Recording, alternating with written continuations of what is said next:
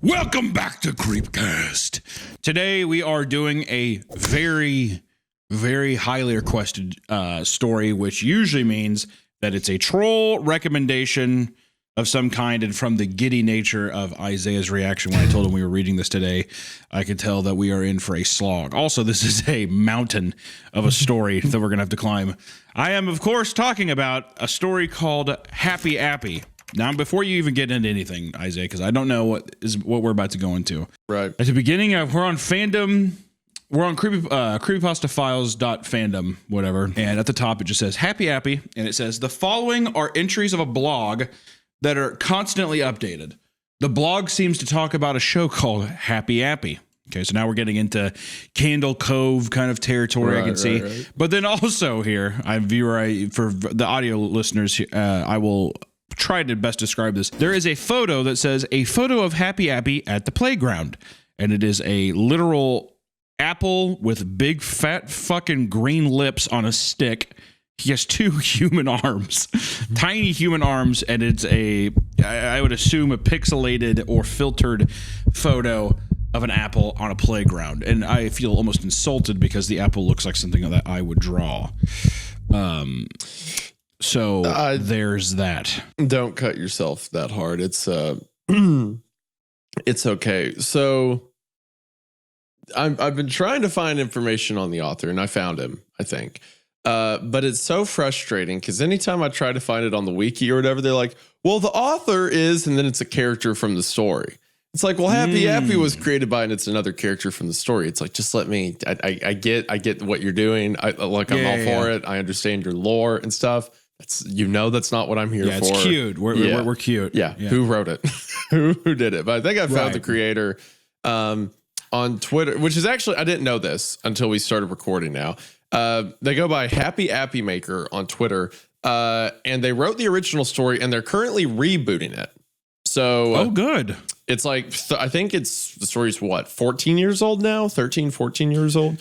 So it's like they made the story when they were younger, now they're rebooting it. I think that's cool. That being said, the original story is not something that we're going to forget. Warning, the following episode contains the worst creepypasta story we could find. Seriously, it is terrible. Viewer and listener beware. And we're going to talk about it today. So then you guys, what I want you to do is when the reboot of this story comes out, we'll share it or mention it somewhere, mention it on an episode. You can go support it, and you will now have context for where it was, and you'll get to see where it went. So depending on how this episode goes too, maybe we can touch on that as well. Maybe we can get the blessing of the author and touch on the rehashed version of this. But from what I'm seeing here, it looks like it is 57 blog posts starting from February 23rd of 2011 all the way to July 17th of 2012. Now, do you think that this was the actual date of their upload, or is this just the context of like that's like the narrative device they're that's using? When they uploaded. I think that's accurate. Hold on. When did Happy? The thing that I was like laughing to myself so hard, Hunter, and I'm like, I'll save it to the episode. I searched I was trying to find the author. I'm like, Happy Appy author, Happy Appy author, and I put Happy Appy name, and the first result I got said, where is it? Appy, born Herschel Albert, also known as Happy Appy, is the title character. You're telling me that the fictitious apple that I'm looking at that has tiny human arms, his name is Herschel Albert?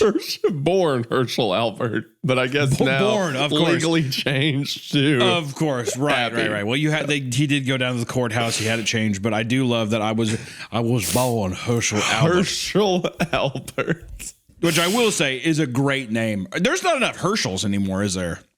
No, gosh, no. Kind of like a Hershey, it's a very sweet name, which feels like it feels good. A Herschel feels good for an apple. Well, the only Herschel I can think of is the guy off The Walking Dead. That's the last Herschel I know that like in modern pop culture. They just don't exist anymore. It's Herschel from The Walking Dead, and it's Happy Appy. That's the two Herschels that have ever been in media. Those are the two Herschels, and I demand that if there's anybody in the audience that is getting ready to have a child and they're choosing names, whether it be boy or girl, I demand a Herschel. Which, Isaiah, can we talk about your child at all. Yeah, we can. We can talk about Well, I just wanted to say publicly, congratulations on a healthy Thank you, buddy. baby. Appreciate that. Was the pregnancy hard? Did you fight hard for the pregnancy? Oh, me? Yeah, I really suffered and endured a lot. And it was a lot of pain and strife for me. Now, if I remember correctly on the last episode, I did say that you gave birth. I forgot what they said. I forgot. I think I said that they found a collection of things. I'd have to we can replay the clip.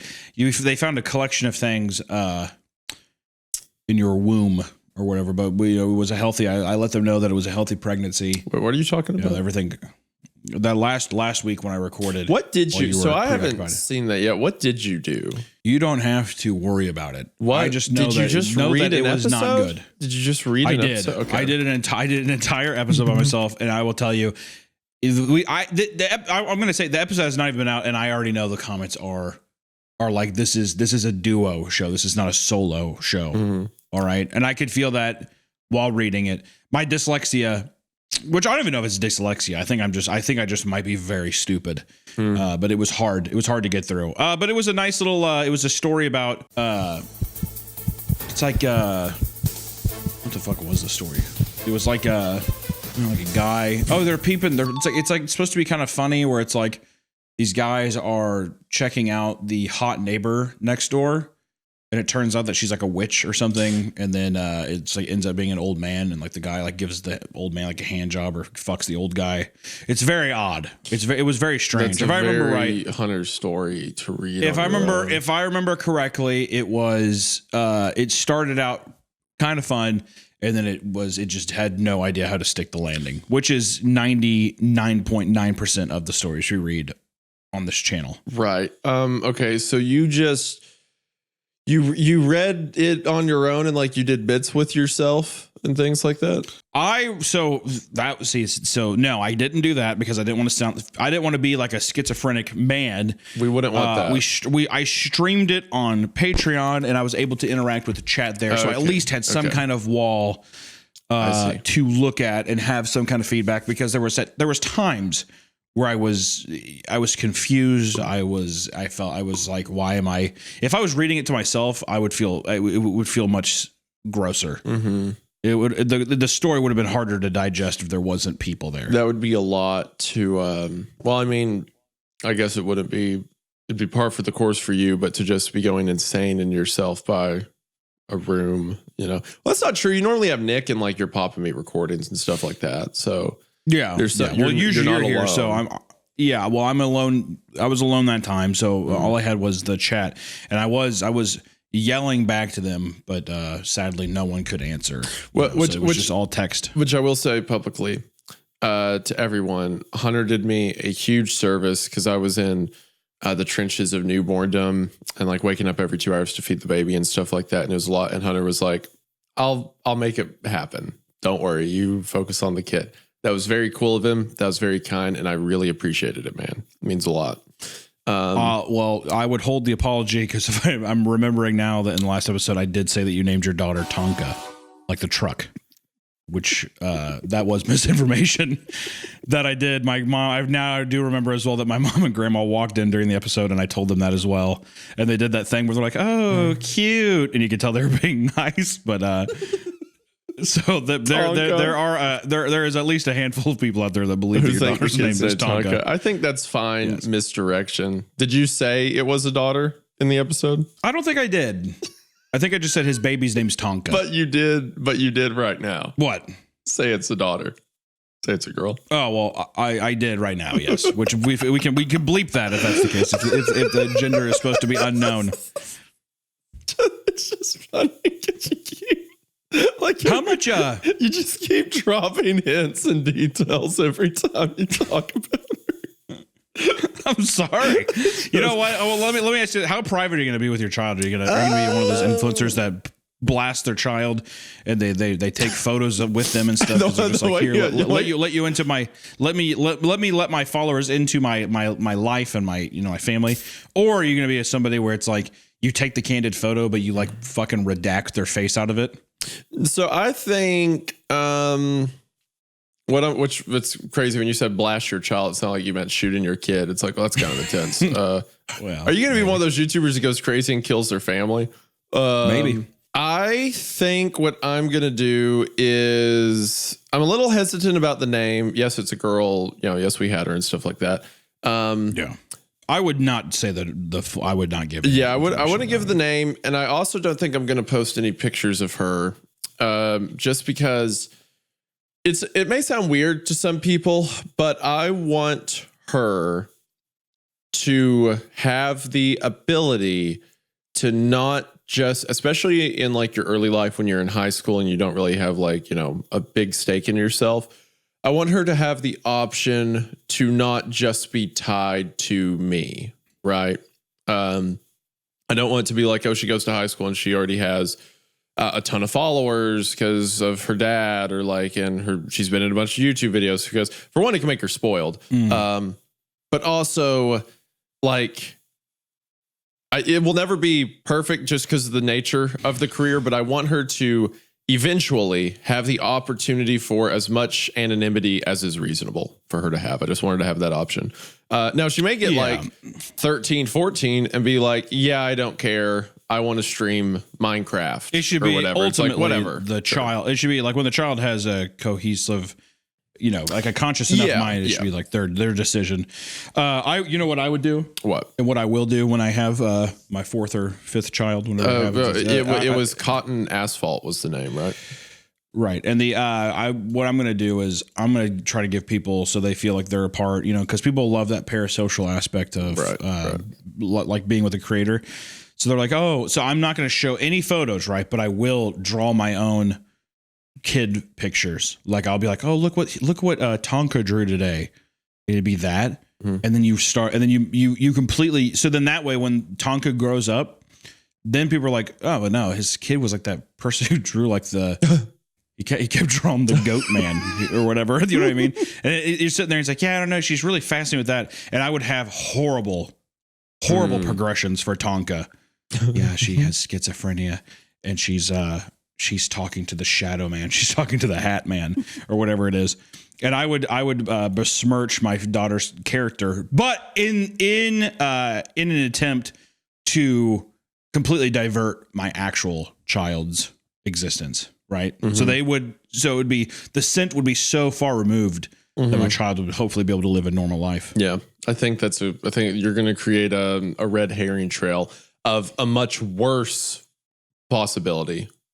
And then she's not going to be that. And that'll be how she gets by. It's interesting. I could really see myself falling into the trap of just becoming this child that I'm making up. So I become Tonka over time. Like I mentally just collapse in on myself like a dying star. Yeah. You're speaking to yourself. Like you're monologuing with yourself. Yeah. Yeah. I see. Tonka's dirty. Like that kind of thing. Tonka needs to take a bath. Whatever. And like I'm alone in a room rocking back and forth or something, I will say for like the kid thing, I'm also, it's weird to just pretend like it didn't happen because it's such a part of your life at some point, right? Especially like as we cover, like I'm reading The Road right now, which is about like a father and a son. And it's like, what a horrible book to read right after you. I did it on purpose. I feel like give it. Did you really? Well, I was going to read it before Kayla got pregnant. I was going to reread it. And then when she got pregnant, I was like, what if I waited till after the kid was born? Because funny enough, the reason Cormac McCarthy wrote The Road is because his son was born in the UT hospital, I think Fort Sanders. No, it wasn't Fort Sanders. It was UT. Anyway, he was born in a hospital in Knoxville. And the day that his son was born, he was holding him and he looked out and there was a storm approaching and the sky was gray and like cloud was dark. And he thought about how much he loved this kid and everything he could do to protect him. And that idea developed into The Road. So when I had my daughter at a hospital in Knoxville, I looked out over the skyline and saw the same thing, like the gray clouds and all that, and had the same thought of like, I completely get what McCarthy was going for. I understand. Because I will say, like, there may be jokes, there may be me griping about, oh, I'm tired, oh, I'm up late, stuff like that. the greatest things that have ever happened to me in my life have come because God allowed me to love a woman, love this woman very much, and now he's allowed me to do it again with someone else, another woman that's a part of this family who I feel. Thank you, man. Your daughter. Okay, sorry, my bad. Sorry, I thought you were talking about our friendship. Thank you. As I was saying that out loud, I'm like, this is almost a little too sappy. Thank you. I needed that smelling salts. You know what? And I'll say this too, and we can go into this story after this. Is I will say, even if you never said another word and you did pretend it didn't happen, that is your right. Yeah, You don't owe anybody a goddamn thing. I agree. I don't think I owe anyone anything. But also to be like, I want to talk about her and talk about experiences that she lets me have and stuff like that. So there's a balance. There's a balance between like I want her to be her own person, but also she's so much a part of who I am as a person now. That I don't know. I'm not gonna be perfect. I'm also a dumb YouTuber. I may mess up with some of that, but she's a blessing. She's a godsend. So, but yeah, well, all that to say, thank you, Hunter, for supporting me and helping me out in the time of need and all that. And yeah, but I'm reading The Road to Hurt Myself, so we'll see how that goes and things like that. That's fun. That's good. And if in the future we have any other solo episodes or something like that, then just know that it is just for that reason of helping out a co-host. So appreciate it, buddy. That's what it is. All in all, though, February 23rd, 2011. Also, we're 20 minutes in. I just want to say, hey, thanks for the patrons who support this channel. Yes. Also for Spotify and Apple Podcast listeners as well. Be sure to give us a nice rating and check us out over there. If you're listening to this on YouTube or if you're working around, I see so many people be like, I listen to this when I'm doing my chores. Mm-hmm. You know what? Stop doing the fucking chores. Sit down and listen. Mm-hmm. All right. Hey, for this one, put it down and pay attention. All right. And also, Hunter. And if I see fucking comments, and I hate to cut you off, Isaiah, but if I see comments of people saying I did it anyways, guess what? You're getting fucking banned. Mm-hmm. All right. Right. I agree. That's a good point. Hey, I'll do a solo episode for you if your wife ever lifts that restraining order. Well, we know that's not going to happen. Yeah. So you're in the clear for now. Now, if I ever end up going to, I don't know, like Cabo, like if I go on a little vacation for myself, then, then I would say, you know what, could you help me out while I go hit the jet skis at Cabo? Mm-hmm. Or you come with me and we do a Creepcast on jet skis. Creepcast on jet skis? How would that work? Yeah. Down in Cabo. I don't know. There's probably some kind of technology that we would use Apple headsets. It doesn't matter, but we would happy Appy. Well, and let me ask you this before we get into it as well. Have you read this one, or do you just know of it? I think so. Happy Appy was a bunch of parts that were uploaded, and I think it was Mr. Creepypasta or one of the old Creepypasta channels covered it way back in the day. But it was only like the first 20, 30 minutes of it. So I know that. And from what I remember of that, I'm like, how is this several hours?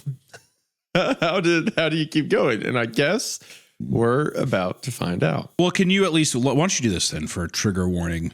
Is there anything that's bad? Is it bad? What kind of bad? I mean, that's already league. That's to me, that's already so many answers all in one. I guess just for me and general viewers right now, is this something that we should probably, should we discuss this now, right? Content warning, you mean? Yes. I think Happy tries to make you kill yourself. Okay, well, that's just the normal stuff like that. Then that's all. I'm pretty sure. If an apple and a stick. What is the obsession with children and let me write a story about how you have to force to kill yourself? Because it ties into uncanny media, and it's I have these weird memories of some show I watched as a kid. Because we all had a cartoon that we maybe saw a couple times, and then haven't really seen again or doesn't get brought up a lot when people talk about old cartoons and stuff. So it's kind of preying on that nostalgia. And then the whole kill yourself thing, I think comes from, it's an entirely self-centered cause and effect, because there doesn't need to be some monster that shows up at your house There doesn't need to be like adults in on and stuff. It could just be a creepy TV show that gets kids to do it. And it's like, if the kid watches it, that could be all it takes. No one has to show up. There's no spirit or haunting or something like that.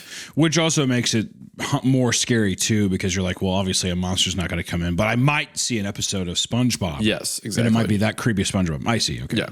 All right. Well, you want to hop in? As I'd ever. So let's go ahead and do it. I also, for a long time, confused Happy Appy with the apple from the Annoying Orange. Give you an idea of like when this stuff was coming out. So okay, just had to get that off my chest. All right. Well, are we ready, Hunter? I am. It's now or never. All right. Happy Appy. The following are the entries of a blog that was constantly updated. The blog seems to talk about a show called Happy Appy. Don't worry, guys and gals. There are only 57 entries.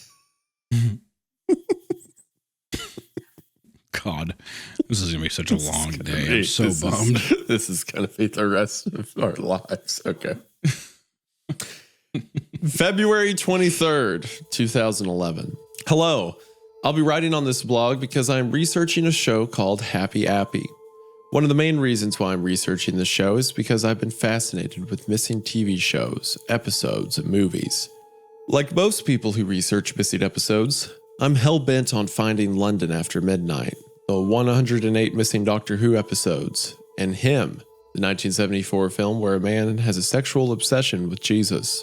Even though I should help the search for any fragment of the missing episodes and films, I'm going to research this one series for now. I'm not sure about Him, but I know there's 108 missing Doctor Who episodes, and I know about London After Midnight and stuff like that. So this is also like early Lost media, 2011 time. So it's also preying on that idea and stuff. Blame it on Jorge viewers, eat your heart out. Another reason I want to research this show is because I had an experience with it around 2001. It was around 8 in the morning. My younger brother, who was 7, was watching a local station during its child TV My younger brother, who was 7, was watching a local station during its child TV show block. After it dubbed over Blue's Clues, it started to air a show called something in Russian or Happy Apple. I can barely remember the episode's plot, but it was about this apple who was trying to help a kid named Nathaniel. Felt sort of low budget. Since my brother liked the episode, I didn't mind him watching it. The only thing that made me dubious was this evil smile that the apple did in the middle of the episode. There's also like, you remember the little TV shows in 1999? Yeah. Like the little like snuff films or whatever. Yeah, where it was like the finger puppets and like they had scissors and they were like pinching a kid and stuff like that. Yeah. From what I gathered, in the first weeks of Noggin's existence, this Happy Appy show began production. Its plot was about a giant clay apple with arms, baby blue eyes, and large dark green lips being held up by a bent, rusty stick. He would go around in a white 1996 Ford Windstar.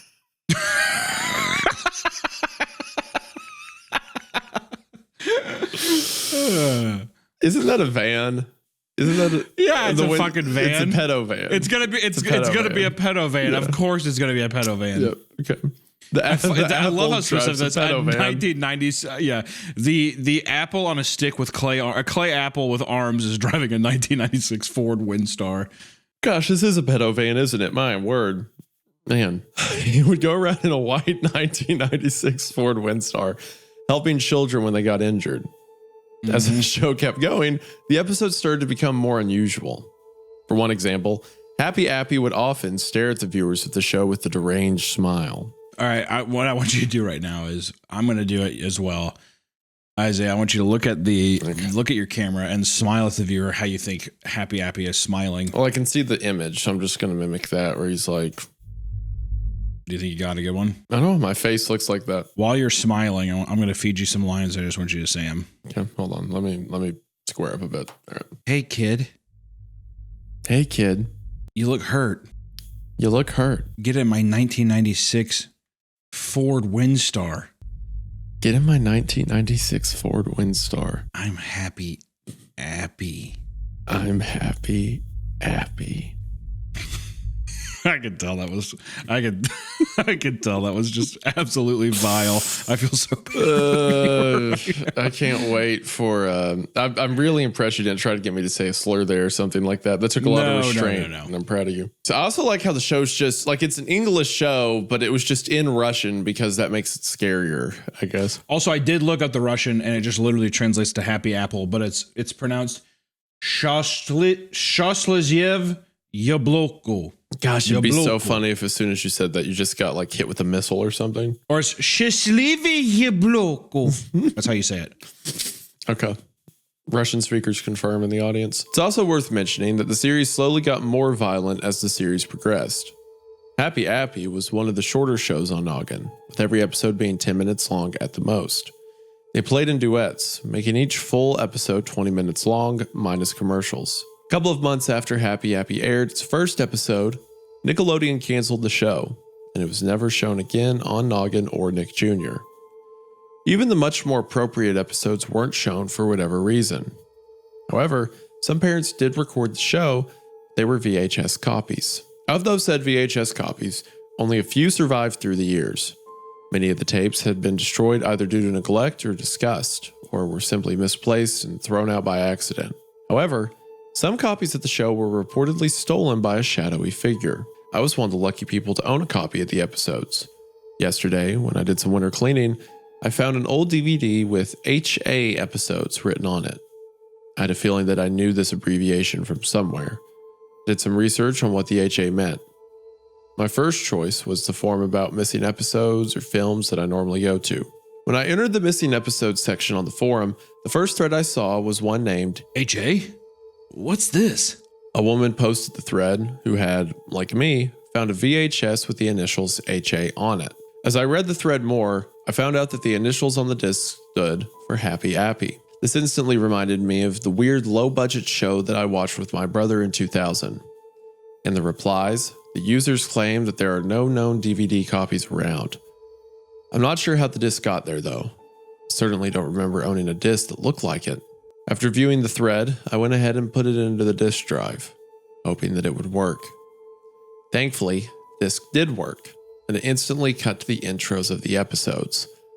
No menus or anything. Happy Appy's intro song had the same tune as Mary Had a Little Lamb and went something like this. Happy Appy, Appy App, Happy App, Happy App, Happy Appy, Appy App. He helps kids all day. Happy Appy, Appy App, Happy App, Happy App, Happy Appy, Appy App. He helps kids all day. Happy Appy, Appy App, Happy App, Happy App, Happy Appy, Appy App. He helps kids all day. That was awesome. Did you like that? That was perfect. That was great. Wow. Oh, there you go. Wow. The just hearing the Meat Canyon sing the Happy Appy theme song, I think this is really a big moment. Happy Appy, you don't have to do it Appy, again. Okay. App, Happy App, Happy Appy, Appy App. He helps kids all day. Okay, don't just got it. Thank you. Happy App. Okay. All right. I forget I can't encourage you too much or you get into it and then it becomes like a cyclical thing. This episode is sponsored by Warby Parker. When you're buying glasses, why does it always feel so complicated and overpriced? Plus, it's so hard to tell from one picture if the glasses are going to fit your face. This is why I'm obsessed with Warby Parker. Nothing comes close to Warby Parker on quality, price, selection, and customer service. With their virtual try-on feature, you can try on glasses before you buy with your phone. Simply by pointing your camera, you can try on tons of frames on your face in real time, letting you feel good about the choice you make. I got the Elio sunglasses in black walnut with green polarized lenses. You can get lenses in prescription, non-prescription, progressive, and even as readers. Right away, you can tell the difference in quality, and they have been the perfect partner for long drives and late night streams. So ditch your old, unreliable glasses and grab a pair from Warby Parker. Warby Parker gives you quality and better looking prescription eyewear at a fraction of the going price. Our listeners are getting 15% off plus free shipping when they buy 2 or more pairs of prescription glasses at warbyparker.com/creepcast. That's 50% off when you buy 2 pairs of glasses at warbyparker.com/creepcast. After you purchase, they will ask where you heard about them. Please show your support and tell them that we sent you. Thank you so much to Warby Parker for sponsoring this episode. Now back to the episode. This episode is sponsored by Tushy. Greatness begins where toilet paper ends. ends. Tushy is the luxury bidet that your bathroom has been missing. Enjoy daily decadence with practical benefits when you use Tushy. Using Tushy gives you 2-in-1 benefits, reducing irritation, preventing micro tears while using less toilet paper. It means less blood in your tissue paper from you wiping your ass too much, you sick fucks. It's cleaner, healthier, and now part of the beautiful daily routine. Things can get pretty messy in our bathrooms, and that's why I use Tushy. I love using Tushy because it reduces large clumps of toilet paper we use, which is gross, and it's honestly pretty wasteful. By making the switch, Tushy helps us use up to 80% less toilet paper. And less toilet paper means less clogged toilets and less gross bathroom experiences with bloody, fucking shitty paper in my toilet. The other thing that I really like about Tushy is that it's really easy to use. We've installed them in the office and each bathroom in my house. You can get a Tushy bidet on in about 10 minutes or less with no power tools needed. Restore balance to your bathroom and get the luxury bidet everyone is talking about, Tushy. Number 2 is Tushy's thing. Go take care of number 1, which is with yourself. Just want to clarify that. For a limited time, our listeners get 10% off their first bidet order when they use code Creepcast at checkout. That's 10% off your first bidet order at hellotushy.com with promo code Creepcast. Thank you to Tushy for sponsoring our episode. Now back to the episode. Episode 1 and 2 were called Happy's Vacation and Hurt Happy, respectively. Happy's Vacation was exactly what you'd expect. Appy goes on a vacation to the beach, heals injured kids, and even talks down a bully into not hurting a child. Hurt Happy was about Happy's stick getting broken, and the kids teaming up to help Appy by giving him bandages and fruit. Nothing seemed out of place when I first saw it, but when I saw it a second time, the episodes looked questionably odd, as opposed to non-questionably odd. Also, isn't giving the apple fruit like weird cannibalism thing? Yeah, well, first off, I like that it's like Happy is Jesus, first off. And then also he's I like how he's like talking down a bully to not beat up a kid. It's like, dude, Tyler, don't fucking hit him. It's pretty much happening there. And then they're feeding him grapes and other apples, and that has to be cannibalism. Yeah, I think so. When Happy was driving his van to the beach in Happy's Vacation, a few seconds skipped. At first, I ignored it, saying that it could be a scratched DVD. But when I checked the disc, it had no scratches on it whatsoever. Also, during the fruit scene in Hurt Happy, the kids gave him an apple for whatever reason. It could have been a mistake by the producers, though. No, that is cannibalism, and they called it out. It's got to be, yeah. I imagine the skips are going to come back later. I feel after reading the part about him in the van, I feel like someone made this into, like, they made visuals for this. Like maybe the first few episodes. Hold on. Yeah, Happy episodes in order. Someone made a bunch of these. I don't know if it's like by the creator, but I look over and I see Happy lighter, and it's just Happy holding like Happy lighter, like a cigarette lighter. God. Oh, yeah, there's an entire series for these things. Finally, I noticed some things in Hurt Happy that looked out of place. In Happy's van, during the intro of Happy's Vacation, there was what looked like the border of the Hope poster. But it was so out of frame that it could have been something else. What is the Hope poster? Isn't that Obama's poster? There's no way, right? Isn't it Hope? I know the Hope and Change one. Is that what it is? This Happy poster I'm pretty sure Obama. I'm pretty sure Happy has the Obama Hope poster.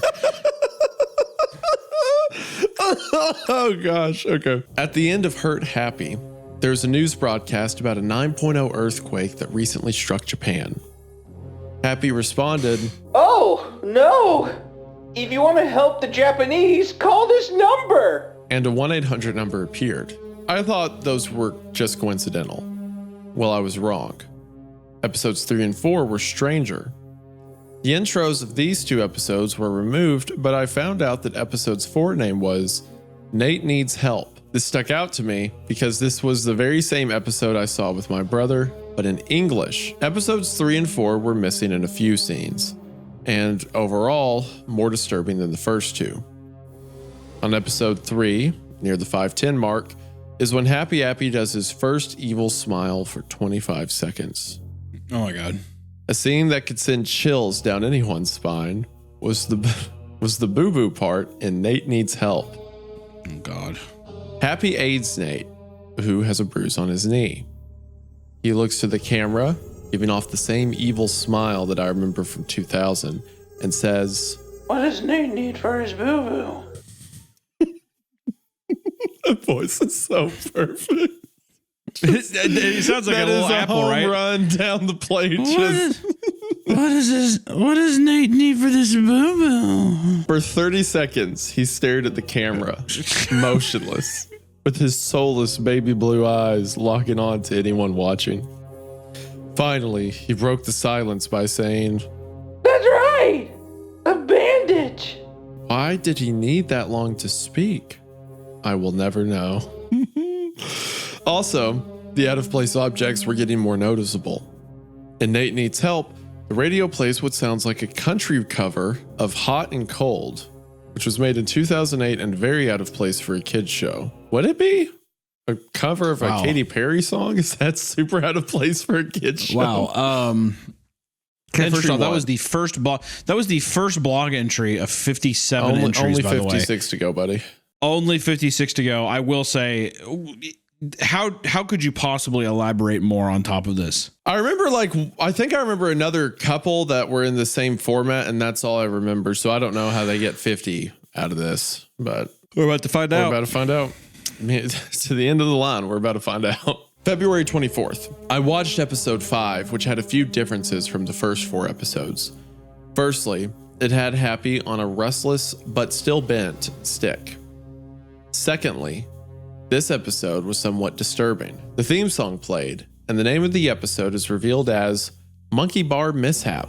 It started with Happy Appy in his van driving to the playground when he sees a kid crying near some monkey bars.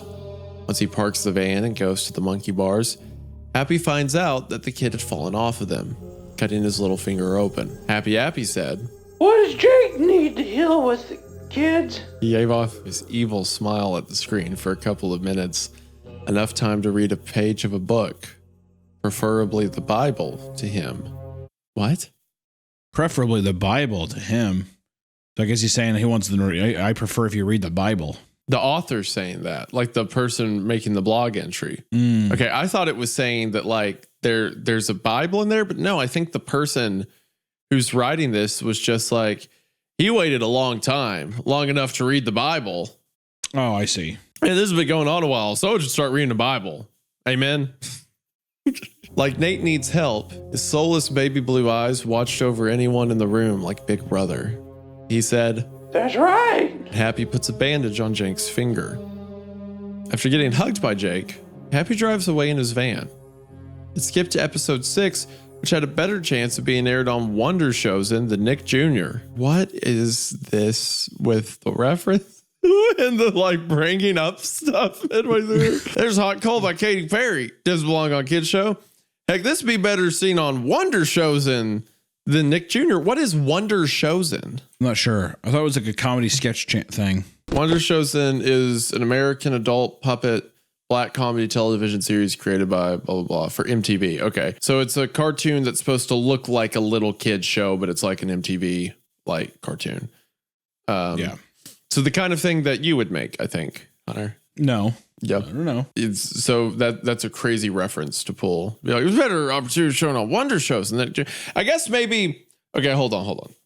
To make this a bit less rough, maybe we're being a little harsh right now. Maybe we're supposed to be in the mindset that this is someone who frequents 2011 lost media boards, and this is supposed to look like a lost media post. So it makes sense that they reference obscure media, right? I don't think it's even obscure. I mean, I've heard of Wonder Chosen. Oh, okay. Maybe I'm just dumb. Yeah, I'm probably it's just dumb. it's probably just an older person thing. Yeah, it's probably before my time.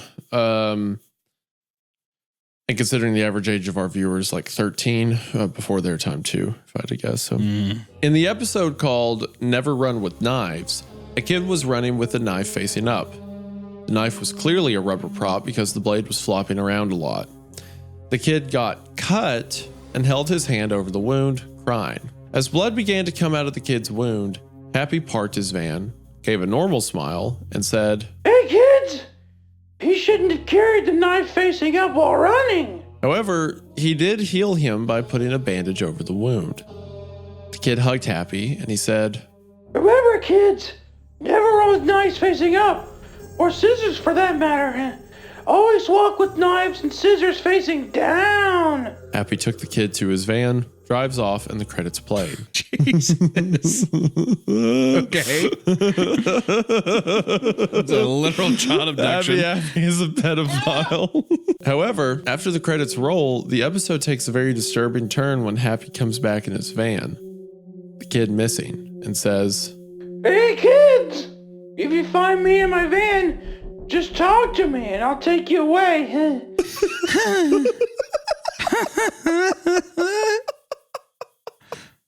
just talk to me and I'll take you away. That's the scariest thing I've ever heard. Just the vagueness of that. Being like, why would anyone willingly want to go with them? If you ever talk to me, it's game over. It's happening. That's a door wide open. If you talk to me, That's consent. According to the state of Idaho, that's consent. open invitation. Episode 7 began with Happy on the playground, but he wasn't playing with the kids or helping them. He was just staring at them. That unsettling smile I hate so much. A group of kids are playing with jump ropes when Happy walks over to them. He calmly tells them something, but I could barely hear what he said. From what I heard, I could only make out, Hello, Happy,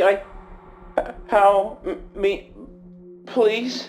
as the kids walk with Happy into the bushes of the playground. Loud, violent screams are heard for almost a minute and a half until Happy begins to drag 3 bloody bodies to his van. God.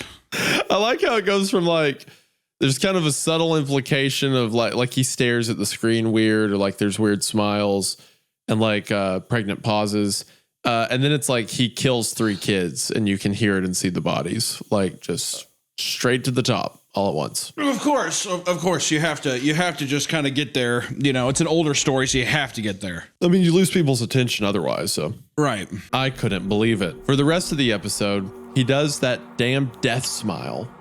Why did they use that look so much? It was almost like he could climb out of your TV, grab you, and murder you slowly and painfully with a rusty knife, but he couldn't.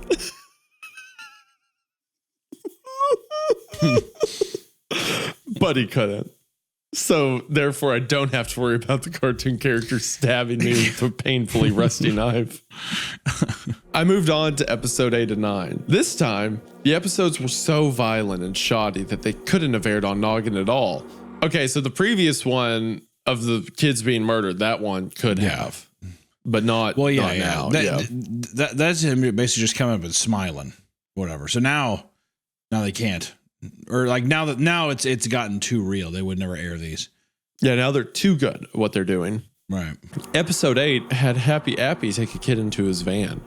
For half the episode, flesh cutting could be heard, and so could loud screaming, which turned into gurgles. As the scene progressed, blood splatters on the windows began to appear. Eventually, Happy emerged from the van and did a death smile until the end of the show. Like episode 8 and 9. Oh, like episode 8. Episode 9 was gory and violent. But this episode was so coincidental and violent that I couldn't believe Noggin would even allow it. Unless it was some sort of hijacking. Right, which makes sense. Unless, of course, it was a hijacking, in which case I could see it being allowed, as they would not have a say in what was allowed on the air. It starts out with Happy Appy walking around the playground when 2 kids ask him what the cycle of life is, so they could complete their homework. He proceeds to tell the kids about the cycle of life in frogs and plants. The kids said, Thanks, Happy. Can you play with us for a bit? Happy agrees and they start playing on the playground. When this happens, smoke starts to creep behind Happy and the children. It gets to a point where they start coughing because of how dense the smoke is. So they turn around to see what was making smoke. Happy gasps at the side in front of them. 2 towers were on fire and were burning up. Oh my God. Oh gosh. Oh my God. Happy Appy is doing a 9/11 meme. Oh, good morning, Vietnam. All right, this is what I live for. This is it. Oh, Also, I think that I want to say right now that I think that it is insinuating that Happy Appy caused 9/11. I think the idea is that Happy Appy is in bed with the Taliban and Al Qaeda and was responsible They do love apples. for the radicalization of Islamic fighters in the Middle East against the United States. Oh, all right, here we go. This is, let's go, lock in. 2 towers were on fire and were burning up. A few people are falling out of windows to escape the fire. There was a lot of screaming, falling debris, and a crashed airplane in one of the towers. Only the tail of the plane was visible, which was nearing the point of collapse. I could hear a faint whining noise at this point, and I think that it was the plane's engine, which was probably still on. 7 seconds later, the tail of the plane finally broke apart, with the largest piece of the tail hitting and killing someone. During this scene, fire trucks could be heard trying to douse out the flames, but it only slows the flames down. The wailing of ambulances could also be heard, taking away the bodies of the people who jumped from the towers.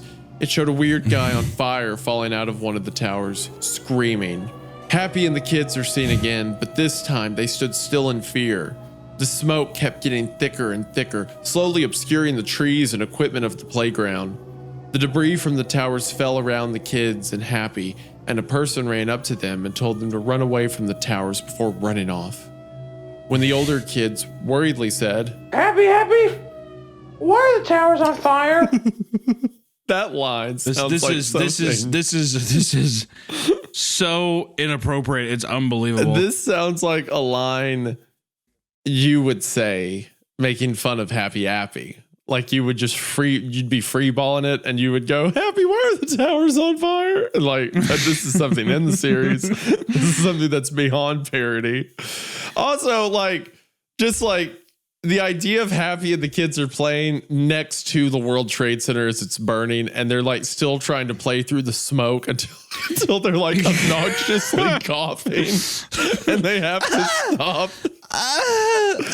And then they notice the towers, and then they see I like the way someone who fell out of the tower on fire is described as a weird guy. That's a really brutal way to say that. Happy Appy, you are ruthless. It'd be even funnier if Happy in a second's like, so there's actually not a plane in there, and you can see there's rigged explosives around the base of the towers. God. Good Lord. Oh, it cuts to a higher up floor that was near where the plane crashed, which revealed a kid that was under a huge piece of concrete crying for help. All right. Some other kid, the way you said, all right. Right. Some other kids tried to help him by lifting the piece of concrete off him. He was screaming so loud it was almost heartbreaking. There were bodies and blood everywhere, and the pain and fear on the trapped kid's face was so realistic, I cringed.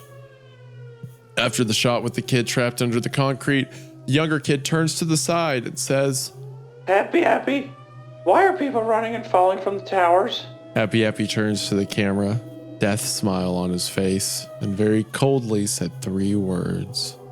Those 3 words will haunt me as long as I research this show. That's natural, children. He took the 2 kids away from the towers, leaving the kids stuck under concrete screaming for help. When the credits rolled, the audio of the scene kept playing, and at the end, before the video cuts out, something collapsed, making a very loud noise that could scare anyone watching. I jumped out of my seat. Was Happy a deathbringer in the form of an apple, or was he a master predictor? If that episode somehow predicted 9/11, I have to watch episodes 10 and 11, see if there was anything else predicted. I might not see any predictions though, and honestly, I hope not. Oh, and you want to know what happens when someone calls the tsunami aid phone number? Tomorrow, I'm going to go and call it. My God, Isaiah. Yeah. We are in post 2 56. and they've already left, they have already said that Happy Appy caused 9/11. Are we plowing all the way through this? What do you mean? Are we planned all the way through it? Yeah, that's the job. I was hoping that you'd be like, Hunter, no. we're plowing all the way through this.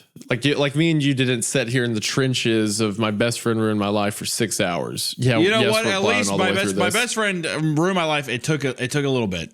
He was insufferable, but the difference in is Entry 2, he didn't take down the 2 towers. The difference is in my best friend ruined my life. Most of the humor came from like our like elaboration of it, right?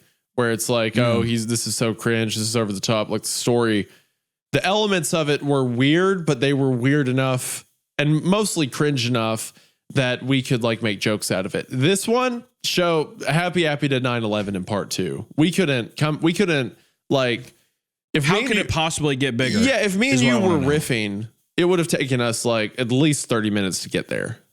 I think we could have got there, me and you, Happy did 9/11. I think that one would be in the cards. But it'd take a lot longer in the recording, I think.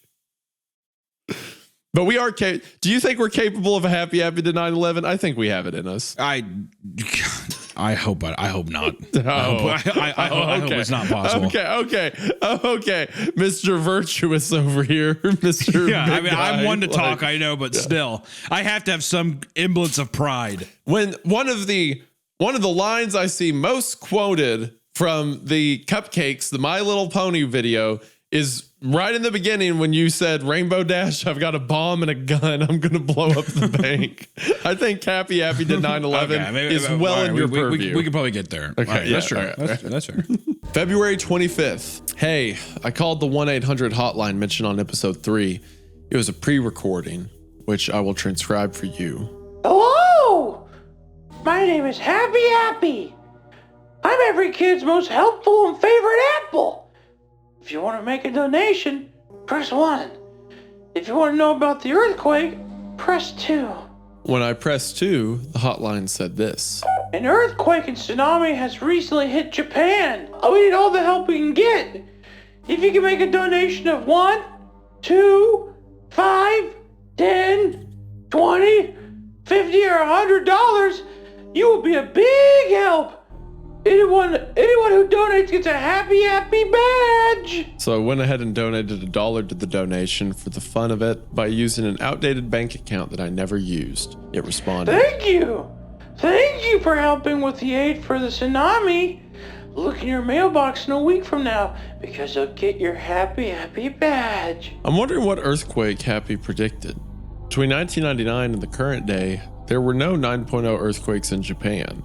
Since the 2003 Hokkaido earthquake was pretty close to when the episode was released, as well as the magnitude mentioned in the radio broadcast, I guess he was predicting about that. I guess so. Oh boy. February 27th. Episode 10 was corrupt, to say the least. It started up, but it had no audio, and the first part was so badly compressed that it was hardly viewable. The next part was just plain static for the rest of the video. Great. A missing episode. I thought. Episode 11, called Happy's Trick, was actually watchable.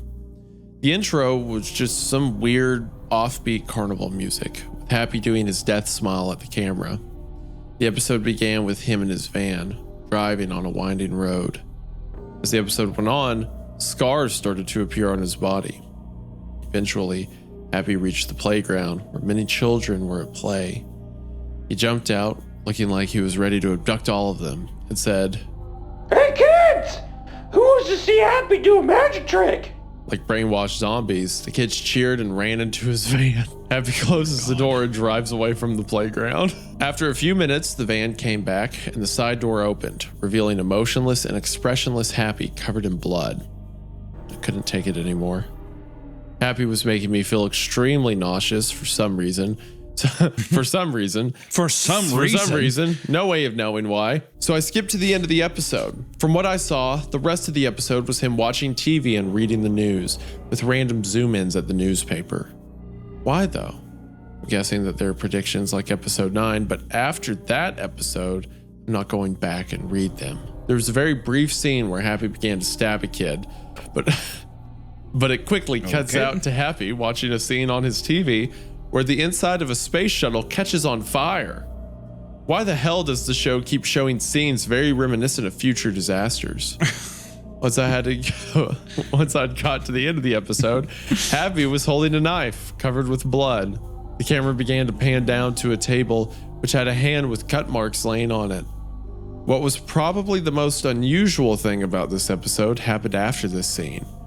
After a few seconds of the credits play, very suddenly cut to a black screen with text that said, If you get these DVDs, I copy the show over to them from whatever master tapes I could find. I would have preserved this show so that the last few episodes weren't lost forever.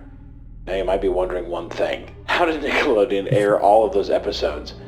I don't know. They just did. That's what. If you want to know more about the show, including its fate, see me. KC.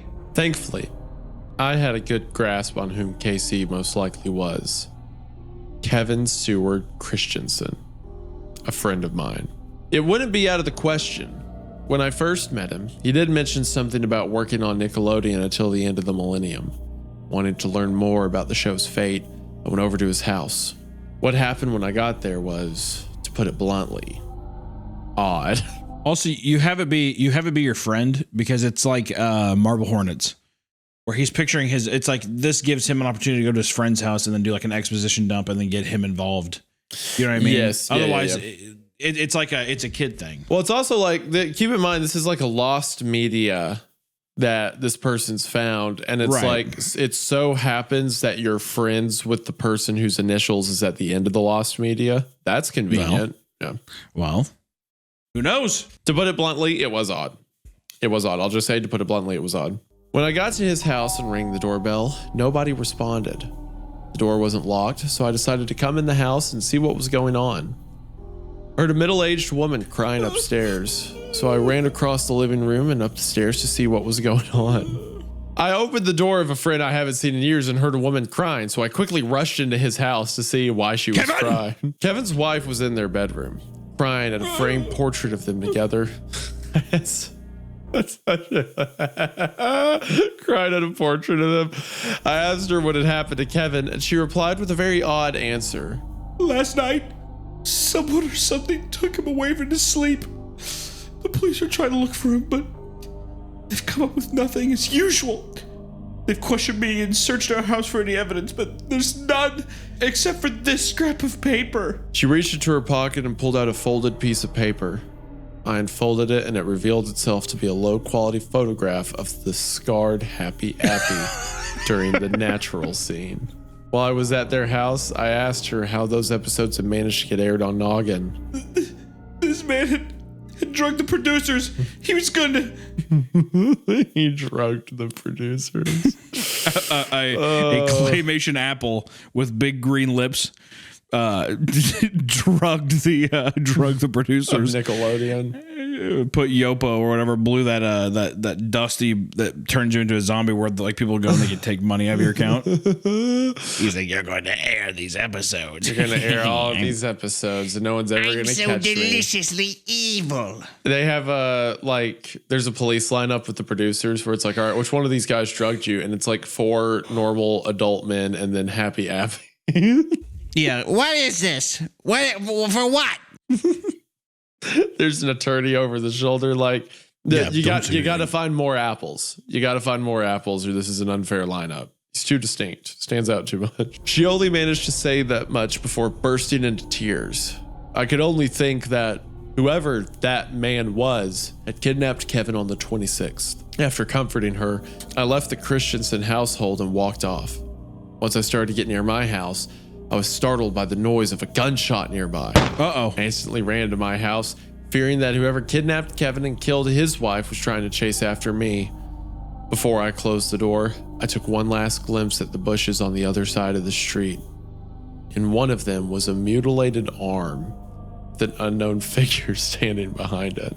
Okay, so he gets to the end of the Happy Appy tapes and he finds a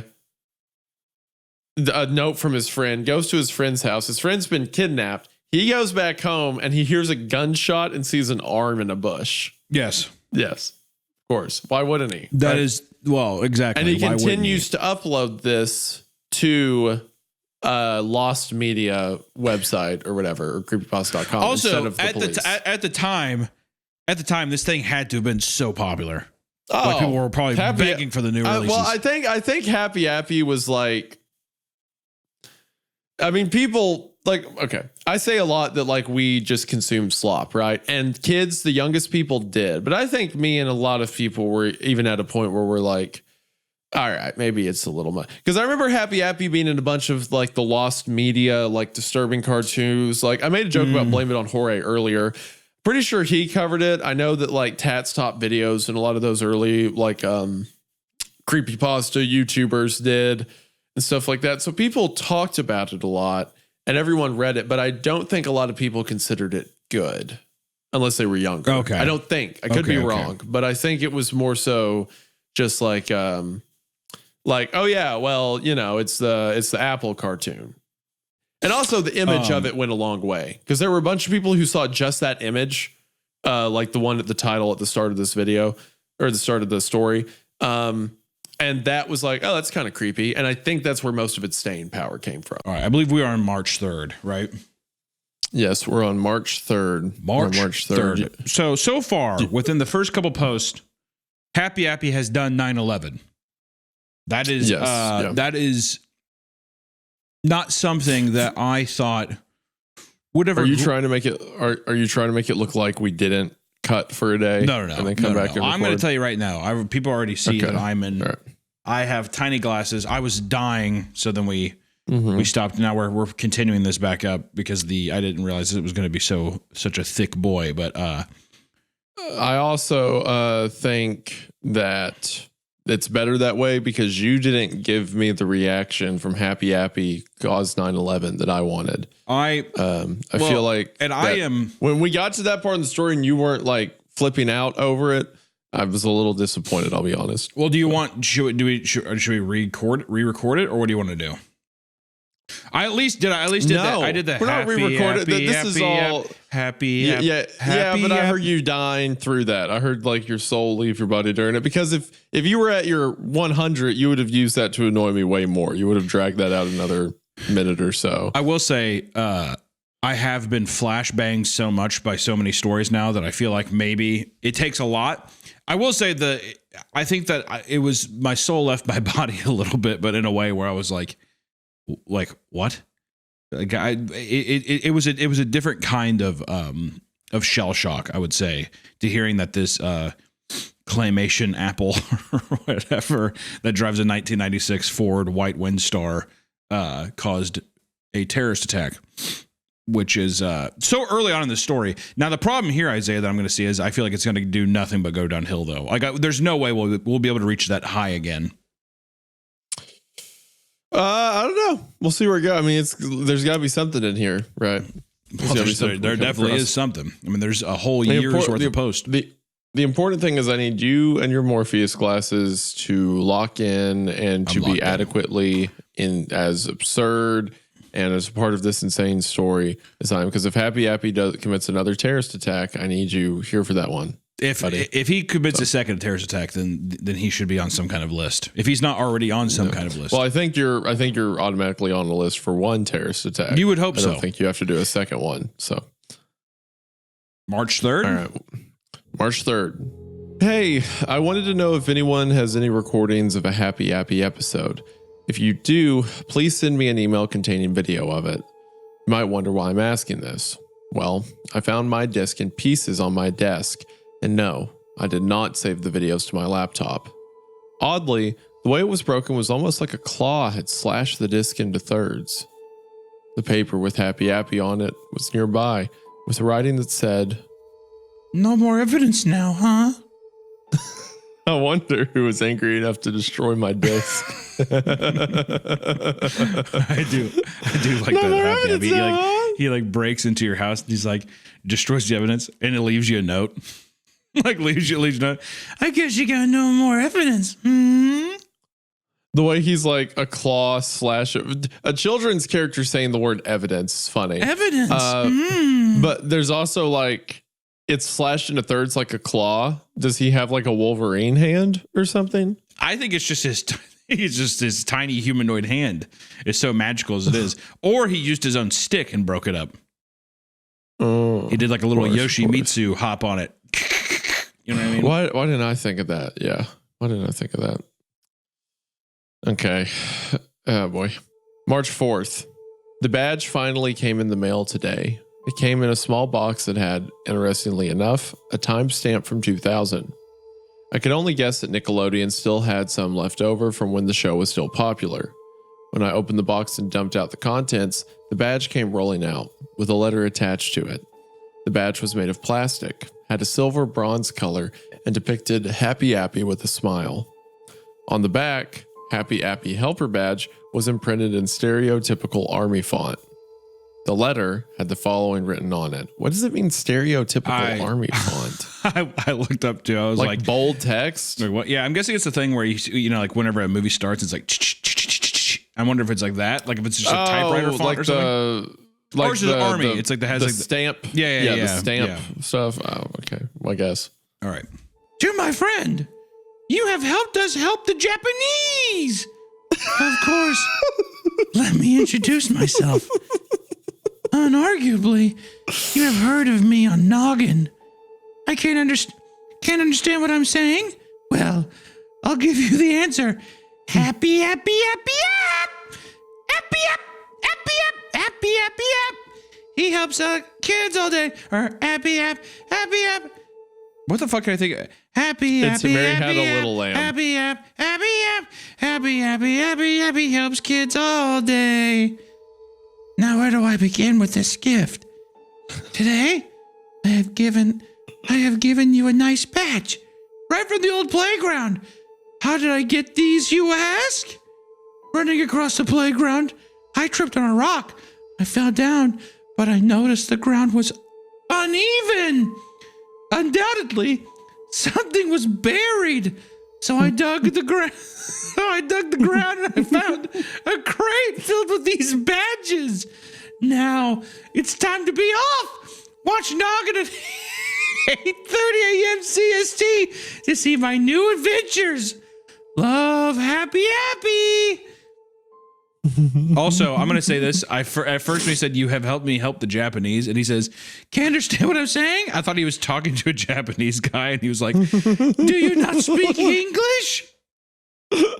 Yeah, he just switches to Japanese for the rest of the letter. Yeah. Watashi wa. The line, the reason I wanted to make sure you were reading it in that voice is because I saw the sentence, you have helped us help the Japanese. You have helped us help the Japanese.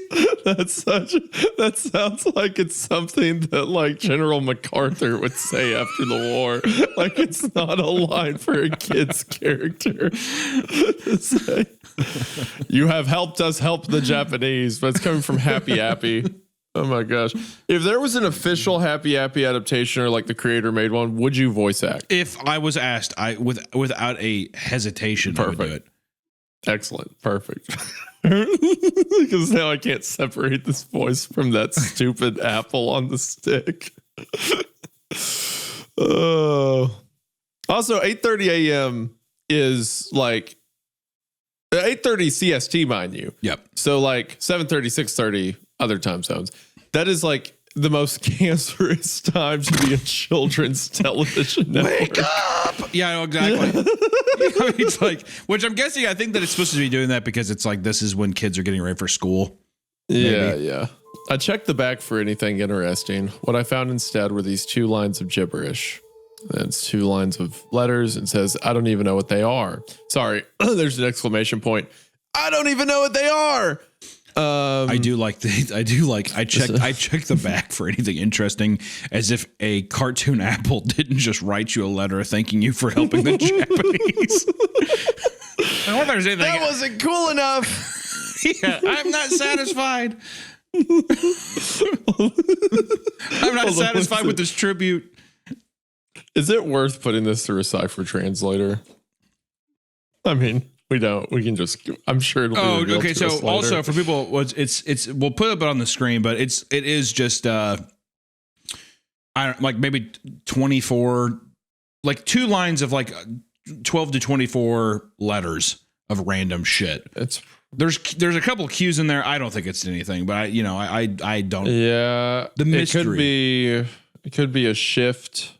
It could be it's not a cesarean because there's like, oh, maybe a cesarean. I don't know. You know what? At another time, maybe I would care, right? But right now, wait, actually, hold on. There's this one's claims they'll solve it. All right, so there's a thing here. It says this one's real simple. It's just regular veneer cipher, no alphabet keys or auto keys, or whatever. It says, hello there. My name is Forenzik. That's what the first one is. My name is Forenzik. My name is My name is Forenzik. That's what it says. As it says, and then the second one I think says, "I hope to kill you in the future, Mr. Jurism, Mr. Jurism." What? That's what it says. That's the second one. I hope to kill you in the future, Mr. Jurism. My name is Forenzik. I hope to kill you. That's what it's. That's at the an apple on the back of the letter where you get a badge for helping the Japanese says, "I hope I can kill you in the future."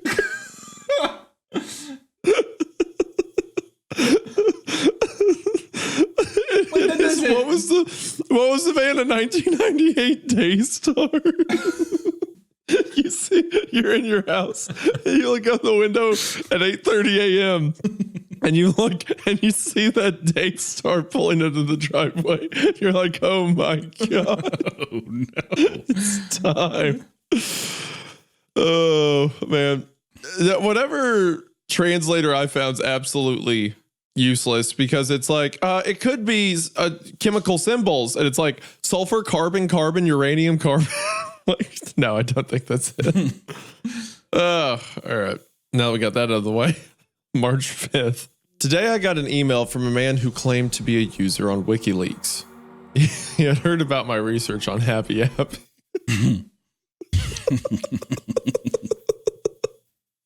Julian Assange was being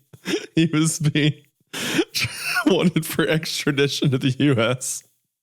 because he knew about Happy Appy. Oh. So he tried to find any documents related to the show. He did find one, which told employees at Nickelodeon to never air certain TV shows or movies. After browsing through a massive description of Crybaby Lane and other shows, I found this block of text in the middle of the document. One show, originally named Happy Appy, was canceled due to excessive violence and gore, which is funny that, like, as if the people that are running this program don't see it. They're like, "Oh my god, when did we upload this?" One show, originally named Happy Appy, was canceled due to excessive violence and gore. The show depicted a personified apple named Happy Appy that taught kids how to handle certain injuries, and on an episode called Hurt Happy, teamwork. On their last and only 8th episode, only an hour had passed when Noggin began to remove all traces of the show. Children who had watched the show's final aired episode allegedly obtained symptoms of nausea and sleep deprivation. A 2003 report says the episode seemed to depict explicit imagery of September 11th terrorist attacks, even though the episode aired in 1999. What? In the last episode of Happy Appy, 2 years before the towers fell, he gave you a prophecy of what was going to happen. That's what the 9/11 one was. Yeah, well, that's what I'm saying. Yeah, well, that's what I mean, though, is I didn't know that it was in 1999 when he showed that. I thought that he was just the proponent. No. Yeah, it was a prediction. Oh, I see. It was a prediction of 9/11. Yeah, it was before. That's why it's so creepy, Hunter. That is creepy. It was before. And then great response from our author here, or our narrator. I'm getting a lot more dubious about this show. Me too. All right, okay, so the next one, there's a break between March 5th to June 1st, like 3 months later. And then it picks up on June 1st by saying, first off, yes, I know that Happy Appy might have predicted that recent earthquake and tsunami, so stop sending me emails about it. To put it, anytime there's an exclamation point, it's like, what are we doing? To put it short, I'm back. Since my job involves working as a detective in the police department, I had to take a hiatus from this blog so I could get paid. I love since my awesome. job involves working as a detective in the police department In the police department. versus other areas. where I know detectives you are. may think I'm a detective outside of the police department, but since my I'm a job is that, detective and I in had the to police stop this department. blog so I could get paid. Okay, And I had to stop this hiatus so I could get paid. emailing me. I also like the idea of like a detective, like a homicide detective goes home and then uses his free time to post about lost Nick Jr. Yeah, well, noggin shows. that's common. That's common now. Yeah. Yeah. Yeah. Yeah. You know, and ironically, there probably is a bunch of like people who, like, I got a cousin who's a cop and he liked my Five Nights at Freddy's video. So I guess there's a cop who knows about Five Nights at Freddy. Yeah. So, and he's going to start doing his own Five Nights at Freddy videos in his free time, but only when he doesn't need to get paid. Right. When he doesn't need to get paid. That's right. During this period, there were some trials involving the murder of Kevin Christensen. However, they came to an abrupt halt when the army found they disappeared one day. Oh, when the army? Oh, no, it's the What? arm. Oh, the arm in the bush. That's right. Yeah. However, they came to an abrupt halt when the arm they found disappeared one day. I bet that Shadow Man. What? Hold on. What? What are we doing? Okay. During the period when he wasn't posting, there were trials involving the murder of Kevin Christensen. Right. That was the guy who he knew, right? Yeah. Who the wife, but it was never addressed until now that he's dead, right? I guess. Because last we heard, he went and comforted his wife for some reason. And it's like, don't worry, I'll find him. And then this is the first thing we see. Right. Right. Okay. After he heard a gunshot and saw the arm and all that. So he's dead. I bet that Shadow Man stole the arm. Anyway, I was looking up Happy Appy on YouTube today when I found a video that said Kevin Christensen interview, audio only. So I watched it. Here's a transcript. Are you Kevin Christensen? That's such a funny way to start a celebrity interview. Are you this person? Are you Kevin Christensen? Yes.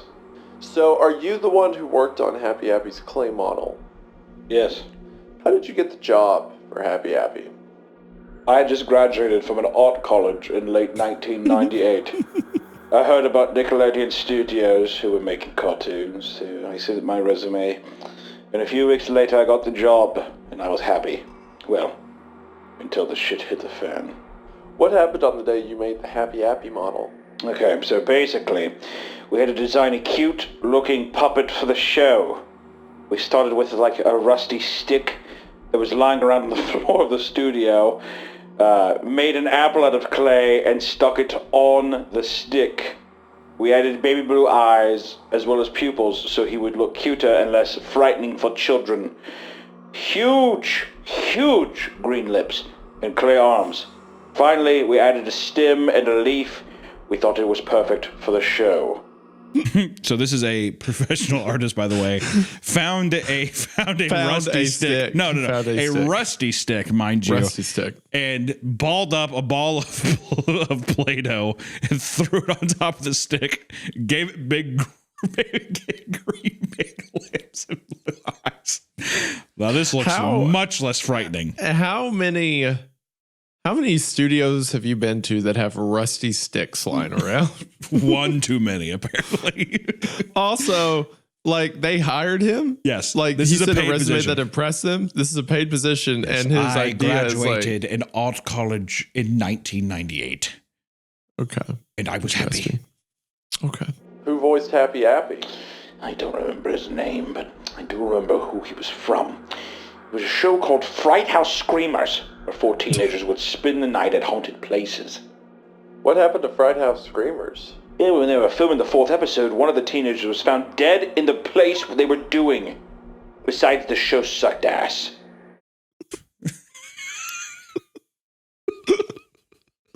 They're just found dead. Okay. Was the voice of Happy the teenager who got killed? I'm pretty sure not. What kind of a stupid question was that? Well, the show ended before Happy Appy started because one of the crew members died. Oh, was it the dead one who did the voice? I'm pretty no, it's not even no. It's just I'm pretty sure not. Pretty sure not. Because of course it's going to turn out that it is, and it's like This is ghost or something. English is definitely his first language, by the way. I'm pretty sure not. Sure not. Now that we're done talking about that dead kid, back to Happy Appy. Why aren't there any surviving copies of Happy Appy? That's a good point. See, Nickelodeon owns the tapes somewhere, but they're not going to release them for a long, long time. There have been bootlegs, of course, but none show the episode after episode 11, which is weird. How many episodes of Happy Appy were there going to be? 2 full 26-episode seasons. They only showed 8 or 10 of the first season before Happy Appy was canceled. However, my friend Jim says there were actually 2 seasons, but he was very drunk when he said that, and I don't trust him at all. Do you know any other crew who worked on Happy Appy? I only know Jim. That's such a funny, like, he worked on the show. He was the designer of the puppet, and he's like, I think there was a second season, but I'm not sure. Like, what? Didn't you have worked on the show? We were all very drunk and eating rusty popsicles and discarding For a them year on the ground. straight. Yes. They're like, I know. He's like, I know Happy was there. I know we had an apple. I can't remember if we were recording it or not. This was just for us. I This is showed just up. our thing. I showed up one day, and I think they did other stuff, but I'm not entirely sure. What I thought was a film set, looking back on it now, was probably just a polycule. So I thought to myself, there's a lot of fucking going on at Nickelodeon for being a children's program. well, it turns out that's what was actually happening. Well, exactly. It's the sad reality of it, really. Oh, wait. Okay, this is 2011. Never mind. I was going to be like, wait, Nickelodeon conspiracy, like Wednesday and Schneider going to come up in this, but this was written in 2011, so that wasn't known about. It might not be known about, but I think that motherfucker was definitely working there before, like around then. Oh, no. He was. I'm saying like this creepypasta author. Well, who knows? My point was like, what's the over and under on Dan Schneider making an appearance with this evil? You never know. Nickelodeon I am not kid ruling show. it out. I refuse But to rule it out. where this was written in 2011, I don't think so. I think that was before it became like well known. I'm just saying if what he pops was up, doing and stuff. we need to contact this author immediately. June 6th. Dear God. I've had some the exclamation points. They come out of nowhere. They're just, some sentences have exclamation points for no reason. I've had some feverish nightmares of Happy Appy ever since I saw those last tapes. The dreams range from Happy doing his death smile for hours to him brutally murdering a kid off camera. Not only that, but I've become paranoid of apples. If I see one in my house, I eat it as quick as I can or throw it away. What? Apples are just showing up in your house? You have to buy those, for them to show up there. He's a child. You forget that he doesn't understand the concept of a grocery store. But he's a His detective. food just shows up. Yeah, he's a detective. No, I'm at the author. Oh, the author. Well, no, yeah, this is the author. The author is a detective. I understand that. I'm saying that the real person writing the story. Oh, okay. Well, I don't know if I would say that. I don't know if I'd get that mean, especially considering he's definitely going to watch this. That's kind of rude of you, I think. He's a child. You're saying at the time this was written, he was probably a kid. Yes. Oh, okay. Yeah. Maybe. I could see that. Yeah. That food just shows up. That apples appear in his house. I've seen the mysterious figure more, whether he's sitting on the side of a hill or standing near some trees. Never seems to leave me alone. However, I can at least describe his appearance. First off, he can't be made of shadow because he has some sort of face with a mouth. Gosh. First of all, he can't be made of a shadow because that's not how things work. However, his mouth is locked to one expression, which happens to be Happy's death smile. I'm going to sound weird for this, but I wonder if he's happy. What? Happy is in the apple. Yes. I thought he was saying, I wonder if the man is like joyous, if he has joy in his life. Okay.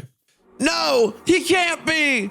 There's a fine difference between this figure and Happy Appy, a child size. There's a fine difference between this figure and Happy Appy, a child-sized apple. Oh well, here's more about the stalker's body. He looks like he's slightly taller than me. For reference, I'm around 1.87 meters. Thanks. And looks about mid-weight for his height.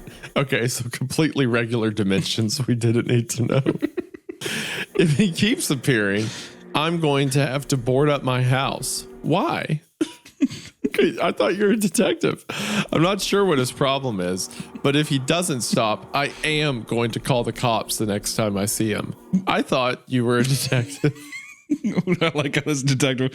Sir, you have to come out of your house. No, I'm boarded in. Also, when did the shadow person appearing is very, I mean, like how we've heard it in what? One other part of this story? I don't even remember where it showed up at. I don't remember that either. So all of a sudden there's just a shadow guy. I know that before the post, whenever he's like, oh, there was like a shadow person in the video, or somebody described a shadow person, but I don't know. Hold on. Also, his detective work I like is also him just watching YouTube videos of Happy Appy. Okay, so he says there's a line earlier where it says some in the first entry where it says the tapes were reportedly stolen by a shadowy figure. And that's it. That's the first mention of shadow. It's not a shadow man. It's a shadowy figure. And then in June 1st, he says, I bet that shadow man stole the arm. But he can't be made of a shadow because he has a mouth that's smiling. Literally, but that literally comes out of nowhere. The shadow man. I may sound weird for saying this, but is he happy? He can't be, because one's the size of an apple and the other's the size of a normal man. You know. But I mean, if we wanted to nitpick this, we could be here all day. It's already so long. Let's just keep going. I'm just going to keep rolling. Yep. June 11th. Great. Just freaking great. How the hell do I put this in short? Right now, I'm at the library, which could very well be the only place in Aberdeen that has free-to-use compute. Which could very well be the only place in Aberdeen that has a free-to-use computer. It's been 5 full days since I last encountered the figure, and that bastard is some sort of problem because he burned my house down. What? The shadow man burned his house down? Why? Oh God, this really is like, I mean, we conjured it earlier, so it's our fault, but this is getting to like my best friend ruined my life. It's obviously so much worse. I mean, it's going to just keep going. Just keep reading. Yep. Otherwise, I'm going to tap. If we don't just keep going, I'm going to tap out. Yeah. The issue is you can't tap. Because this is a podcast. Oh, I can't tap. I can't tap. And if you want to keep reading, you can, but I will tap. Oh yeah, he burnt the entire thing down for no reason whatsoever. I did manage to save some things for my house, like my laptop and the Happy Appy badge and letter. Even then, I feel like I've released some sort of bullshit curse from watching those episodes of Happy Appy, and the library is my only hope spot. The library is my only hope spot. What the fuck does that even mean? The only place I feel hope is just the library. The hope Don't spot. Talk to me. I have to go to my hope spot. What? You don't have a hope spot? You know what? Actually, now that you mention it, I do have a couple hope spots. If you had to have a hope, what's your hope spot? I feel like the only place that I ever have hope is my bed. It just mostly is when I'm sleeping. That's the only time that I ever have any kind of hope. All right. Or my shower. I like a shower. Sometimes I feel more mental clarity when I'm taking a shower. Okay. All right. Would that be your only 2 hope spots? I would designate those as my 2 hope spots. I feel like a Waffle House. That's true. That is a hope spot for you. I've never been eating at Waffle House and been in dismay. That's true. Know? That's true. Yep. Hope spot's good. You know what? Fuck it. Also, I'm going to say Dave & Buster's is also a hope spot of mine. See, I'll take that. Just a place where it's like, well, you can't really be that sad, right? Yeah. There's too much hope. I think there's too much hope going on. I will say, it will forever make me furious that after me banging on the door of Waffle House for years, you make one video mentioning them and they reach out to you and give you a ton of stuff. They did. And that's, I feel blessed. You know what? Waffle House is actually more of my hope spot than yours. No, don't do that to me.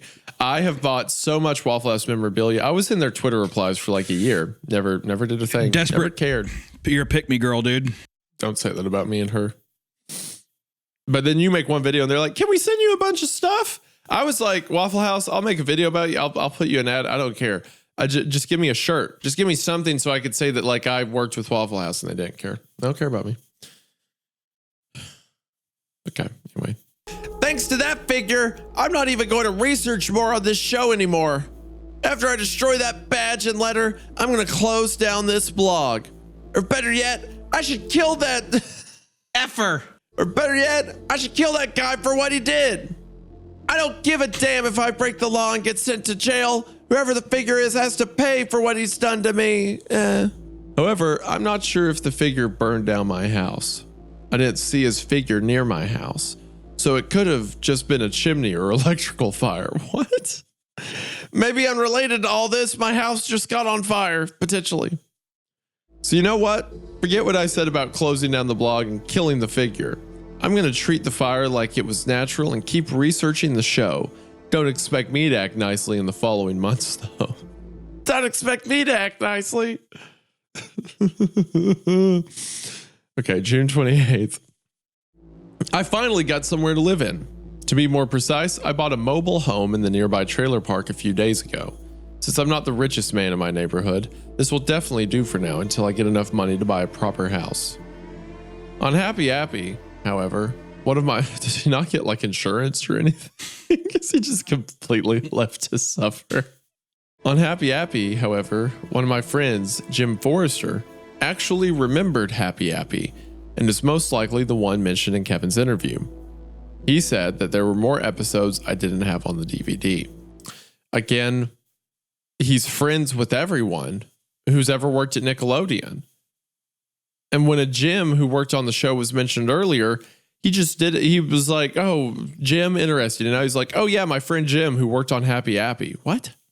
I have no willpower to fight this story. All right. You got Hunter. You can't clock out this early. We're not even a quarter of the way through. I'm telling you, this is the worst thing we have ever read, and I hate to even say that because it's mean to say, but I have no will. We're not even a quarter of the way through. I have no will. Hunter, you are so wrong about that because it's bad in a fun and new way. I'm not having fun. I am not having fun. Because you never have fun. This is an enjoyable show. This is like, it's so dumb and the things are over the top. It's way better than just a boring story. Right now I'm bored. Like I said, the peak, I need more 9/11s or something to happen. Okay. Well, I see Appy quotes up there, so get your game face on. My game face is on. It turns out the most violent episodes were actually at the end of the season. The entire first season was supposed to have 25 episodes, plus a TV movie. No one mentioned it because Jim and Nickelodeon had the only known high-quality tapes until I found the DVD. It's also worth mentioning that the series slowly got more violent as the series progressed. Jim sent me a disc with fragments of Appy episodes. Here are the contents of the disc. The first clip starts out with a close-up of a school bell ringing. Cuts to Appy standing next to a kid sitting at a desk. Kid is trying to answer a math problem, but gives up and says, I don't know how to do my homework. Soon the teacher says, Class is dismissed. the kid becomes ashamed that he didn't know how to do his homework, but Appy says, That's all right. I'll sing you the math song and you'll understand. After the kid gasps, Appy sings a song about math. It was distorted in both audio and video, but I could thankfully make out the lyrics. These were lyrics to a song, Hunter. You gotta figure it out. Well, he said he's deciphering them. I'm going to show you how to do your homework. 7 plus 4 is 11, and 9 minus 2 is 7. Math's not a chore because 15 minus 11 equals 4. 6 plus 2 is 8, and you're doing great. Now here's the last 3. You're on a spree. 66 minus 39 is 27, and negative 5 plus 16 is fucking 11. 2 minus 1, and now your fucking homework is done. Oh, that was awesome, Hunter. I don't think there's a couple words there I don't think Happy said. Listen, but other than that- motherfucker, 6 + 2 is fucking 8, and you're a fucking bitch. Just kidding, you're doing great. That's my happy remix. Yeah, that's pretty good. I like how it just goes from like 3 + 4 to like 66 - 39 is 27 and -5. It's gonna be plus some 16. fucking stupid where it's coordinates or something stupid like that. I bet you anything. Or yeah, or 6, or it's like 666. It's like, oh, Happy's the devil. Oh you know? yeah. Yep. After that, the kid says, Wow, thanks, Appy. I find it odd that the kids were doing math that was more suitable for older elementary students. That's what he took away from that, by the way. That's all I what got you're out gonna of talk that, away from. That's a bit advanced math for. Okay, that's fine. Well, good for him. Must be a private school. The next fragment was one of the violent episodes. Even though the clips looked like they were separate and from different episodes, they actually seemed to be in order. It started with 3 kids saying that their families were gone. They proceeded to cry so loudly that it was almost painful to see. Happy and 2 of the other kids enter the shot and try to calm them down.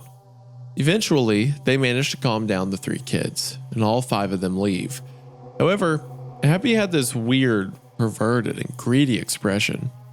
He tells the kids to come with him, and they follow him into an abandoned office building.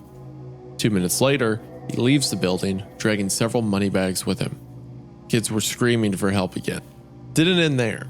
There was one fragment of a somewhat violent episode. Happy was putting a bandage on a kid's arm.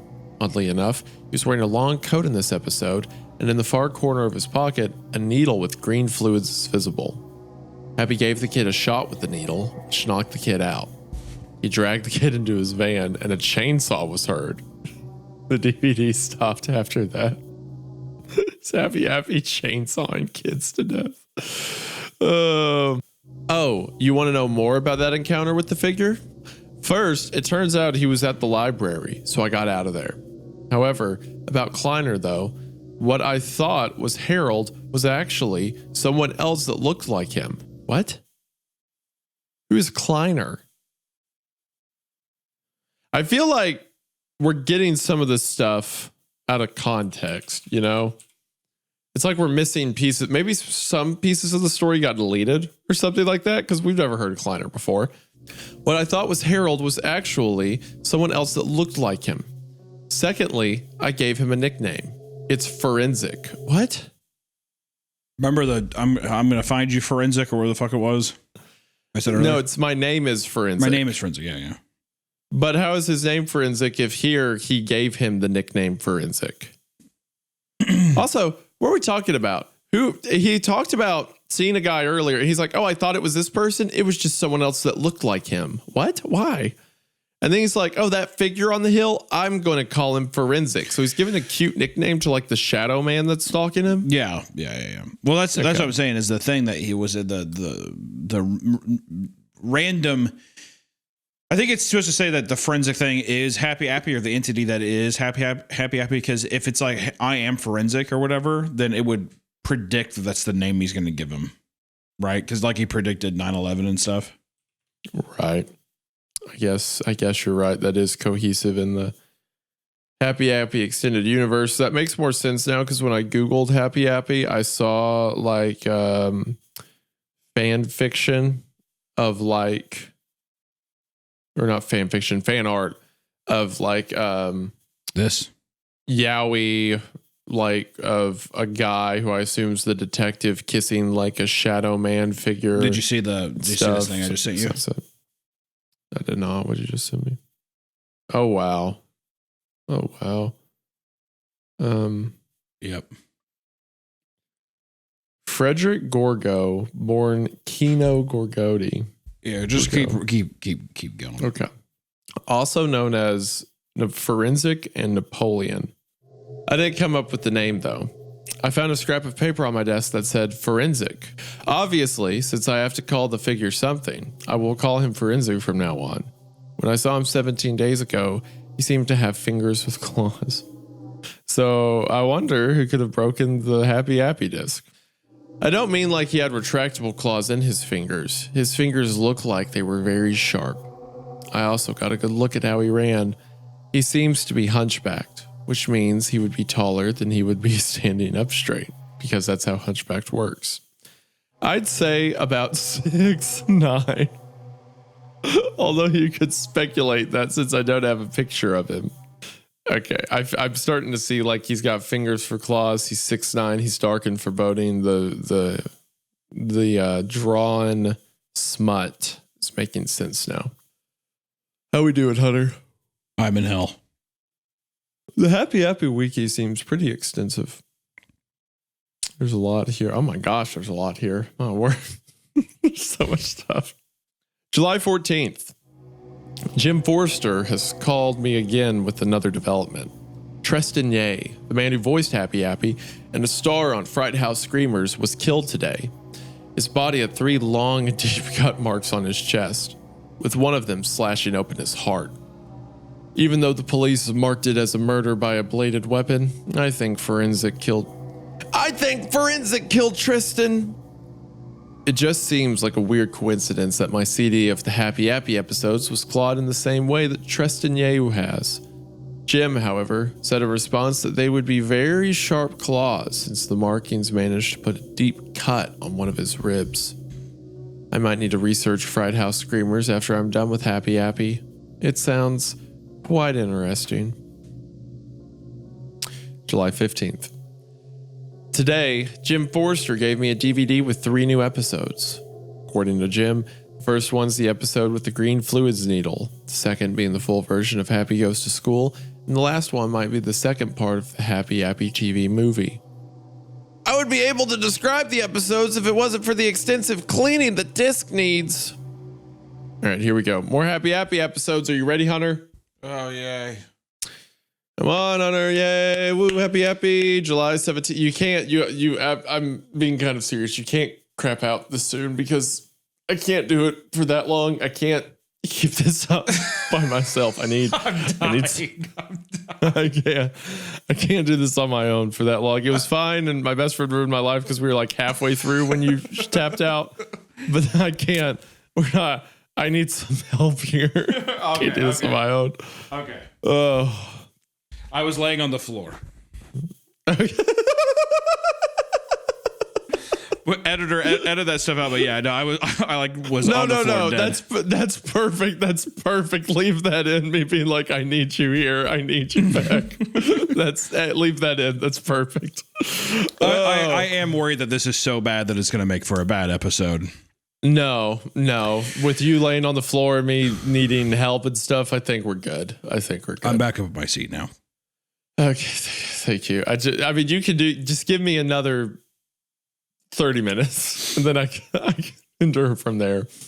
We should just power through and read. We should just power through it. Yeah, July 17th. After all this time, I cleaned the disc enough to be watchable. The only problem is that it sometimes freezes when a video gets played. Here are the contents. The first episode started out with the scene with the green fluids needle. After Happy kills the kid, he drives to a crashed plane, where the scene with the money bags happened. It cuts to the playground where Happy was playing with some kids. It went along like normal, until his skin peeled off, revealing a rotten apple core. It was like an orange peeler was being used on him. The skin landed on a boy's head, covering his face like a blanket. The weird part about this scene was that the kid had no reaction to Happy's skin being peeled, almost like it never even happened. After a minute of seeing the boy with Happy skin on his head, the episode ends. The second episode was, as Jim said, the full version of Happy Goes to School. It begins with the math scene and song happens, but in a vastly improved quality. After that, Happy goes into a science class where a kid is messing around with the Bunsen burner. Eventually, the kid gets his finger burned by accident. Happy informs, Never play with a Bunsen burner without an adult supervision. If you don't, you might get hurt like Eddie here. After a short monologue, Happy puts an ice pack on Eddie's burn and he thanks Happy. A few seconds after Happy puts the ice pack over the kid's burn, he hears an argument coming from the hallway. Cuts to a bully mocking a young kid, telling him that his art project is the dumbest thing ever. Because of this, the younger kid starts to cry. After some more mocking, the bully runs off laughing.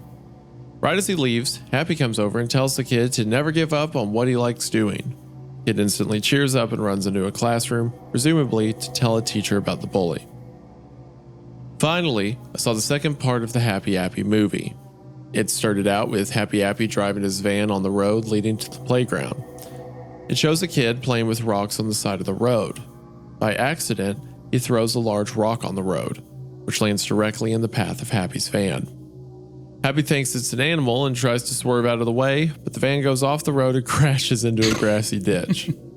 For this scene, footage of a real car crash was used for whatever reason. Like it just switches over to a live leak camera. After this scene, the van starts to catch on fire, and some kids, including the one who threw the giant rock, run over to the burning wreckage. The music for this scene isn't the happy-go-lucky music that plays throughout the show, but sound clips of a reverse Revolution 9 with Happy screaming. Get me out! Get me out! Happy Appy is immolating. After a kid says, There! His hat! His hat! it cuts to Happy's bloody stem, which had a mouth with bloody teeth on it. The stem proceeded to scream, which was just one of the screams that Mike What? Oh, The stem that is proceeded so to scream, funny. which was just one of the screams What? Yeah, which is that is such a weird reference. Which was just one of the screams that Mike Shank did in American Movie. If anyone doesn't know what that is, they're gonna be like, "What the fuck?" Mike Shank does this blood curdling scream in this documentary called American Movie, which is awesome. Okay. And this is immediately brought me back. A Mike Shank reference in American Movie is that's classic. Mint reference. Okay. All right, well, good for you. Editor put it in right here. Editor put it in right here. It's an amazing scream. Another kid says, His body! His body! Happy's body was badly burnt and scratched up with blood coming out from the larger, deeper cuts. His left eyeball was dangling out of the socket, but all of his upper teeth were either chipped or broken. Get me out! Where Happy's left arm and stump were, there was pure white bone, with blood slowly leaking from the exposed wounds. Where's my bones? So these kids tried to kill Happy, I'm guessing? Yeah, so apparently the episodes are just real like obviously the real murders or things. It's kind of like a Poughkeepsie Tapes kind of meme or whatever. Yeah. So then this one, they apparently for Nickelodeon had it on DVD that was widespread that the kids like revolted. They threw a rock in the road. Happy's like, "Oh my God!" Swerved and then just showed another car wreck, even though this is supposed to be the actual thing. And then now it's like the kids being like, "Let's fucking kill him. Here, his body. Look at his body." So it's like Happy's about to die, I think. It would seem that way. Happy tried to crawl out of the burning wreck with his right arm, but it was only a minute until he collapsed and died, while screaming to weird sci-fi noises. The next scene just showed the road, lacking any children whatsoever, with the remains of Happy in the van in plain sight.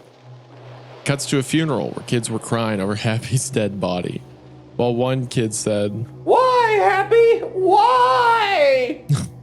another tried to wake up Happy by shaking his corpse. Wake up! Wake up, Happy! I thought the kids were happy that his he can't see without his glasses. Okay, so the kids threw the rock out on the road. So were the kids like were they distressed by being like, "Oh my God, look at his body"? I thought they were saying like I thought they were reveling.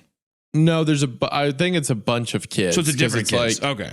different kids. The ones that threw the rock were trying to kill him. Okay. But these kids like just I thought it was an accident and it was an accident. And they were like, I don't know. I mean, maybe, but I don't think so. Because they were like, look, his hat. And like, I don't know. The shot fades to a scene taking place 10 years later, where a kid was talking to her mother. The mother replied to the girl, but her speech was in reverse. After re-reversing it, the speech turned out to be, Don't worry, my daughter.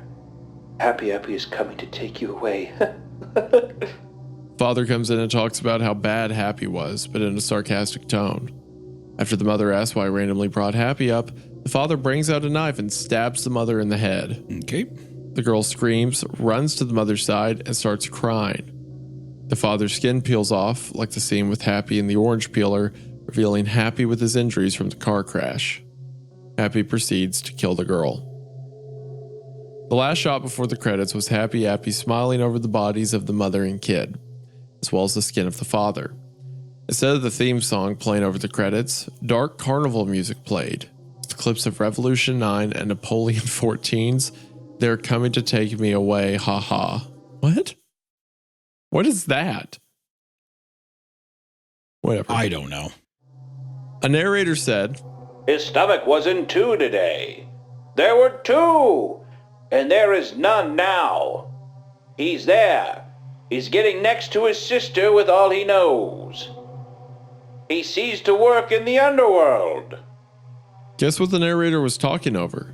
He was talking over Happy Appy, the bloodied scalpel in one hand and a X-Acto knife in the other. It slowly panned down to the disguise Happy was under, like the magic trick episode, and stopped at the hand of the skin, which had cut marks on it. The episode ended. All right. So, is it implying that Happy was like a worker in hell in the underworld? I don't know, but it's really Hell good. spit him out. That was awesome. Yeah. Yeah, that was awesome. That was really cool. Really cool. I appreciate that. Really fucking twisted visuals. I really like that. Mm-hmm. I wonder if there'd be a way. The apple throws it off a little too much, but if you had a badly done clay apple and someone did it looked like an old VHS film, with the lines and the constant audio hum and stuff, but otherwise good production for the time with an actual van, and you see Happy in the driver's seat. It's very clear there's people off screen, and you don't do all the violent stuff, but maybe just a little uncanny interactions with kids and interactions that go a bit too long. You can make something kind of creepy with the premise, maybe. I think this is already super scary. So Yeah. Okay. All right. Well, I'm glad you're scared. July 23rd. It's been almost since I watched part 2 of the Happy Appy TV movie. Beautiful. Couldn't have said it better myself. yeah, it's been almost. So It's been almost. Hey, Hunter, we haven't seen each other in. Oh, I'm supposed to head over in about. It turns out that someone claimed to have the first part, so I asked him to email it to me. Turns out he was right. Here's what happens in the first half. Oh, get it? It's like a broken up chronology. So then after you read the whole series, you go back and you watch it in order and it all makes sense. right. It starts with the carnival theme from the credits of part 1, but with distorted voices. The intro often flashed out to white. After when the original intro would play, it went straight to Happy on a medical bed, dying from an unknown disease, with children at his side. Happy said in a loud voice, They're coming to take me away! and he got to one of the younger children. He was trying to fake crying over Happy's death, but the single tear that came from the child was in claymation. It played a solemn piano tune after another kid with a high-pitched voice said, They're coming to take me away! showed Happy Appy coughing up blood, and a few seconds later, his bed wheeled itself into a surgery room. What followed was an hour of stop-motion surgery. So horrifying, yet so compelling. How did the episode creator create a decent surgery scene with puppets? After that, Happy comes out in a wheelchair, and the children said, Are you okay? Happy Appy? Happy said, Yes, my friends! and gave them a large hug. After that, it faded to a title that said 3 months later. It started to fade in on the second part of the TV movie, but the video ended as soon as the fade stopped. Oh, So that's the part we saw before. So they're coming to take me away. I'm guessing he has a deal with the devil or something. He's satanic, perhaps. possibly. Possibly. Is Lucifer a character in the Happy Appy universe? We'll find out. I got another episode today. One of my blog followers, who has a job in a daycare center in Seattle, mailed me a VHS tape. The tape had a white label that said, written with a blue Sharpie, Happy Appy is the hospital doctor. He found the tape because a kid brought it with him for whatever reason, started crying when he saw the contents. The tape began with a few minutes of static and then played the famous intro, but had new lyrics that didn't match the tune too well. Happy Appy helps those kids. Happy App, Happy App, Happy Appy, Happy App, Happy Appy App. It went to a POV shot of Happy Appy running through a hospital for 2.5 minutes, with a choir singing Amazing Grace. Amazing Sing grace, how sweet With the apple running like the arms up. sound that saved a wretch like me. I once was lost, but now am found. This story is like AIDS in audio form. Yeah. I don't think that's what the original one said. I think it was something about Jesus, but sure. Oh, okay. whatever. That's right. That's right. Yeah, common mistake. Since I knew what Amazing Grace was about because of choir experience, some of these lines are written like a human didn't write them. I mean, like it was something that really the wanted us to scariest think part it of was this, human. the scariest part of this does feel like this is this is like proof that aliens exist, and this like text, Yeah. the text that is written is like is another life form trying to emulate our own, is what it feels like. Yeah. Since I knew what Amazing Grace was about, and then in parentheses, because of choir experience. It's like, no, humans just know Amazing Grace, especially in, that's just a thing most people know. They don't have to be in a choir to know. I was prepared for anything related to death. It cuts to, does Amazing Grace indicate death? Yes. Is coming? What? It cuts to Happy Appy on his metal stick, doing his death smile for a long time. Like the two other times. He watched over any living thing near the TV with his uncanny, soulless baby blue eyes.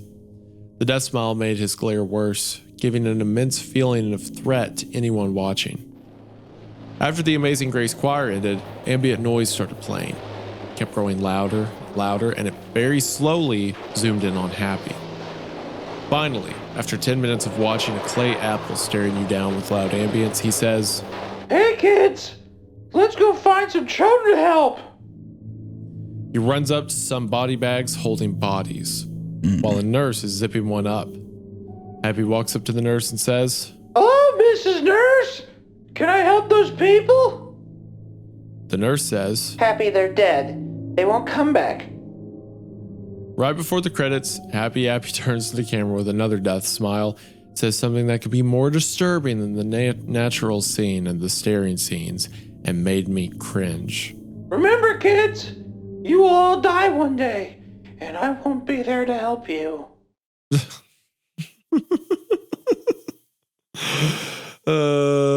July 28th. A week ago, Jim told me that a fire had recently ravaged through the studio that had filmed Happy Appy. It wasn't until the 25th that I visited the ruins of the studio if I could find anything that could help me investigate Happy Appy. After traveling on the I-5 for 20 hours or so, I had reached the studio. It was completely abandoned. But what was very strange was that no one was there to demolish it. After grabbing a flashlight and turning it on, I proceeded to sneak inside. When I got into what remained of the lobby, I saw two rooms that weren't overly burnt or crushed by debris, a sound set and a storage room. The storage room had a lock on it, so I went into the sound set first. It was massive, around the size of half a football field. Despite the sound set being large, the only things that were there were some remains of the green screen stages and a burnt studio camera. For some reason, parts of the remaining cloth on the stages had what looked like bloodstains on it. While I was walking through the sound set, I heard male laughter and the movement of a lanky figure near the back. I got the hell out of the sound set and blocked the door with a burnt desk. After that close encounter, I went over to the storage room and broke the rusted lock off the door. After I'd opened the door, the room turned out to be just a vault of props that were used in the show. There was a mostly intact shelf to the right of the room, which held some reels of tape. After stealing them, I found a safe which had been partially melted into the floor. After some force, I managed to rip off the floorboards and haul it to the car. No, he didn't. He managed to haul like 1,000-pound safe out the door. After going into the storage room a third time, I heard what sounded like wood burning, so I checked the sound set to see what was going on. The entire back wall had been lit ablaze by some vandal. I quickly checked the storage room for any more artifacts, which it didn't have, and and ran out to the building before the entirety of it started to burn up. I seriously wonder who the hell has done this. Is Forenzik so addicted to kill me? Is Forenzik so dedicated to kill me that he would set an entire TV studio on fire to do so? Was it even him at all? Important questions to be answered. In the Happy Appy August trials. 1st. What? I said in the Happy Appy trials, important things to figure out. August 1st. After dealing with some personal things, I got around to breaking the lock off the safe. The contents were one thing, and that was Happy Appy's puppet doing the death smile.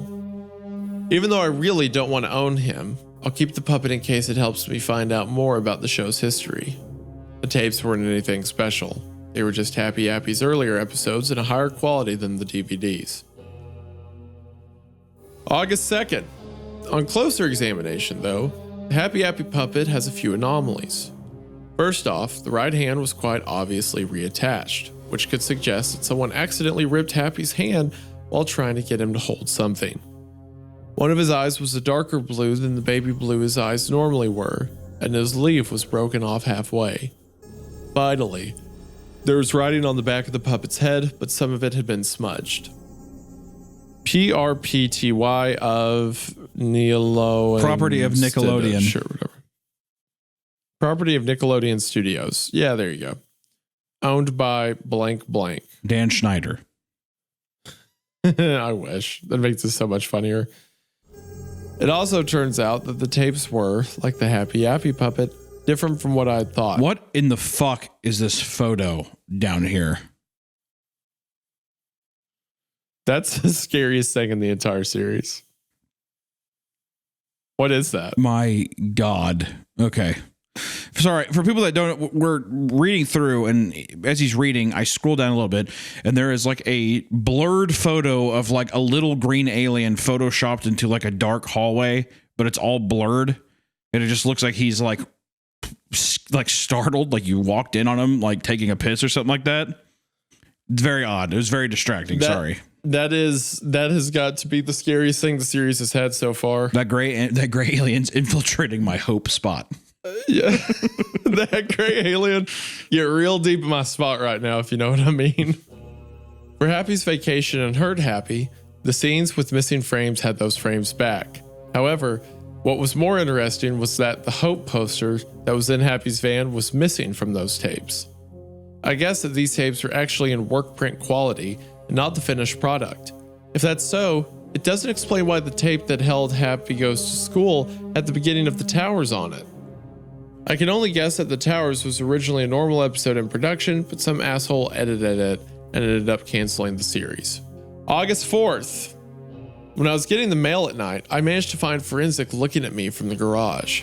This time, however, I finally took a picture of him. That's what Forenzik looks like? This is what Forenzik That's looks like. The Shadow Man? The Shadow Man looks like a fucking gray alien. Or whatever this is supposed to be, like some alien made of fucking blue cheese. I really don't know. In the series about like a talking apple and like weird Nickelodeon shows. I don't know what this is about. I don't even know what he's investigating. He's just saying, like, I'm just reading and watching Nickelodeon episodes. There's no through line. What is his end goal with any of this? I don't know. I'm in hell. I want to die.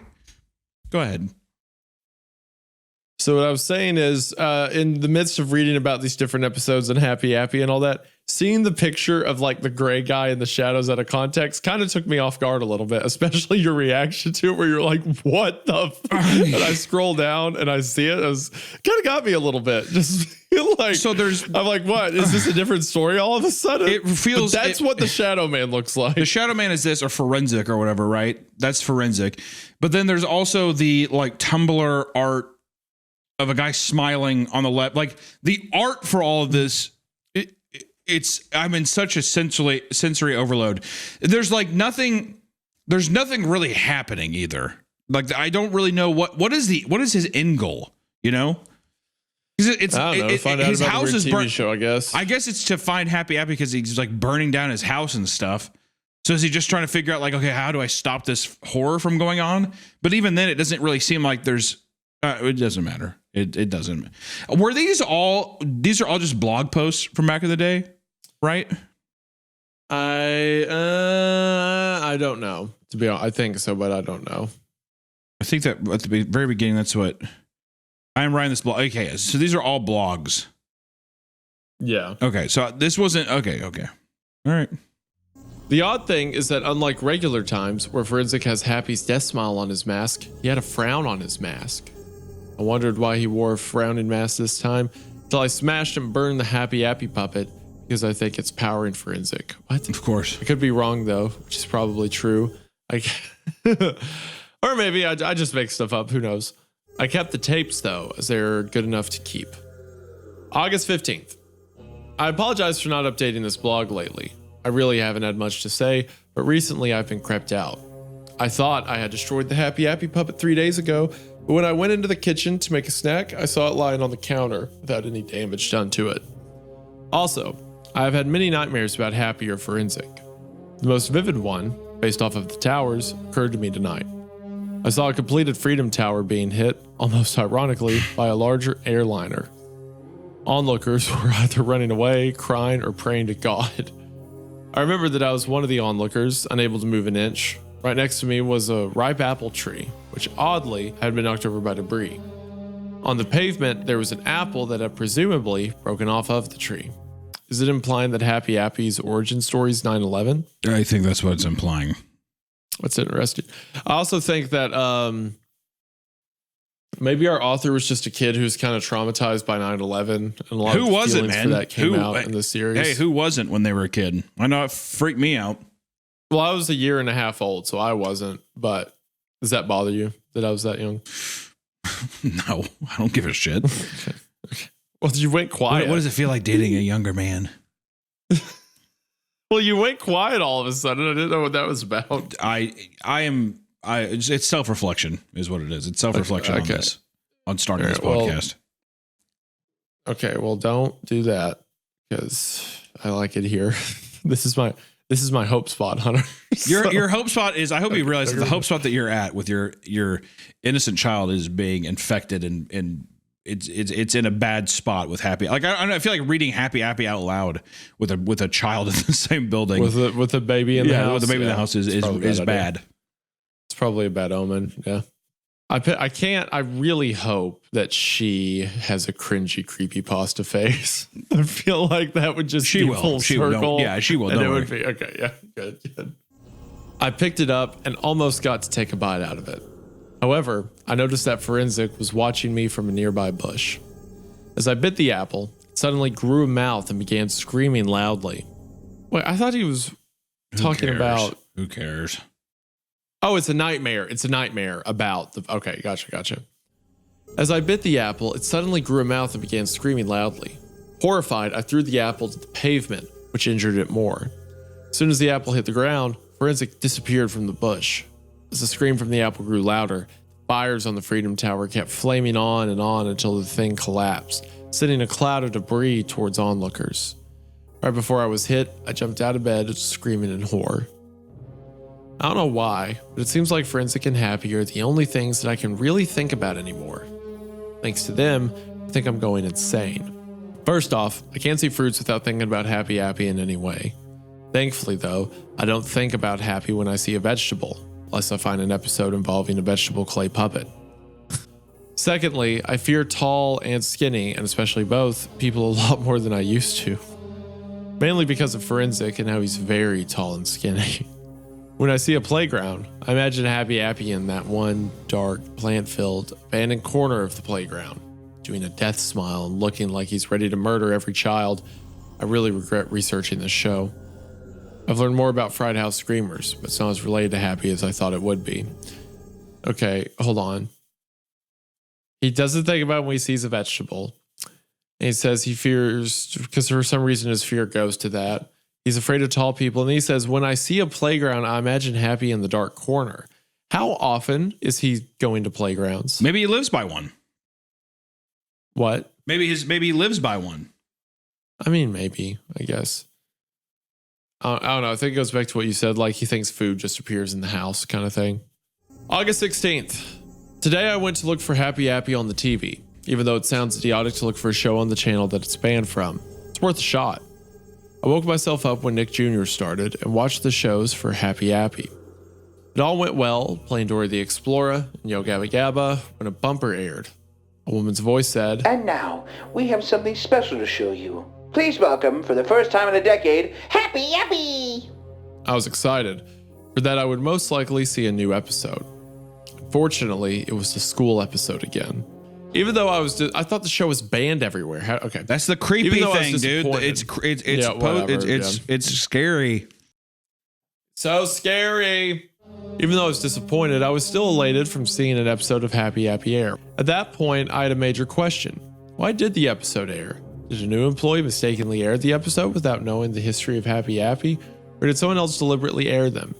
If someone did air them deliberately, why did they? Was it retro day at Nick Jr. and they allowed a showing of Happy Appy just for once? Or did someone know about my research blog and to help, they aired an episode? So he's like, I guess I'll turn on Nickelodeon and it's just showing Happy Appy. Yeah.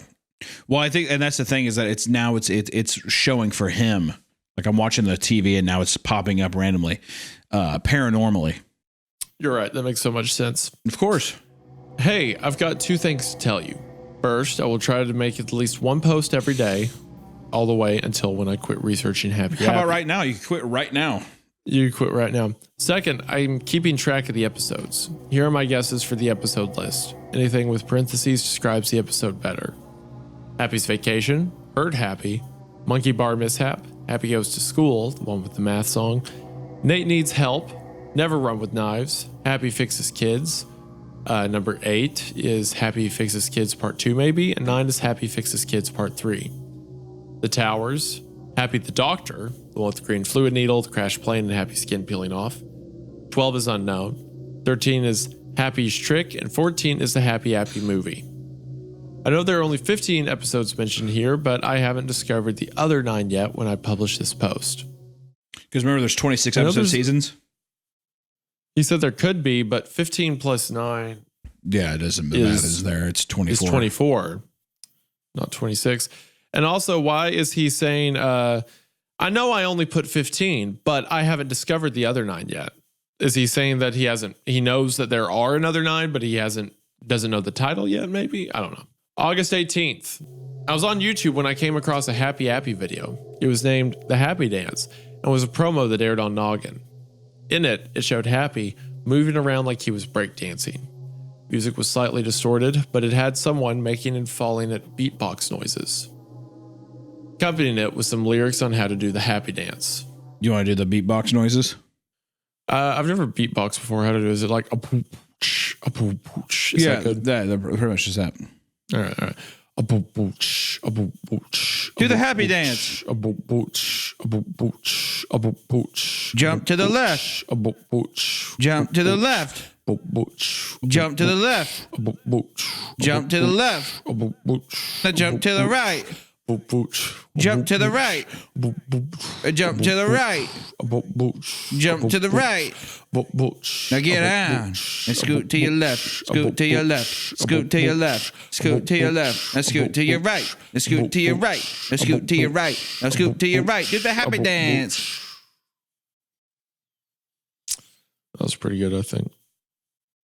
That was pretty all right. After that, it said, Watch Happy Appy every Monday at 8 a.m. and it ended. I know it isn't a new episode, but it's a cute thing I saw. Why is he going from like they burned down my house, they're trying to kill me why too? would it I ever was be so cute? excited. It's cute. This guy has short-term memory loss. August 23rd. As I was looking over some posts today, I noticed a draft in the folder. Normally, I wouldn't have drafts in there unless I had to finish a post on another day. So this stuck out to me as odd. I opened it and I found out that Forenzik had somehow gotten into my blog. I'm guessing he used a keylogger, but anything's possible. Here are the contents. Hello there, my good friend. Are you feeling well today? Good, because Jerism? I guess that's his name. Jerism? Our authors. Okay, good, because Jerism is not here today. Hey. Because can you just call him Jerma? Jerma's not here today. Instead, you will be getting a post from his favorite friend, Forenzik F. Forenzik. So, life's pretty good from where I'm standing. I've killed a lot of people now. This year alone, I've killed Kevin Christensen and Tristan Yao. Yay. Amazing, isn't it? Well, just you wait. Once I'm done with Jim Forrester, I'll kill Jerma. And it ain't going to be pretty. What will I choose to kill him? Will it be good? What will I use to kill him? What will I choose to?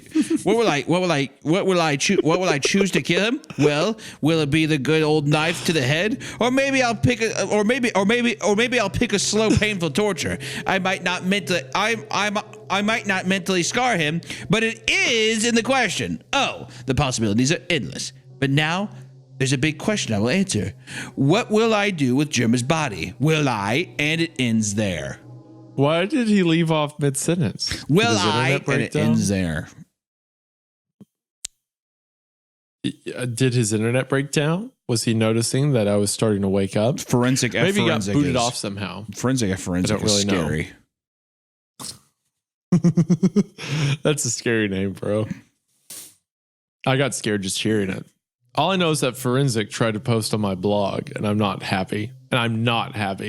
However, there's a sound clip left on the blog post. It was a 3-minute sound clip of static with some voices talking here and there. I'll try to decode it later.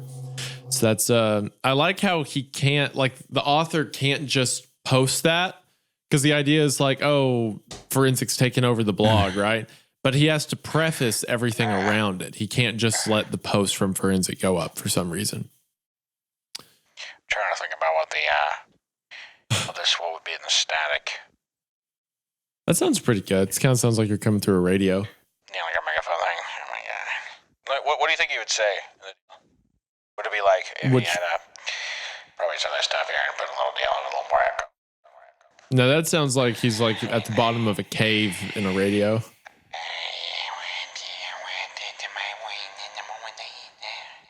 Hey, can you do the Happy Appy voice and like the through the static?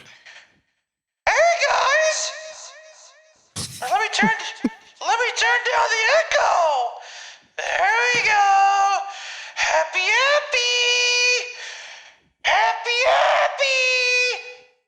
It's pretty good. Yeah. You can play with that some. I think that's kind of cute.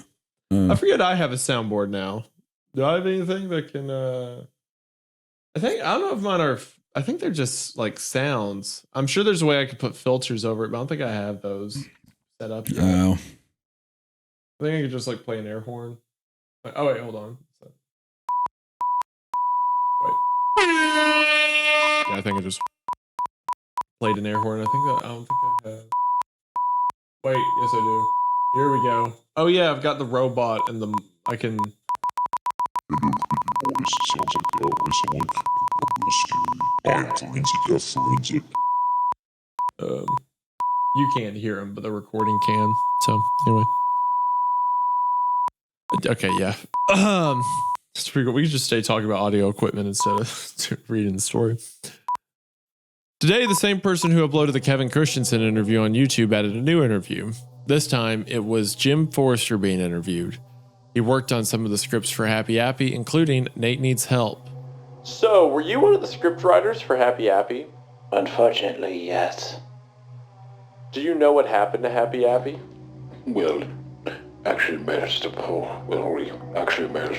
off a third of the first season just fine, without any complaints really whatsoever. We were all ready to begin the other third, but we were cancelled. Why was the show canceled? An accident happened. Wait, an accident happened? What kind of accident could cause the show's cancellation? During a break we did to get the employees some resting time. Okay. I mean, just taking a break. Could just say taking a break. We were taking a break. We made a joke episode for fun. The episode in question had 2 smoldering towers which were on fire. You know, looking at it now, it kind of reminds me of way too much of 9/11, but that's neither here nor there. The episode was aired because someone managed to sneak a tape and broadcast it on Noggin. And proof, the show was cancelled. Good riddance. Do you know who broadcasted it? No. The only person I think that would broadcast is... I forget. It's been 10 years, you know. I can understand, Jim. Anyways, one last question. Who's the director of the show? I don't know who the director is as well, but I can tell you one thing. He's most likely dead. I don't know who he is, but he's dead. That's a fun. Okay, whatever. I like the idea that like, oh, as a joke, we made a 9/11 gag out of Happy Appy. Yeah, as a joke with child looking actors. back at it, I guess 2 buildings on fire right next to each other could read as 9/11. Wait, hold on. I thought that aired in like 99. Oh, So I think the idea is like JF's line about this to like hide the secret of Happy Appy. He's like, oh yeah, we did that as a prank, even if it doesn't make sense. Anyway, I like the idea of people like really getting into the theory crafting for this and like being in the comments like, wait a minute. If it aired in 99, how could JF have made the joke? That doesn't make sense. August 27th. Today I found the torrent of another episode of Happy Appy called Mean Miranda or Happy's Van Breaks. Mean Miranda's plot was about boys no older or younger than 6 to 8 being bullied by a teenage girl named Miranda. Happy gives the kids bandages and advice to help them. He kept getting progressively angrier when the episode goes on, starting from being slightly irritated to being extremely pissed off. At the end, Happy Appy coldly says, Bully one more kid and you will get a surprise, Miranda. She almost mockingly kicks the boy in the leg. Happy Appy gets in his van and drives it at her. Jesus. Right before the van runs over Miranda, the episode cuts to the credits with promos for Franklin and Blue's Clues. That's funny.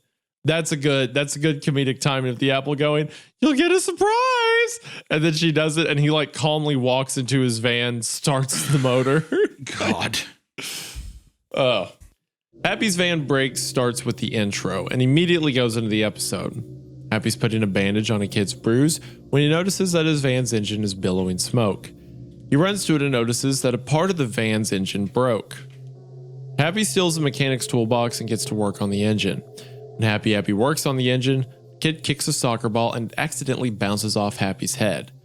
Angered, he gets a wrench, runs off screen, and beats the kid to death with it. Ding, ding, ding, ding, ding, ding. He goes back and repairs the engine, replaces the coolant, and changes the oil, while helping more kids around the playground. The mechanic, in response to his toolbox being stolen, breaks Happy's engine. Happy gets pissed and chases the mechanic in a POV shot. Eventually, Happy grabs the mechanic and stabs the back of his head with a screwdriver several times before the episode cuts out. Oddly, the chase scene didn't have Happy's hands in it, but someone's arms painted red. So here's the new list, and they put Me Miranda at 13, Happy's Van Breaks at 14, and Happy's Trick at 15. August 28th. Remember when I got those tapes from the now demolished studio? Well, I bought a small projector so that I could play the tapes to find out more about them, and like what I saw when I closely inspected the tapes, there were more changes than I thought they had. Here's a list of what I could find in them. Happy's Vacation has stock beach music playing in the background of the beach scenes, while my former copy did not. Guess my old copies were the work print. Also, Happy sounds slightly different. Hurt Happy has the apple in the healing scene replaced with the tomato. I think this proves my theory that the apple thing was a mistake done by the producers. Happy Goes to School has an entire remove scene with a song in it, taking place between the math and science scenes. It involves Happy going into his social studies class and finding a kid struggling with his homework about the American Revolution. Happy tells the kid to watch what the teacher is going to put on, which is a segment of Schoolhouse Rock about the American Revolution. And guess who I saw today? It was Forenzik, as usual. And like most times, got a good look at part of his face. Well, to put it shortly, he might be a human. Might be. I also like the idea of this like non-human, monstrous entity or whatever, just making blog posts on the guy's account. It's pretty funny. September 2nd. I found, while searching torrents for Happy Appy, an intact version of the Happy Appy's movie bonus features. Visually, it wasn't good. It was just a simple menu with a white background. There was one bonus feature, creating a Happy Appy episode. I downloaded and watched it. It was around 30 minutes long and, like the title says, showed the making of a new episode which hasn't released called Happy Meets the Roo Bears, where Happy Appy is in a crossover with Aphex Twin.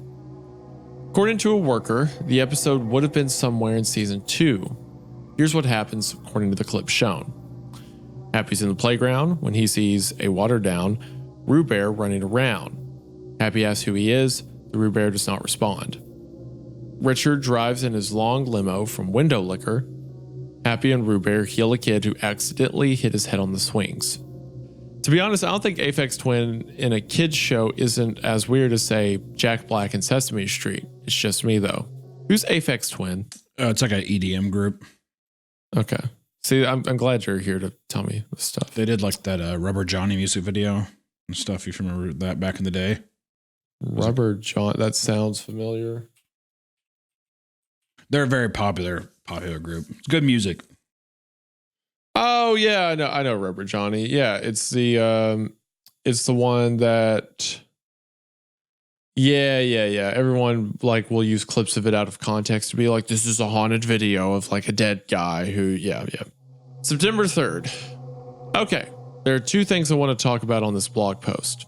First off, I've heard a rumor that there's an actual episode of season 2 intact, but it's very incomplete fan restoration, around 15% complete. I'm just going to say this now, but why would this show have fans? You have talked about like getting excited for different episodes, stuff that's come up, like what? Okay. I can understand liking the more appropriate episodes, but anyways, the rumor states there was the very first episode of season 2 called Camp Ah. In it, it starts with the intro, as always, but with some differences. First off, Happy didn't dance in the intro, but starred the new main characters, sort of like the CSI intro. As for the main characters, they are Happy himself, a man in a ski mask called Napoleon, what? And a little boy named Danny. I have a weird feeling that Napoleon could actually be Forenzik in a different outfit. Why would you have that feeling? I thought Forenzik was like a different humanoid monster. Okay. After that, it cuts to a scene where Happy Appy is in his van, but there are 2 girls in the passenger seats. The girls are only clay apple heads on sticks with no arms or stems. After driving for a while, the van parks in the camp. Happy gets a washcloth and he and the girls sit on it. For a while, they just sit on the cloth, staring at the sky. After a few seconds, another apple appears, looking like a stereotypical beach jock. Happy says, Move it, ladies! although the quality makes it sound like, Move it, ladies! what is a letty? It's like a slur. Also, I like to think these like, move it, ladies. It does, yeah! Like that one CSI intro or whatever, like with the song. Yeah! It does the intro. Yeah. Happy's got the sunglasses on. The second thing is that Happy does not have an IMDb page. The page some people are mistaken it for is actually a TV show called The Happy Apple. I can understand why people would think it would be related to Happy Appy. Happy Apple being the rarely used full title of Happy App. When I mean rarely used, I mean rarely used. It was only used once in a TV Guide preview. But about the Happy Apple, it's from the 1980s. How could you confuse a TV show from the 80s about an insurance company with a noggin TV show from the 90s that has imagery of 9/11? Don't even get me started on Appaloosa horses. Just don't. So something that's interesting about this from a fundamental perspective. Obviously, it's bad, right? We get it. It's apparent, whatever. But conceptually, the thing that the author has to think is interesting, the thing people who are reading it has to think is interesting, is the lost cartoon, right? Yeah. The idea of a lost Apple cartoon. And the intrigue that the show has, or like the intrigue they're trying to get across, is like every entry we find out more stuff about the show. Like, oh, it was written by this. It had an episode about this. This went wrong and stuff like that. So the whole question that keeps people listening is, or at least that should keep people listening, is, oh, you've got, like, we found another piece of an episode. How's that connect to this? Is this kid from another one? Like, there's questions that the found footage episodes persist. But then sometimes the author just tells us the answer. Like, it's like, oh, in season 2, there's a new character named Napoleon. And it's like, oh, okay, there's a guy in a ski mask. That's kind of creepy for a kid show. Where could that go? And the author, the next sentence goes, I'm pretty sure it's Forenzik. It's like, oh, well, there went any intrigue we had for that character, who they are, what they do, and stuff like that. Like, you know? I mean, I think that Yeah, I don't know. I mean, I think that it's I think the author is trying to still make it deceptive, even though it's like leaving breadcrumbs to where you're going, you know, like, oh, I think it might be forensic, even though it definitely, like, I think that they're saying that it definitely is, but still trying to like leave the door open in case, you know? Yeah. Like something like that. I guess. I don't know. It's weird. It's weird to like be like, here's an interesting new clue. This is the answer. Yeah. Like instantly, you know. Not that would really save it or anything. No, it's just weird. It's just weird to, because on principle, the idea is like, oh, this old abandoned TV show is interesting. It's weird to shoot your premise in the foot like that for no reason, right? Well, I think that it's, I mean, from everything that we've read so far, there's nothing that is nothing. There is no real narrative. I mean, like the thing is that every time it says I'm investigating something, but there's no like, nothing's really hard to get. What are you investigating? It's like what's your end goal? Why are we here? There's not really anything of like any mystery of where or how they're supposed to get the things. They just kind of do. And it seems like this is, whoever wrote this was probably a fan of like Squidward's Suicide and those kind of like little short stories that was just like a quick vignette. And they were like, I wish I knew more. And they wanted to explore on that. Is my guess. I have no idea. But it seems like somebody's like, I wish there was more buildup or mystery to what this show was. Because I don't feel like this is also this story is innocent in ways where it's like these large tragedies. Like I feel like a lot of people, it would be like a snuff thing, but it's just kind of like, yeah. And then he killed the kids, but it doesn't feel like there's like, I feel like a lot of stories you wrote, it would be more grotesque. It would be like relishing in how horrible the character is, you know? Like it would be excited to tell you how gruesome Happy killed these people and all that stuff. But so far it's like literally just, Happy predicted 9/11. That's kind of the vibe. Yeah. It's like, oh, I like the idea of abandoned cartoons. Let's just keep doing that. For a while. It's like what the weird kid at a Sunday school, would be doing. All right. Hold on. No need to get personal with our attacks or anything. Well, you know what I mean? Like, you know what I mean? Though they're in like an innocent environment, whatever. And it's like, what's that? It's an evil apple. Yeah. And it's the thing that kills you. You know, he predicted 9/11 2 years before. What? Yeah. Also, we're up on September 4th right now, right? Do you think there's going to be a September 11th post? It has to be. Yeah. Has to be. On the 10 year on the 10 year has to be. The 10-year anniversary of 9/11, it's got to be. Yeah, as the inspiration for this entire series, it's got to be. Has to be. All right, September 4th. I finished decoding the sound clip and, well, when I began to decode it, I just heard static with some odd noises here and there. I tried reversing it, changing the pitch, slowing the speed, and adding volume with some successful results.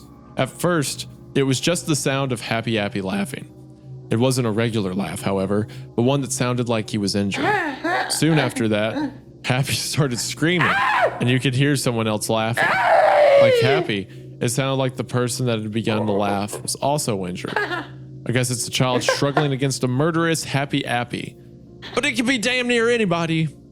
I hate myself when it said like a laugh and he was like struggling and gurgling through it.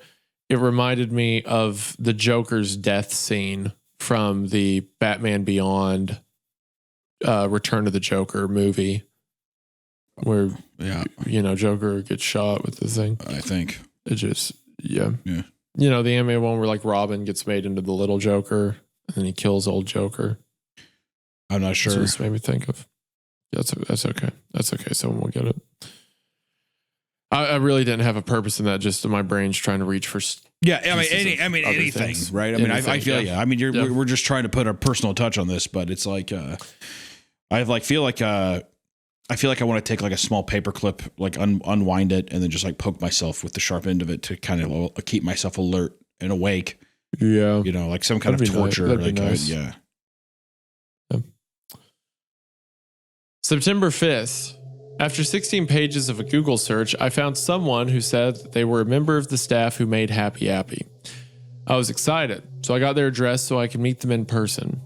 It took a long time because the directions they gave me required me to go through a lonely dirt road, and I thought that I would get my shoes dirty. Hey, can't be too cautious, can I? Well, anyway, I was at an angle where I could see the person who was standing near his house. I was right about to yell out to them, but I got a closer look and freaked out. It was Forenzik standing near the house right behind the corner of a building I was about to pass. If I had passed it, Forenzik would have caught me off guard and stabbed me to death. Right. I don't know why Forenzik had set this up. He's definitely out to get me. He was still looking at the way that I was supposed to have come through and quickly checking his watch so he didn't see me yet. He was a human. Okay. He was wearing this weird mask that looked like a happy baby, and the mouth would often move, giving the impression that he was literally a baby face. His arms were bone skinny, and it looked like he needed to be put on 20 pounds to be considered barely underweight. He started getting more and more nervous and thinking that I wasn't going to show up. What was also of note was that near the house, there was a van that was very similar to the one that Happy rode. I ran off and went back to my house to tell you about this near-death experience, since it'll probably happen more and more often. Since I'm probably going to almost die more and more often. September 6th. Since I was freaked out about Forenzik and it's nearing 9/11,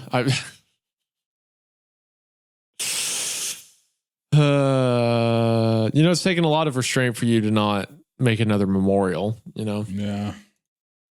Do we want to have a moment of silence with some furry art right now? Is that disrespectful? I'd want to respect this in no way, but we can. Okay. Well, not for this, for 9/11, I mean, and for the shows. Oh, okay. Yeah, I mean, yeah. Let's have a moment of silence.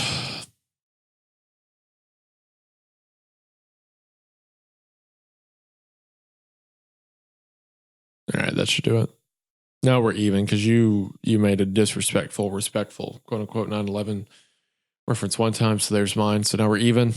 When I played it, I heard the faint whining noise in the background of the famous scene, and I instantly recognized it as a much quieter version of the decoded sound I was talking about 2 days ago. I don't know why that was playing.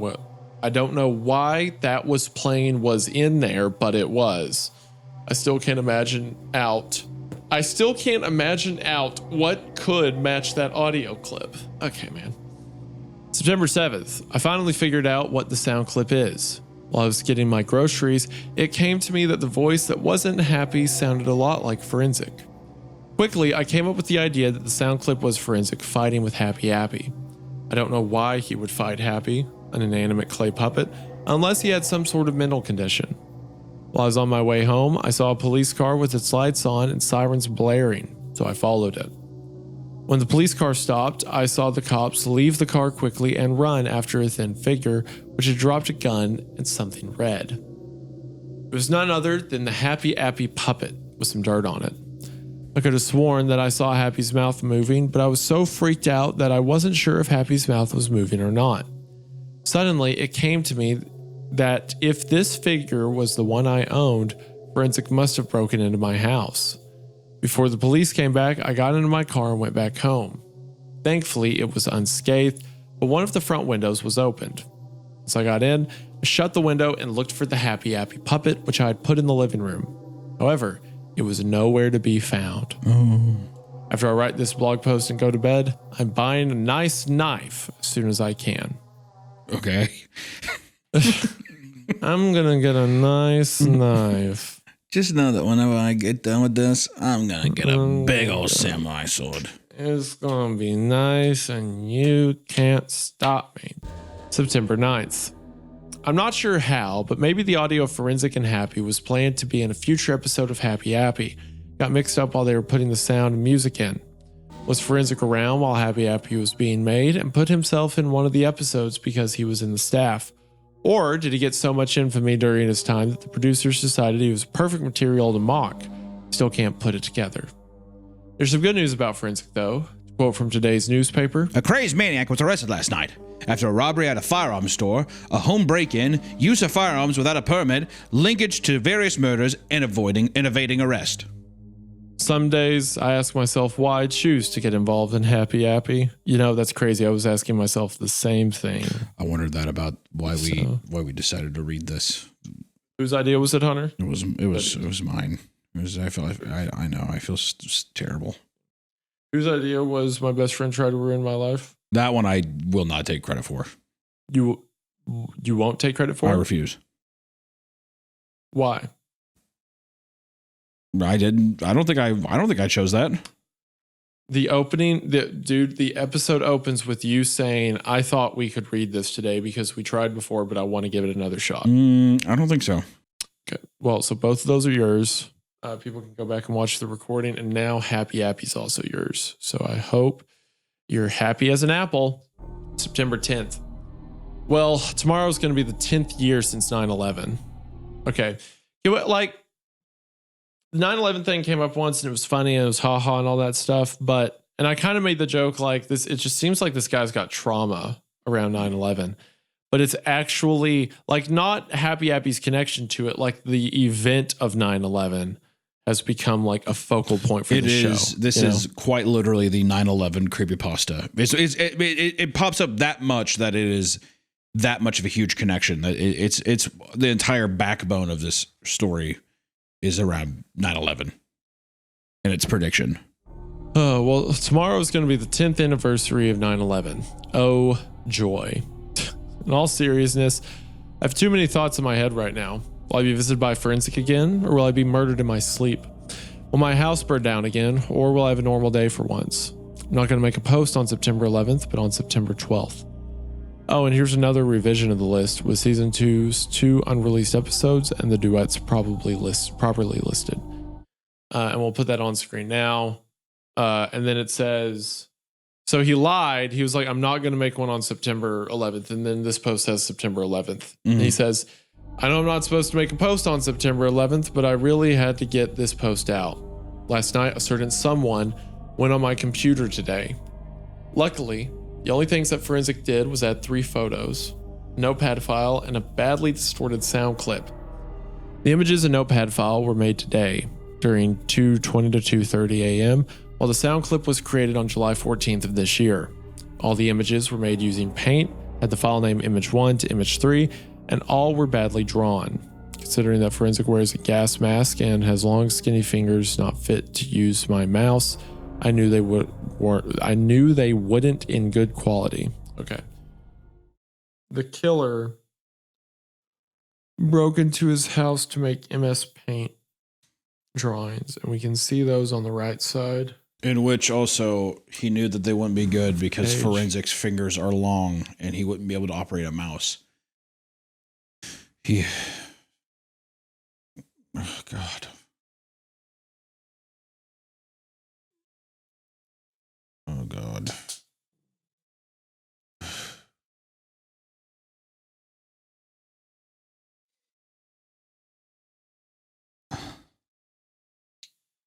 No, I did it. I need to get the microphone closer so you can hear me. I didn't.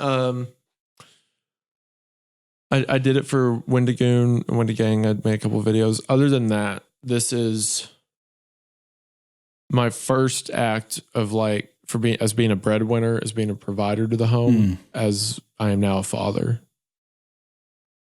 And it's reading about kids, about the MS Paint drawings a serial killer left in the house. And also, it just needs to be underlined that Forenzik wears a gas mask.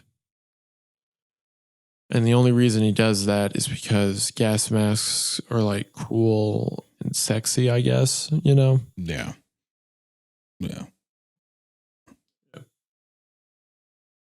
Do you think that this could be like a mentally unwell child that wrote this? Or is this just regular child fodder? This is just how it was. Okay. This is child fodder. This is honestly the quality you're seeing now is the quality of most creepypastas. Because there was so much to wade through, right? But they were all short. Like if you got this in like 3 paragraphs, it's fine. Right. It's funny, if anything. But it's because this is so long. It's the perfect simulation of pulling out a literal tooth. That's what it feels like. Pulling teeth, reading this for sure. It's like a long, drawn out, long, excruciating pain. It was what was the consensus too? Because you said that you knew about this story, but you've never.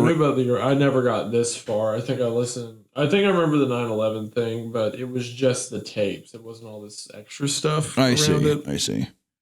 Yeah. Was it well received? Was it well received? Most popular is a bunch of people recreated it on YouTube. I think the YouTube recreations were kind of well received. But the original story was like a so bad it's good thing, I think. Okay. I see. But there also had to be people taking it legitimate because there's so much like gay fan art of like Forenzik and Germa.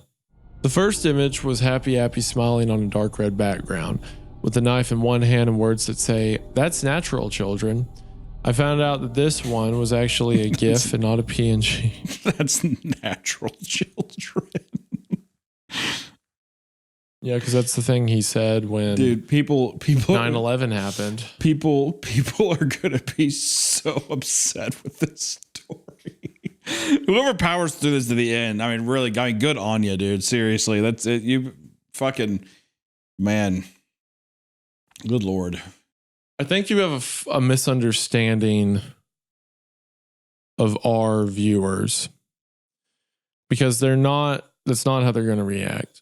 They're going to react by commenting "that's natural, children" on every episode we ever post from here on out. And they're going to make posts in the r/Creepcast subreddit about how this is truly a magnum opus of writing that we didn't understand. And there's like themes and like, context clues we missed out on and we did a bad job. Right. That's how they're going to react. I see. Found out that this one was actually a GIF and not a PNG.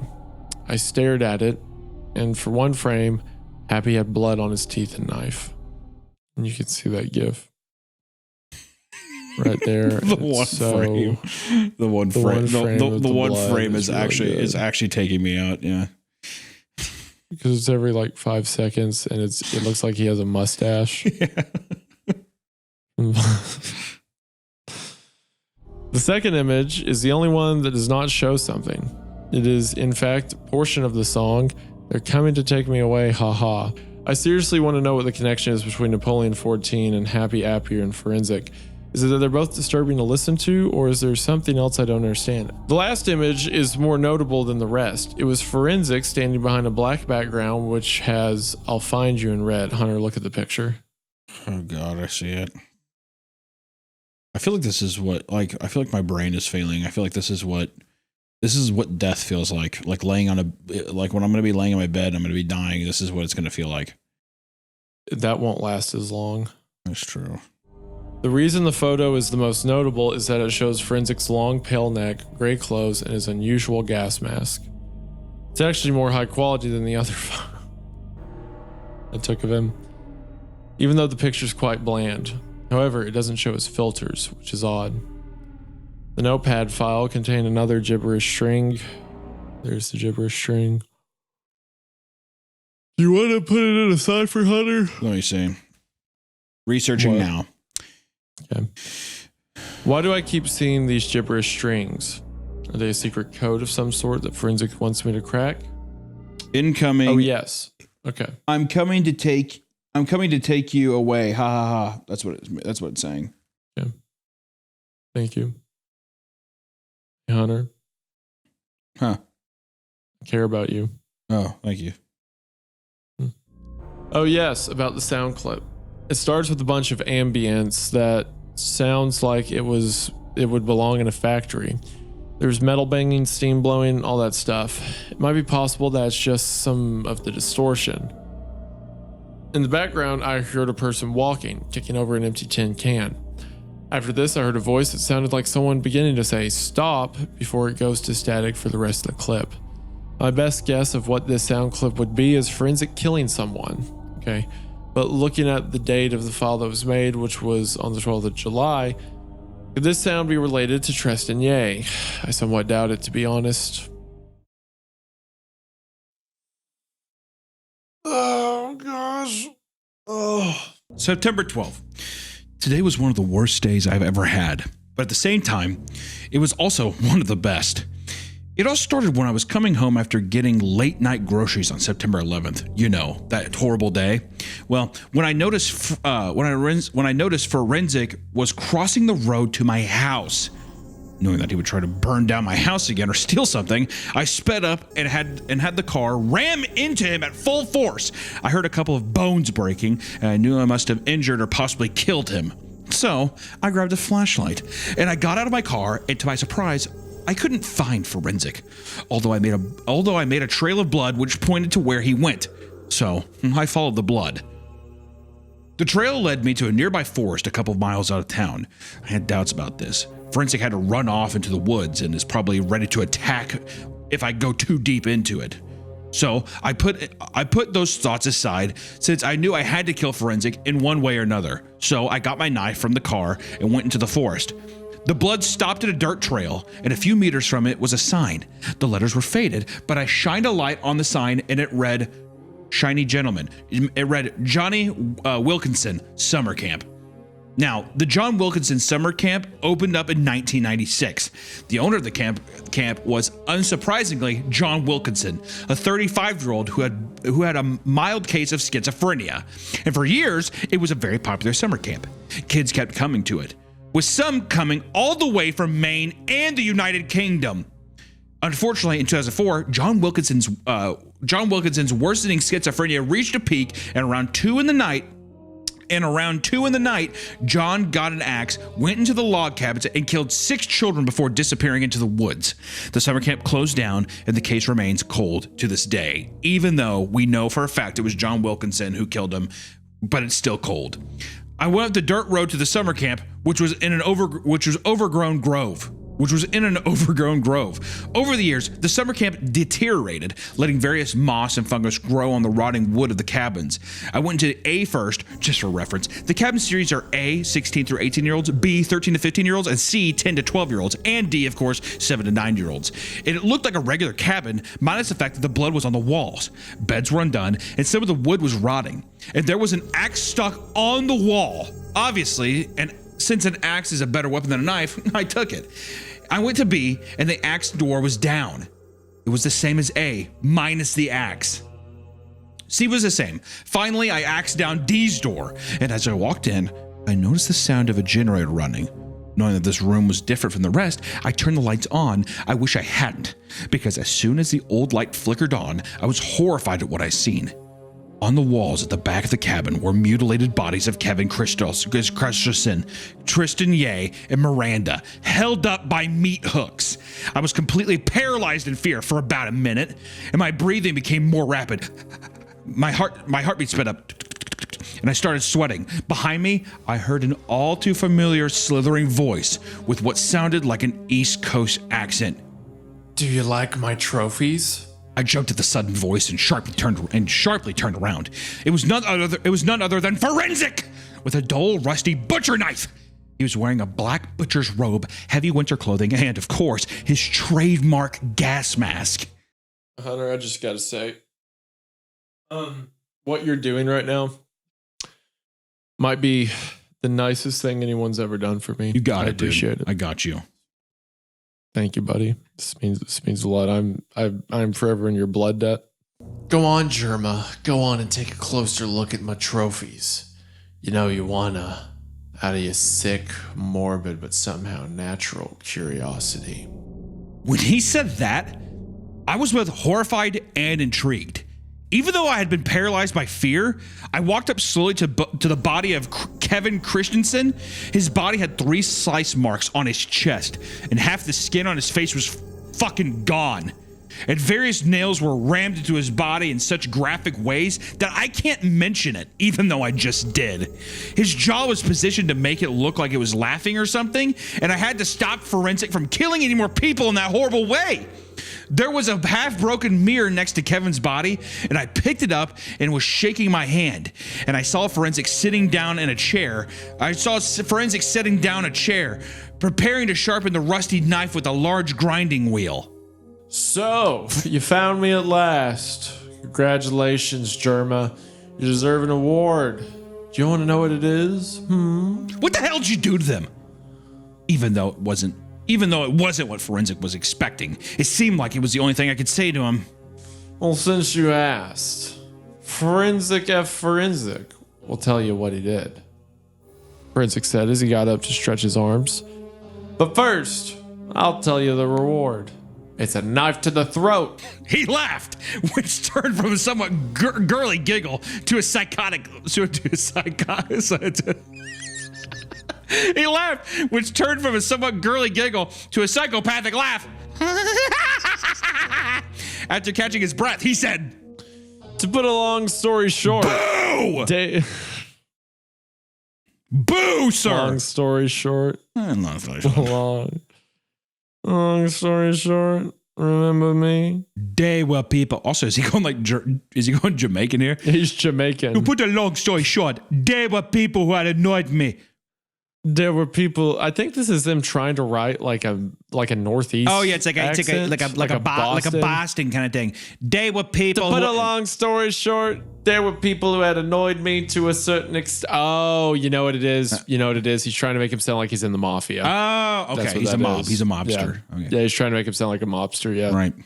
There were people who had annoyed me to a certain extent. First off, Kevin Christensen deserved his natural fate because he kept calling me slow and retarded.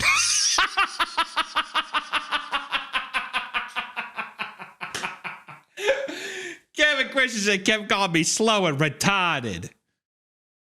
And I personally got offended by that. Oh, I needed that. That was a good shot. That was a good wake me up. Yeah. I personally got offended by that. So when you were still watching those 10 episodes, I managed to find and kill him.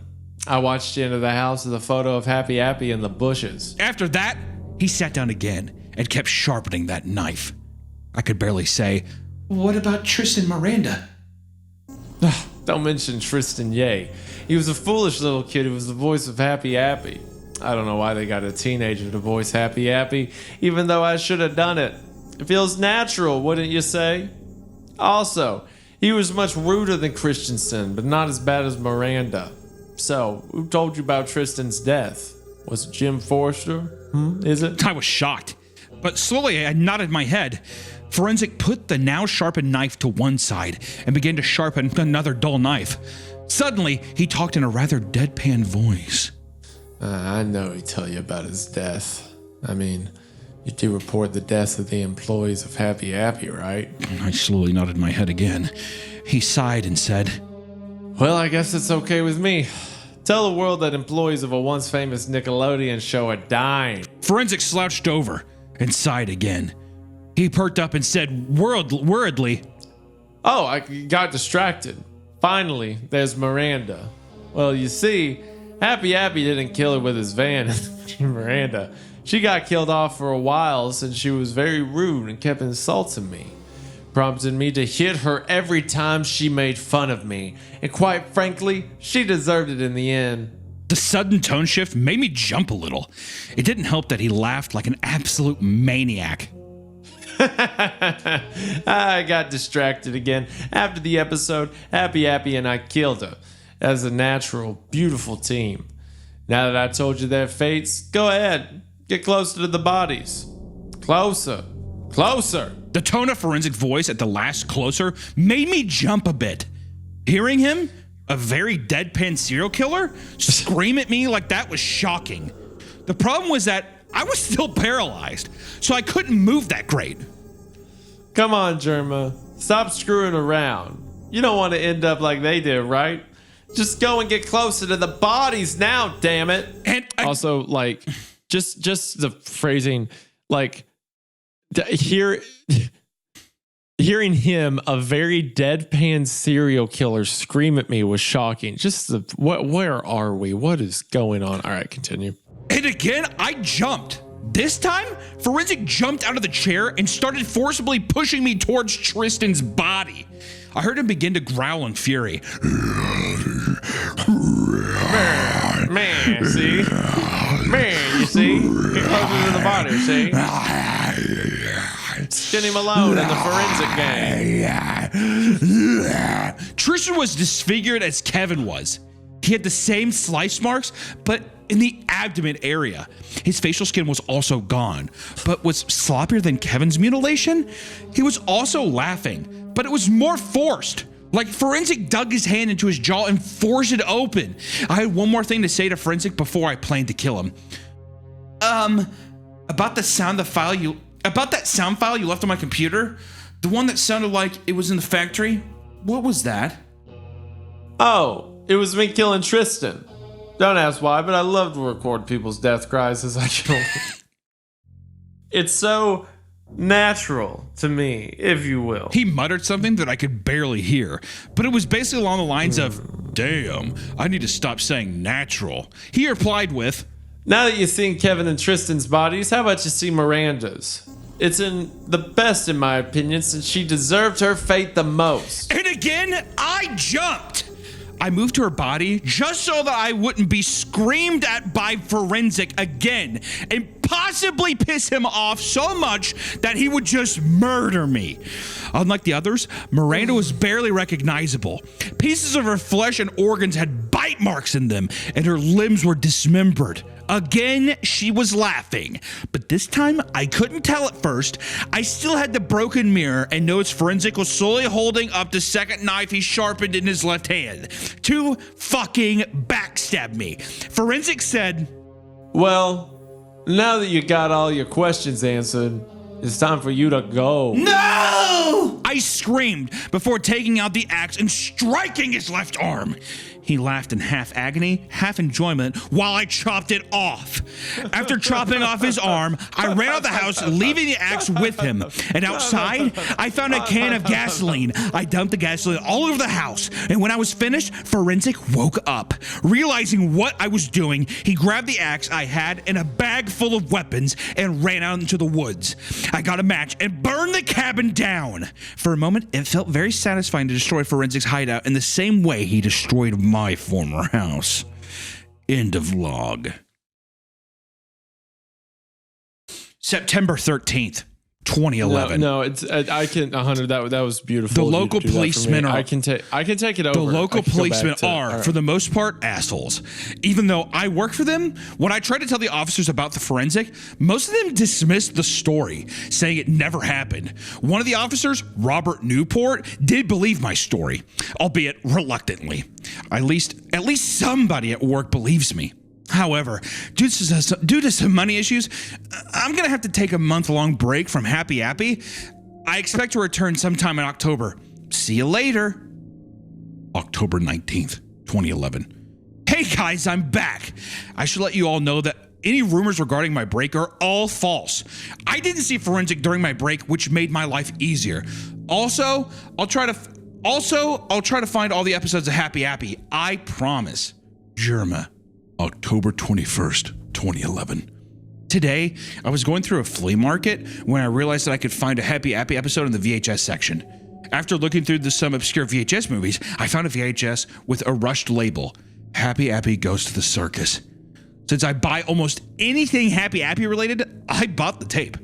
After driving home, I got my VHS player and I put the tape in, which had some pretty bad deterioration since the episode was recorded. Some parts of the episode taped over with an episode of Blue's Clues, and what wasn't taped over had very low quality audio and video. The title is the plot in a nutshell. Happy Appy goes traveling to the circus and helps kids who get hurt. The episode starts out with Happy Appy buying a ticket to see the Banana Brothers traveling circus. After buying popcorn and a drink, he gets a seat. He shows and the show begins. Unfortunately, half of the scene was replaced with either Blue's Clues episodes or static, and the show scene was pretty bad anyway. I mean, the show was already low budget as is, but the show scene was by far the laziest thing on the show's run. The bulky strings were visible during stunts, the models were very rushed, and the camera was unfocused, and someone's head was visible in the scene. After the 3-minute long scene, it goes to this intermission. Happy Appy throws his trash away when he hears a kid crying. He walks to where he thought the cry came from and discovers a kid who is hit in the head on the bleachers. Happy heals him using bandages and an ice pack, and the kid thanks him. Then Happy Appy realizes that the Trapeze Act, the Flying Apples, had a missing member, and Happy sees this opportunity to make him, as an opportunity to make him more popular with everyone, especially children. He gets dressed as Aaron Apple. The other four were Abraham, Adam, Andrew, and Auburn, and talks to the rest of the act about how late he was. The second half of the show begins, and the first act was, unsurprisingly, the Flying Apples. Unlike the rest of the circus scenes, the Trapeze Act was actually decently made. It was like the entire budget of the episode was spent on making the Flying Apples part look good. After that, more of those god-awful circus scenes played, although the clown scene was somewhat funny, and the circus show ends where the Banana Brothers thank kids for visiting the circus. Later, the Flying Apples meet the Banana Brothers, and they tell the Flying Apples how well that they did in the Trapeze Act. After that, Happy is seen walking out when he sees a kid get bullied by a bandaged girl. Happy gets closer, and guess who was bullying the kid? Miranda. Miranda tells Happy Appy that she has a knife on her. The video cuts out, yet the audio keeps playing. This was probably a good thing for me since Miranda began to scream while Happy began to chop her up with the knife, laughing. October 23rd. No, I could. 2011. You don't, Hunter. You Today, I can do it. I promise. I can. I'm going to try to answer a massive question about it. Happy Appy. Don't do it. Don't. You have so much to live for. Why does Happy Appy murder kids? Question mark. Well, I might have an answer for the question for once. You see, after I went to the employee's house when Forenzik was, I had two ideas. Did Forenzik kill employees, or is Forenzik the employee? I think the most likely answer is the latter. Another question arises. Who exactly is Forenzik? Well, I can say a few things about that question. It's not Kevin Christensen, Tristan Ye, or possibly Jim Forrester. Oh, also, I can't really confirm Forenzik's identity. You might be saying that the decapitated arm has Forenzik's blood in it and his fingerprints. Well, it's not that. You see, I didn't keep the arm. I made the foolish mistake of leaving it at the summer camp.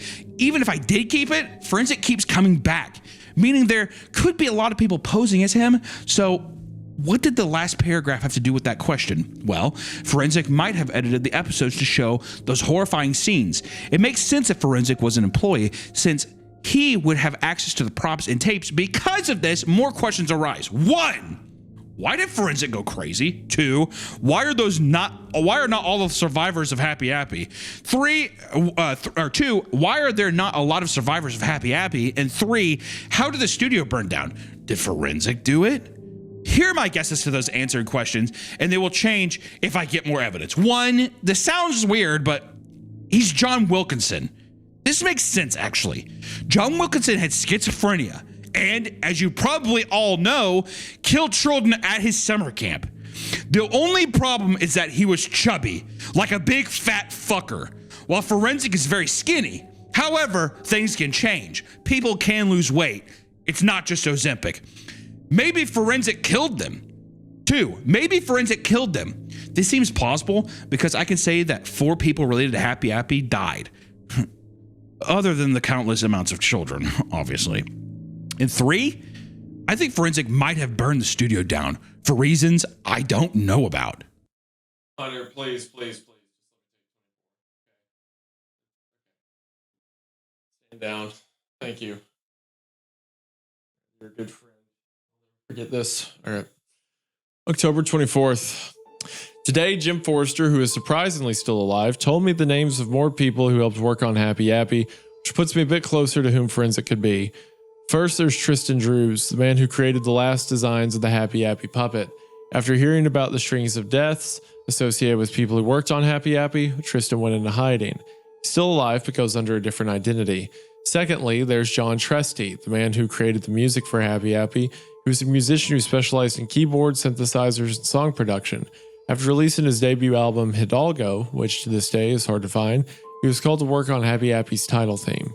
Although some parts of the story of the creation of the theme were missing, John basically got 5 kindergarten students and had the kids sing the Happy Appy lyrics. After that, he made the backing synthesizer track, combined the two, and previewed the results to Nickelodeon.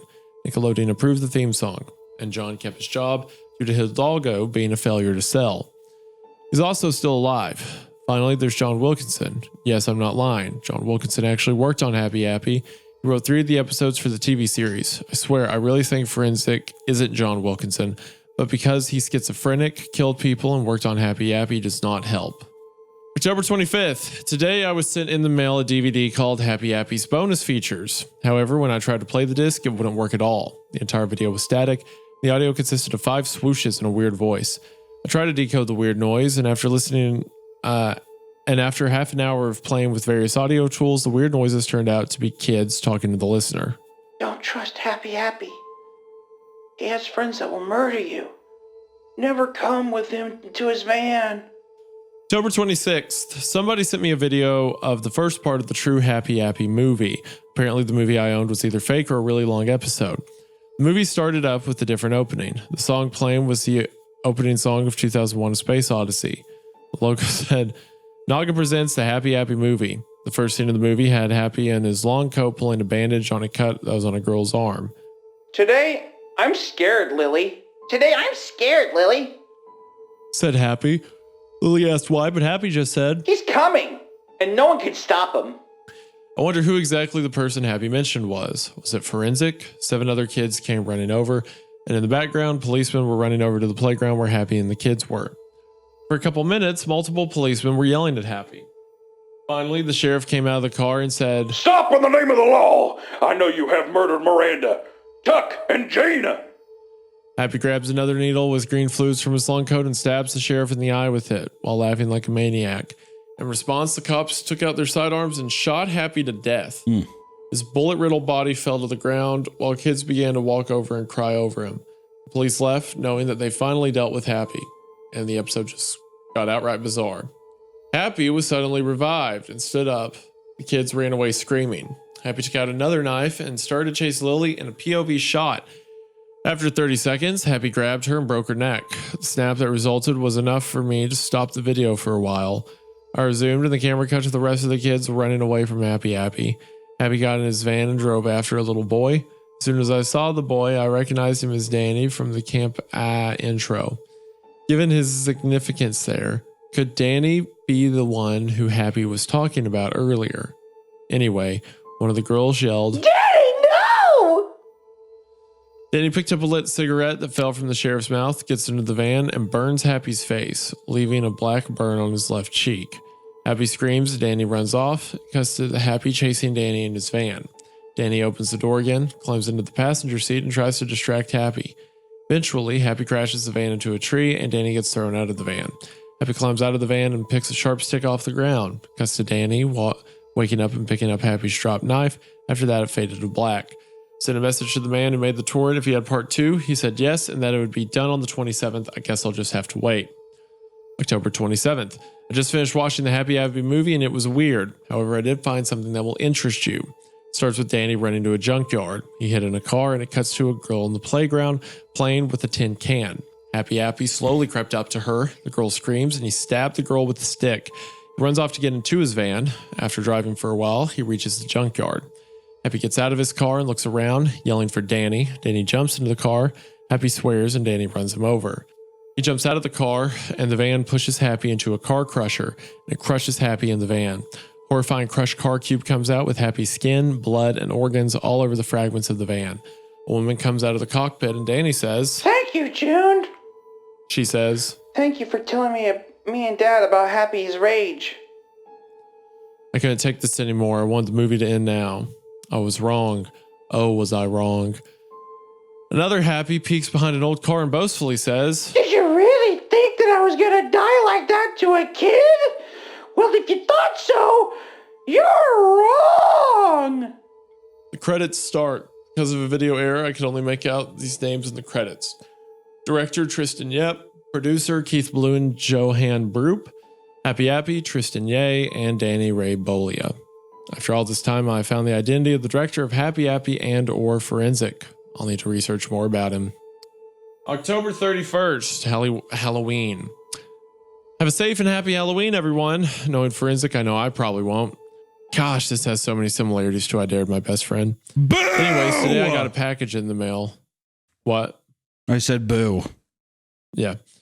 Anyways, today I got a package in the mail. Taped to it was an envelope with a letter inside. Letter read like this. To Mr. Yakovlev, during a recent investigation of Kevin Christensen's house, I found a damaged journal that seems to be related to the show your blog is talking about. I hope it will help you find out more information about Happy Appy. Sincerely, Officer Robert Newport. I opened the package and inside was a 70-page notebook. However, most of the pages have been torn out. Here are the entries in chronological order. February 9th, 1999. I felt like I got a job at Nickelodeon yesterday. So far, I've been put on possible Nickelodeon project that is still in pre-production as I write this entry. I will write more soon. February 25th, 1999. I've been put on a project to work on Rugrats. The plot of the planned show, which was called Attack of the Killer Apples, was a ripoff of the movie Attack of the Killer Tomatoes. The problem was that almost no one liked the idea, including me. March 1st, 1999. Guess what? I've heard that the Apple show is going to see the light of day. The man who's going to help produce the show, Keith Blue, did some claymation commercials for Noggin. I will say, we got to watch out with that word, dude. I keep... for Noggin. Since there's some... Oh, wait. What do you mean you got to watch out? I keep almost... it doesn't matter. It's commercials for Noggin. Since they're some of the most popular commercials on Noggin, the creator asked what he should work on the show. March 11th, 1999. That's the funniest thing that's happened this entire episode. That's hilarious. I overheard a rumor. I gotta watch out. I overheard a rumor we're filming an old stage where Double Dare was being filmed. March 23rd, 1999. I want to leave this project now. You see, today, I was eating lunch when I saw some sick fucker dragging in Happy's voice actor, Tristan, who was in his late teens and had a pretty deep voice. We started filming tests like Happy in his van and practicing lines, and the guy who dragged Tristan in shouted action. A weird country song started playing on the radio in the van. I shouted to the guy who shouted action and dragged Tristan. What the fuck did you do to Tristan? He just jumped over a coffee table, and the rest of page and every page except the last is torn off. January 2nd, 2011. Today, I remember two things about Happy Appy today. The show's original air dates and some facts. The air dates were Nick Jr. / Noggin, April 26, 1999 through June 3rd, 1999. Pre-TV, UK channel, May 16th, 1999 through March 31st, 2000. Brazil, I don't know where in Brazil, November 30th, 1999 to February 1st, 2000. And the facts are, 1, Happy Appy had a scrapped DVD release. The director was tall and mid-weight. And 3, he went by the name Fred. So it turns out that Tristan Yep isn't the director. I'm still wondering about who the director is, though. Well, I guess Fred. November 1st. I finally did it. I killed Forenzik. Oh my God. What? Is that where the... Okay. I killed Forenzik and found a shocking discovery. Well, I think I have. You see, I was driving home at midnight when I saw Forenzik running away from Jim's house. Knowing that he might have grazed, injured, or even killed Jim, parked my car on the sidewalk and ran into Jim's house with my knife. I looked all around the house, except for the basement, but I couldn't find Jim or Forenzik. During this, I took a Winchester shotgun from his living room, just so that I could better arm myself.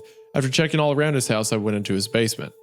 I saw what looked like Jim's bleeding body sitting on the floor of the basement. I ran to him thinking that he was dead. However, he wasn't, and said, "Oh, Jesus, Jarma, don't scare me like that." I said, "Sorry, Jim. Did you know that..." Jim interrupted me with, "Yeah, I know. What's going on?" "Yeah, I know what's going on. Forenzik, or whoever the hell he is, has broken into my house. That's why I'm staining my best clothes. That's why I stained my best clothes with ketchup." Oh, God. Hunter. Gosh, man. That's why I stained my best clothes with ketchup, so that he would see me and think someone else killed me. Yeah, someone else killed me. Yeah. I heard Forenzik open the door and I loaded the Winchester. After telling Jim that I'd be back soon, I ran up the stairs, cornered Forenzik, and shot him in the chest. Boom! For a second, I thought that I had finally killed him. However, someone looking just like him jumped behind me and tried to stab the back of my head with a knife. I shot him in the chest like the other Forenzik. I thought I had killed them both, but the second Forenzik tried to make a run for it. However, his injuries made him collapse before he could run out of the house. I went into the cellar and called the police before I noticed that the first Forenzik was missing. When I went back to the cellar to see Jim again, I found a USB drive lying on a bookshelf and I took it. When I told Jim about the USB drive and where it came from, he said, That's odd. I certainly don't remember owning a USB drive like that. I seriously wonder what's in it. After a long wait, the police arrived. Thankfully, Newport believed me when I told him about what happened. I'm just going to say this, but I'm honestly starting to feel like he believes me. I got home and put the USB drive in my computer. It only had one file called instructions, which was just a minute-long video of one of the forensics saying, in your pillow will be over and over. In your pillow will be what? I opened my pillow and inside I found a random switchblade, my wallet, which was missing a $20 bill I had put in there, and a DVD saying Happy Appy Complete Series with the label saying Season 1 was on it as well as Season 2. At first, all I could say was, What the hell is this? I could understand Season 1 clear as day, but who made Season 2? Could someone have made more episodes that have toned down the violence? Or did someone make even darker episodes? Better yet, who made these? Jim, Kevin, or maybe it's Forenzik. It has to be Forenzik, but now I don't even know. I'm only watching these episodes just because they're happy appy. Another post from the same day. Today I talked to Jim about the DVD. His response was, Well, that's very odd. I mean, who in their right mind would make two more seasons of that show? He added that he wanted to see the new season as well, so tomorrow we're going to go through and see the missing episodes of Season 1 as well as Season 2. Also, another interview was uploaded by the same man. This time it was an interview with Tristan Ye. Tristan Ye. That's me. How old were you when Fried House Screamers was around? About 15. What happened when you did Happy's voice on the first day? When I recorded my lines on the first 2 minutes called Happy Vacation and Hurt Happy, I did notice some odd things with the script for those episodes. In Hurt Happy, he ate an apple, which was weird considering he was, well, an apple. What was the worst thing that happened to you when you were on the show? Oh, fuck. I don't like to discuss with people about it, but here it goes. I was once dragged to the studios by a tall man holding a rope, which was tied around my feet, and after an argument, we filmed the episodes. What? Okay. That's just horrifying to say the least. Do you know who dragged you in? I actually don't remember. The only thing I know about the man was that he was taller than most of us. So there were 2 forensics and he killed both of them, and Forenzik kidnapped people to make the show, I guess. Yeah. November 2nd. This will be the first of 3 posts detailing Jim and I watching the contents of the DVD. Even though we are watching the disc, I still can't get over the fact that there's another season of Happy Appy. I really can't. As soon as the DVD loaded, we saw that it was a freeware DVD burner menu. Obviously, Forenzik or whoever had made the disc did it as cheap as possible. I went to the episode menu and looked through the episodes for Season 1 in case there were any that I missed. The 2 distorted episodes for Season 1 were actually watchable and were named Happy at the Fruit Olympics, Nate Needs Help, Happy in Space, Me and Miranda. I paused next and found the entire episode list for Season 2, Happy Meets the Roo Bears, Camp A, Happy in the Oranges, Happy's Van Breaks, Lighter, Happy in Blackberry, Napoleon, The Big Help, Nuxic, Rose of Blood and Bones, Can of Kill, Jar of Hate, Happy's Rising, Happy Kills Benny, Miranda Lives, Miranda Dies, there's no second episode for some reason, Napoleon, A Bigger Help, Meaner, Happy Appy's Christmas, Happy's House, Napoleon, The Biggest Help, Danny's Love, Happy Fest, Happy Rots in Hell. Then epilogue. Judging from the names, we could only guess that Forenzik made these, but who is he? I played Happy at the Fruit Olympics since that was one of 2 episodes of Season 1 that I didn't watch. Began with Happy saying, Hey kids, the Fruit Olympics begins today! And watches TV. It zooms to the television set and shows a recreation of the Olympic torch relay, but with fruit. After the torch holder, an apple lights the Olympic flame, the games begin. It's a cheesy compilation of sports played in the Olympics, but with fruit. It reminded me of the circus episode Act 1 scene, but visually a lot better. Happy turns to the camera and says, Hey kids, the 2000 Olympics begin in a year! You should go see it! and the episode ends. When it ended, Jim told me that he actually remembered helping film the episode, even did a few of the puppets with Kevin Christensen and Tristan Drews. So half of the mystery is because his friend doesn't remember the stuff that he apparently did. Happy in Space was next, and it was horrific. It starts out with Happy Appy sneaking on... Wait, hold on. They shot 2 people and no one cared. There was no investigate... Whatever. Also, 100% this is going to be the spatial that blows up, by the way. Just so you know. The Challenger? Yeah. Wasn't that back in the 90s, though? Like, before Happy Appy? I could see it being. This is just my guess. I don't know. Doesn't matter, yeah. It starts out with Happy Appy sneaking onto the space shuttle and turns to the camera and says, Hey kids, your old pal, Happy Appy, is going into space today. and waits. The shuttle docks at a lookalike of the International Space Station.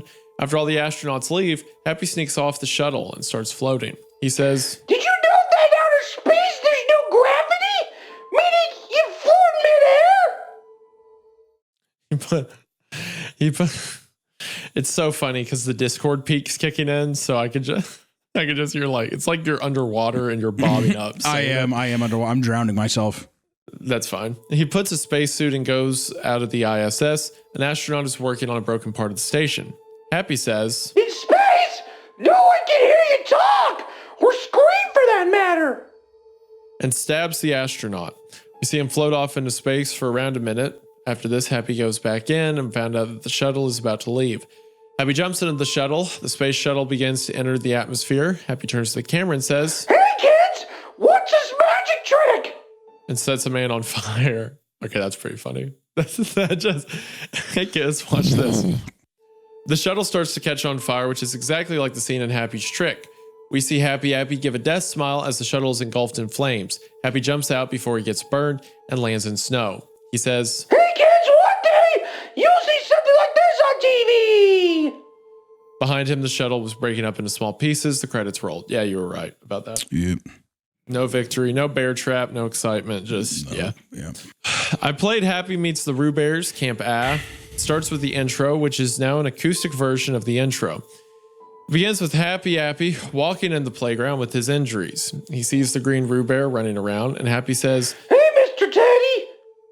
and the Roo Bear doesn't respond. Happy says, Mr. Teddy, let's go find some kids to heal. but the Roo Bear nods his head. They hear crying coming from the swings. Happy and the Roo Bear walk over to a kid who hit his head on the part of the swings that you sit on. Happy gets out some bandages and heals the kid. They hear a car ram into another. Happy turns around and sees a long limousine crashing into a van, which wasn't Happy's. Man exits the car and it turns out to be Aphex Twin himself. He starts doing the dance with the umbrella, but it was just stock footage from window liquor hastily put together.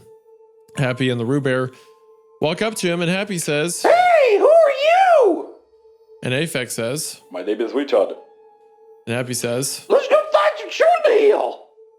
and Aphex says. Sure. The rest of the episode is just some healing children who injure themselves on various parts of the playground. When we first saw this episode, it was so tame for a Halloween special that I thought it was a season 1 episode mislabeled as a 2 episode. Also, I told Jim, Why was the episode Happy and Rubers? Oh, if only the green one is present. he said there would have been all 3, but they didn't have enough money to get the others. Also, I need to sit down all of a sudden. I've been drinking energy drinks to be awake, and I suddenly got really lightheaded. Do you care to read this paragraph while I sit down? Absolutely. We saw Camp Ah. We saw Camp Goofy Ah. It starts with the intro, which was that CSI-like intro featuring the main characters, Happy Napoleon, who could be Forenzik, and Danny from the TV movie. Why was the acoustic version used once? It starts with Happy driving his van saying, Who's ready for a camping trip? with 2 girls in the passenger start cheering. After driving for a while, Happy Appy parks in the camp, sets the washcloth, and sits on it next to the girls. After staring at the sky for a few seconds, the beach jock Apple appears. Happy says, Move it, ladies. and it's much clearer this time. Suddenly, some of the quality shift happened. Happy's voice was different, and the girls looked different, and so did the bully. It was almost like another person picked up where Nick left off, and did a horrible job. Anyway, the beach jock Apple says, Don't do that on the beach. and Happy says, Why? the beach jock Apple says, Because I said so. and pushes Happy out of the way. Happy decides to go up the trail to the beach. What he finds are a bunch of children playing on the beach, and one is poking at something out of view with a stick. It turns to the object, which is Miranda's body. Happy screams, Stop doing that! and brings out a knife. The next shot showed the girls still sitting on the washcloth when they hear children screaming. One of the girls says, What happened? and the other one says, Let's go find out. The two girls go to the beach, but what they find are a bunch of children's bodies in one horrifying pile. On top of the pile was a bloodstained Happy Appy with a knife. He turns around with a death smile and says, Hey girls, I have a present for you. Come over here. and they both walk over and it cuts to the same place with the washcloth, now with both girls screaming. The episode ends with Happy Appy dragging some children back into his van and driving off with his narration. And that, my friends, is how Camp got its name from Happy Appy himself. Interestingly, there was whispering during the credits of the episode. They were very brief. December 14th. We had no idea what that date meant. Was it supposed to relate to a season of the show? I played the episode, Happy in the Oranges. It starts with the same old intro of Happy Appy dancing. It cuts to Happy killing the beach jock Apple. This episode must have taken place after Camp A. We see Happy Appy walking around the playground with children at play. Happy sees something to the right. He sees two puppets that were oranges sitting on a beach. Happy walks to the beach and says, Hey, who are you? and the oranges said, We're the oranges. and Happy said, Well, I'm Happy Appy. and the oranges screamed and ran off. Happy shouts, Every goddamn time. goes into his van. Oh, he goes to the orange's house in the middle of the night. The first orange is watching TV while the second orange is reading a book. Second orange says, Hey, Oscar. he replies with, What, Octavius? Octavius Orange asks. Did you know that no other words rhyme with orange? Oscar Orange says. Oh, really? Octavius Orange finishes with. Yeah. You know what? I'm going to go to bed. Running from happy sure made me tired. And Oscar Orange nods and continues to watch TV. Happy Appy jumps into the roof to their house with an orange peel in his right hand. He whispers, Hey, kids, let's go skin some oranges. and Happy climbs down the ladder to where Octavius Orange is and peels his skin. After that, he puts Octavius Orange in a vise and starts turning the crank, making Octavius get squeezed. After that, Oscar Orange knocks on the door and Happy jumps into the ceiling. When Oscar Orange opens the door and turns on the light, he sees Octavius Orange's body and screams. Happy Appy comes down from the ceiling and peels and vices him in the same way as Oscar Orange, and the episode ends. Lighter's premise was about Happy finding a Zippo lighter lying around on the ground. Starts with the regular old intro, but with the acoustic version. Why the acoustic version this time? Cuts to Happy walking on the playground. I have a question. If Happy kills a lot of children, why don't the children notice him instantly, or the parents? Happy stops and picks up a lighter, and he says, Hey, kids, look what Happy found. cuts to Happy turning on the lighter. He says, Today we're going to learn about fire. we know what was most likely going to happen. Happy burdens down houses and sets children on fire. Happy walks over to a living worm. A living worm. He exclaims, Fire can badly hurt people and in some cases kill them. Like this worm. sets the worm on fire, and you can see its body turn into ashes. Happy said, Magnifying glasses can also set small insects on fire. before walking over to a kid. The kid didn't recognize him, and Happy turned on the lighter and set the kid on fire. The kid tried to stop, drop, and roll, but it was too late. Happy said, Let's go find a house to burn. and Happy walks over to a house on a boardwalk and burns it down. The fire spreads, and the entire boardwalk catches on fire. The rest of the episode after that was Happy watching the place burn to the ground. At the end, he says in his cheerful voice, That was fun. You know, you should just do that to make me proud. Jim said in a smug tone, Sure. Let's totally follow Apple's words and burn the shit down. oh my gosh! I want to Oh my put a gosh. gun in my mouth and kill myself today. I want to take tiny blades and slice my wrist and let this pain just fade away. I want to die. I want to die. God, let me die.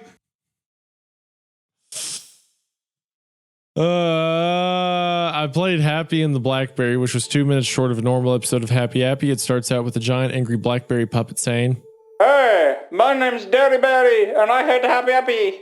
Derry runs towards Happy, who was putting medical tape and cotton on a kid's bloody gash near his wrist. Happy turns around holding scissors, and Derry accidentally runs into them. Happy says, Remember, kids, always look where you're going or you'll get boo-boos. Derry pulls himself off the scissors and tries to eat Happy. Happy pushes him off and stabs Terry in the eye with a scalpel. Derry screams and Happy pulls the scalpel out, ripping Derry's eyeball out in the process. Happy grabs a rusty saw and slowly hacks him in two. The rest of the episode shows Derry's body after Happy cuts it in half. I played Napoleon, the big help. It began with Happy trying to kill June. Just to clarify, June is Danny's mother. Thank you for the clarification.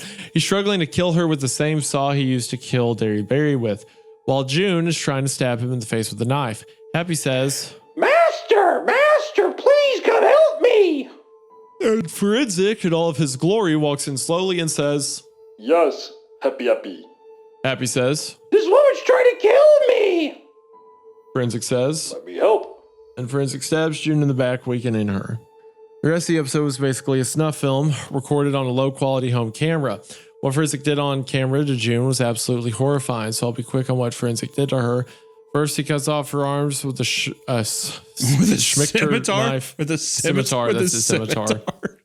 Knife slowly and painfully. He's like, you might have seen this in Aladdin. The Aladdin sword.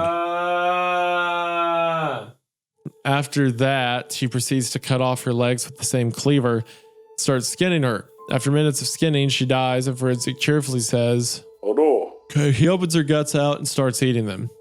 After 20 hard-to-watch minutes, he finally stops. Thank God. After that horrifying scene, Danny from the TV movie comes in crying and sets Happy on fire.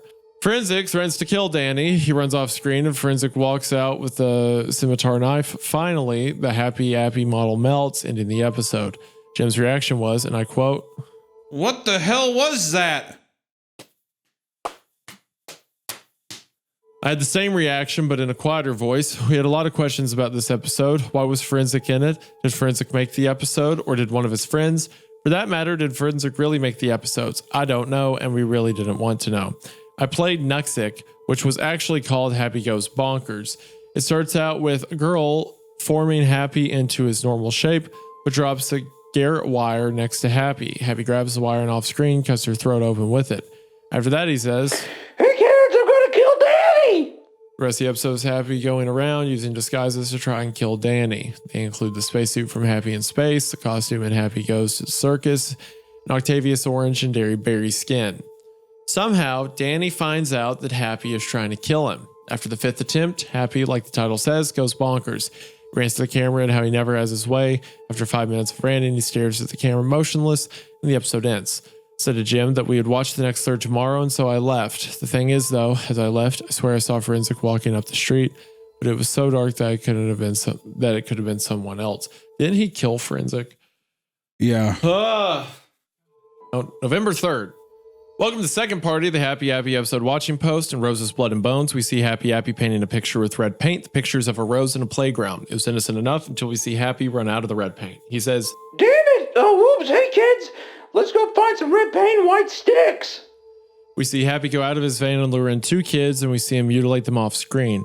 Cuts to Happy painting the same picture, but we now see him with more red paint and white sticks as he stalks, as the stalk of the rose. After a minute, he finishes the painting. He shows the result and says, My masterpiece is complete. I call it the Rose of Blood and Bones.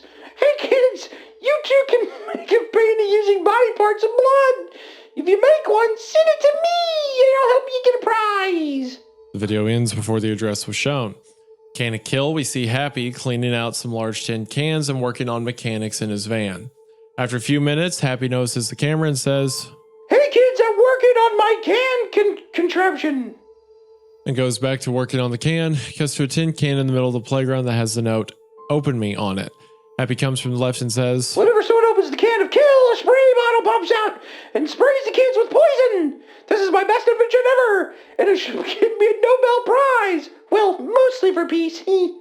While he is talking his mouth off, we see a kid named Quincy open the can, get hit with some sort of poison gas, and gets knocked out. Happy notices Quincy's body and says, Hey, it works! You can make a can of kill. All you need to do is send $5 to this address and you can wipe out anyone that hates you. An address was listed. Before the credits played, Happy drags Quincy's body into the van. I play Jar of Hate. Happy's sitting in his van when he says, Hello, kids. Do you want to see my jar of hate? The kid walks up to him and says, Happy, hate is a strong word. in response, Happy says, Shoo, Jacob. pushes him away. Happy proceeds to write Jacob's name on a blank scrap of paper and places it into the jar of names. Happy says, My jar of hate has names of people I will kill. Let's see who's going to be the lucky one.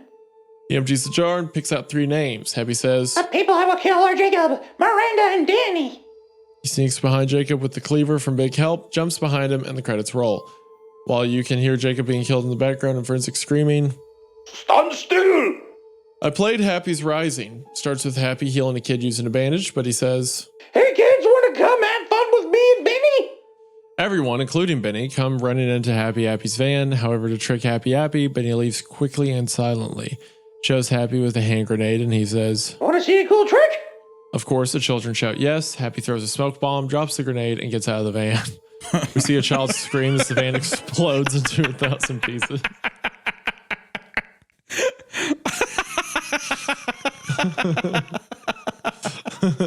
Yes, we do. Hey kids, want to see a magic trick? You want to see a fucking magic trick, losers?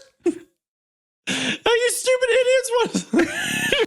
The scene is very realistic with body parts everywhere. Happy polishes a toe, puts it in a jar, and puts the jar in a mysterious brown bag, which has been in the background since the Blackberry episode for whatever reason. Benny runs over to Danny, who is playing with a girl. Benny says, Happy tried to kill me. Danny says, At least you're safe here with me. and the episode ends. I played Happy Kills Benny. Starts out with Benny playing at the playground, but he knows Can I just say, it is unbelievable that he is describing every episode. every single one. Single episode. Every single one in detail. All of them. Starts out with Benny playing at the playground, but he knows he's happy with his new van, which was all black this time around. He says to his parents that he wants to go home because someone is staring at him funny. His parents look at the area Happy was, but he's not there. They said, No one's here though. and Benny calms down. Benny sees Happy again, and Benny runs towards his parents. He says that Happy is stalking them, and the parents see Happy, but he's helping a kid. The parents say that Happy just helping a kid. Later, Benny finds a $20 bill. He picks it up, but Happy stabs him. Happy drags the body into his van and cuts the credits with a brutal murder being played. Miranda Lives starts playing. It starts out with the piano version of the song sung by 3 of the 5 original kindergartners. They were presumably in 1st or 2nd grade when the episode premiered. The intro showed clips from Happy and the Oranges, Happy Kills Benny, Camp Ad, 2 other episodes I hadn't seen yet. Began with Miranda's body on the beach. We see another kid poke it with a stick, but Miranda mysteriously awakens, screaming loudly. She says, Happy Appy is going to pay for what he has done. and runs towards the playground. We see Happy Appy working on a portrait of a rose with several more nearby. Miranda throws open the van's sliding door and screams. Happy Appy, I'm gonna fucking kill you right now, fucker. And Happy says, Whatever, bitch, do it. Kill me, just fucking try. You'll end up like your fucking dumb piece of shit rat, or like fucking Napoleon. Twice Hunter's gone on rants where he's just said like the F word back to back, and both times the videos got demonetized. Was it just that time when it was like, yeah, this fucking stoop, like whatever it was, the person That was the thing in the basement's getting better at mimicking people, and it also happened again. Oh, on, yeah. I can't remember which one, but you did the same thing on another one. Yeah. It happened. Yeah. The episode ends. Miranda dies began. Miranda gets a knife and stabs Happy's arm, pinning him to the wall. Happy screams in pain, and Miranda says, I finally have you in my grasp. Now I will do what I wanted to do for so long. Happy smugly says, What's that? Miranda says, Kill you. suddenly a shadowy figure looms over Miranda. It was none other than, guess who, Forenzik. He coldly says, The only murder that will happen here today is yours. Miranda, is that an Arnold Schwarzenegger or is that a Jamaican accent? You decide. Okay.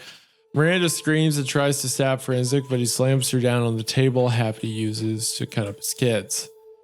At this point, it's quite clear that whoever worked on the episode used an obvious stunt double for Miranda. As her skin and hair were darker, Forenzik brings out the scimitar knife, begins cutting her open. She screams in horror, and as soon as she screams, he's irritated to stop her screaming. Forenzik gets a random piece of wood on the floor and shoves it in her mouth, silencing her. Forenzik opens her up and starts cutting organs out, eating parts of them in the progress. At this point, Jim turned the TV off and decided to take a break. We really had to. A few hours later, we went back to the video. We were greeted by more sickening scenes, which I will describe briefly. But in a nutshell, there's cannibalism, necrophilia, limb dismemberment, and skinning. What? Why? My gosh. Why? Since when's there necrophilia? Since when was any of it sexual? Or like why is Forenzik just like eating people now? Yeah, after that, Forenzik turns to the these two guys are watching like just super graphic footage of necrophilia and someone eating a corpse. Well, we and then better it's keep gonna be going. over. Can we take, Yeah, it's gonna be over. It's can gonna we be like, take a break? What the heck was that? Can we take a break? What the heck was that? Skip scene. Yeah, after that, Forenzik turns to the camera, smiling, holding a chunk of Miranda's brain. The episode ends. That's it. Jim and I can't do any more episodes.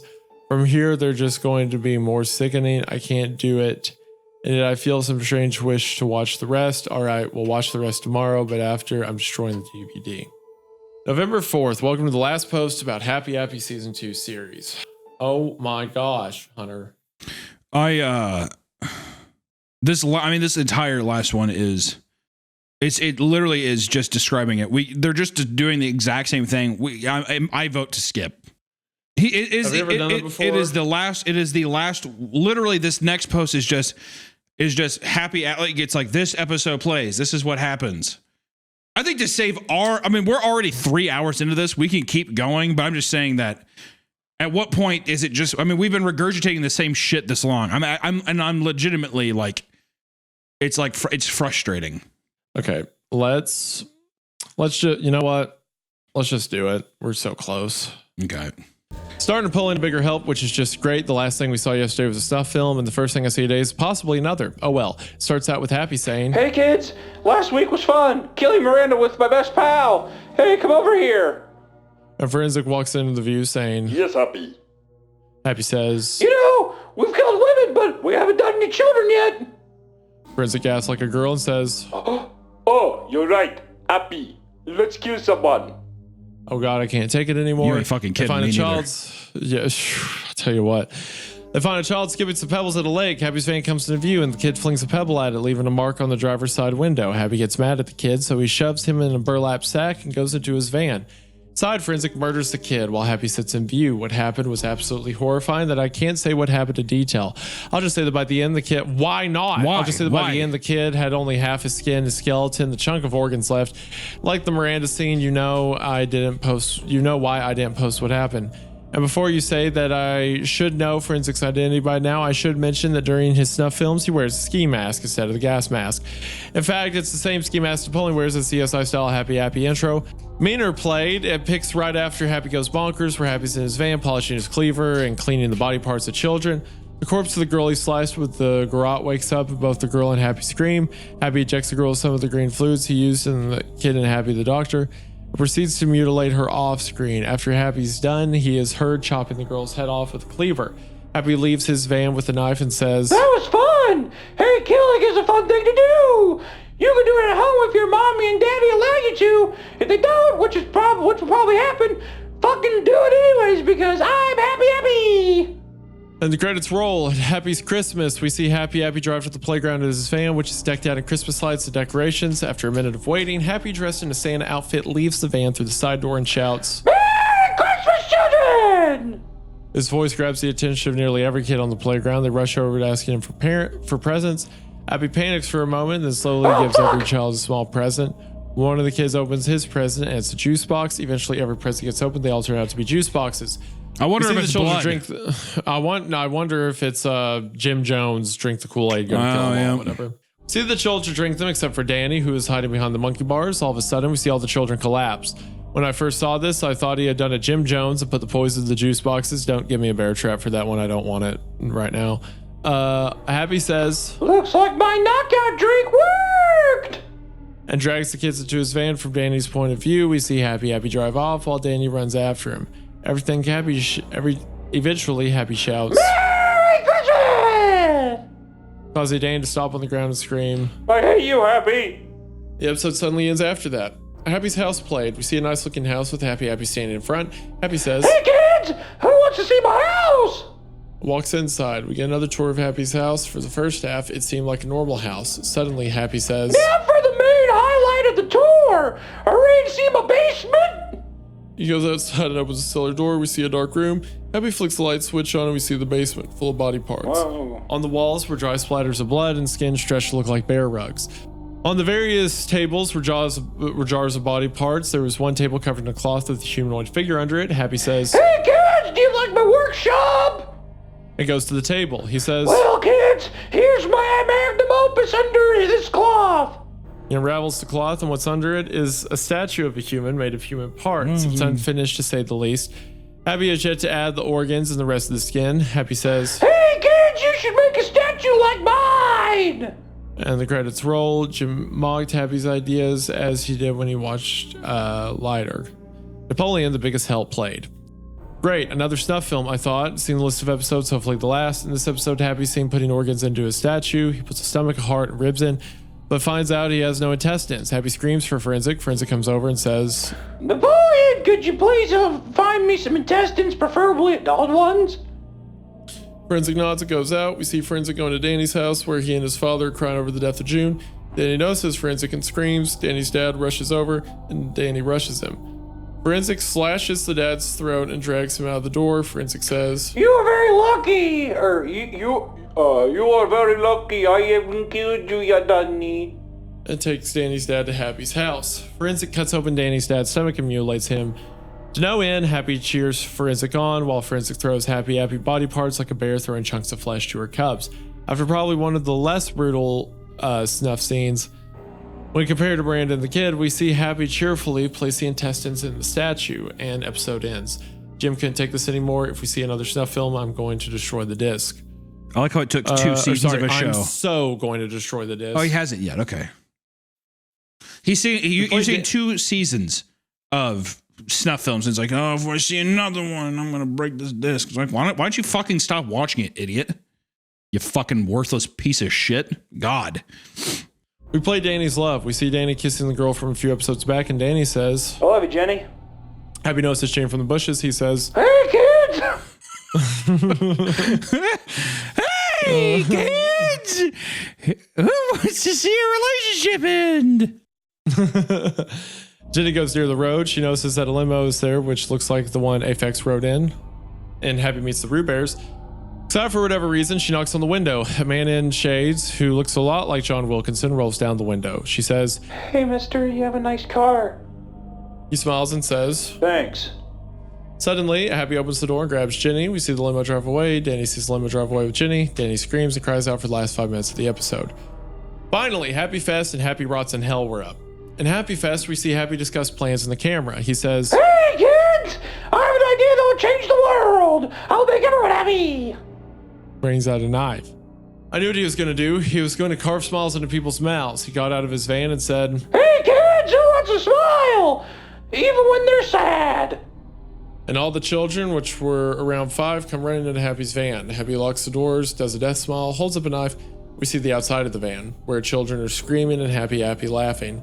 After that, Happy opens the van door and climbs out. In the background, you can see a kid's body whose mouth was stretched like Uchisake Ona? What is that? I don't fucking know. Okay.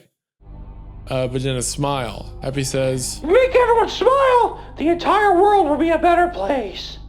and the credits roll. Finally, Happy Rots in Hell was up. Couldn't believe it. It was the end. Well, minus the epilogue, and we couldn't feel any better. This is actually our favorite episode. You just guess why. In Happy Rots in Hell, Happy drives to an old house where Danny's hiding. We see Danny holding a knife. Well, another girl is with him holding the keys. Danny says, I hope Happy doesn't come here, Abigail. we see Happy knock on the door with brute force. Abby says, I'm gonna go downstairs and open the door to the basement. Danny says, Okay, Abby, but if Happy hears or sees you, call for me. Abby walks downstairs trying not to make noise, get the keys, and tries to unlock the door. Jangly keys alerts Happy. He creepily says, I hear you. before running over to try to kill Abby. She unlocks the door and gets in the room right before Happy could reach her. She locks the door and Happy shouts Don't think you can hide forever, Abby.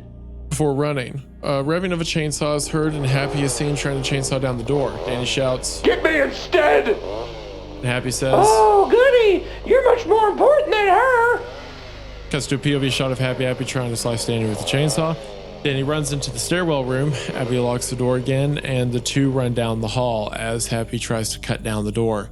Abby finds out that there's a door in the basement, so she tries to unlock it. When Happy breaks through the door, he runs towards them, but Abigail unlocks and opens the door and slams it into Happy's face. We see the basement, which is a bunch of pipes and random chests. Danny opens the chest and finds a knife and a revolver with 6 bullets. Danny tells Abby to get out using some stairs to the side. She does, and Abby breaks down the door. He charges at Danny with a chainsaw, making Danny jump out of the way. Danny fires the revolver once, but misses, hitting Happy. The chainsaw gets stuck in the wall, and Happy pulls it out, forcing him back and having him dodge 2 more bullets. Danny fires the rest of the bullets, and one hits Happy. He screams and pushes Danny down. Happy grabs his chainsaw and shouts, Now I will have my revenge! Danny rolls out just as Happy forces the chainsaw into the ground. He pulls it out and notices that Danny's going after the chest. He charges at him, but Danny grabs the knife and throws it at Happy. Happy dodges it, and the knife hits a gas pipe. Gas sprays everywhere, and Happy rushes to clog the pipe with a cloth. Stops the leak, but the room's covered in gas. Danny finds a box of matches and lights one. He mocks Happy, causing him to turn around. Horrified, Happy tries to cut Danny in half, but Danny gets out of the way before and drops the match on gas. Happy begins to scream as the basement fills up with fire. Danny gets out of the basement in time, somehow not getting burned. Happy notices that there are some explosive chemicals on the side. He says, Oh no, it looks like this is it. Or sorry. Oh no, this looks like this. It's the end for all. before it cuts to the house where it explodes and collapses. Due to the foundations being blown away by the explosive chemicals, we see a camera pan of the destroyed basement where Happy's melted, crushed body lays. Abby's crying nearby while Danny's trying to comfort her. Suddenly, Forenzik grabs both of them and coldly says, You have killed my creation. Now I will do the same to you too. Wow, Forenzik's a career that's so cool. Finally, I played the epilogue. Starts with someone playing Gloomy Sunday by Rezo Ceres, while it shows clips from all the episodes in the intro, minus the stuff ones, albeit in black and white. It cuts to a man typing on a typewriter on his desk with the crushed Appy at its side. The paper the man is typing on seems to be about Happy Appy. A subtitle appears that says, portrayed by an actor. A narrator talks over the scene. It looks like the evil rampage of Happy Appy has come to a close. Although he has died, his unfortunate impact on the world lives on.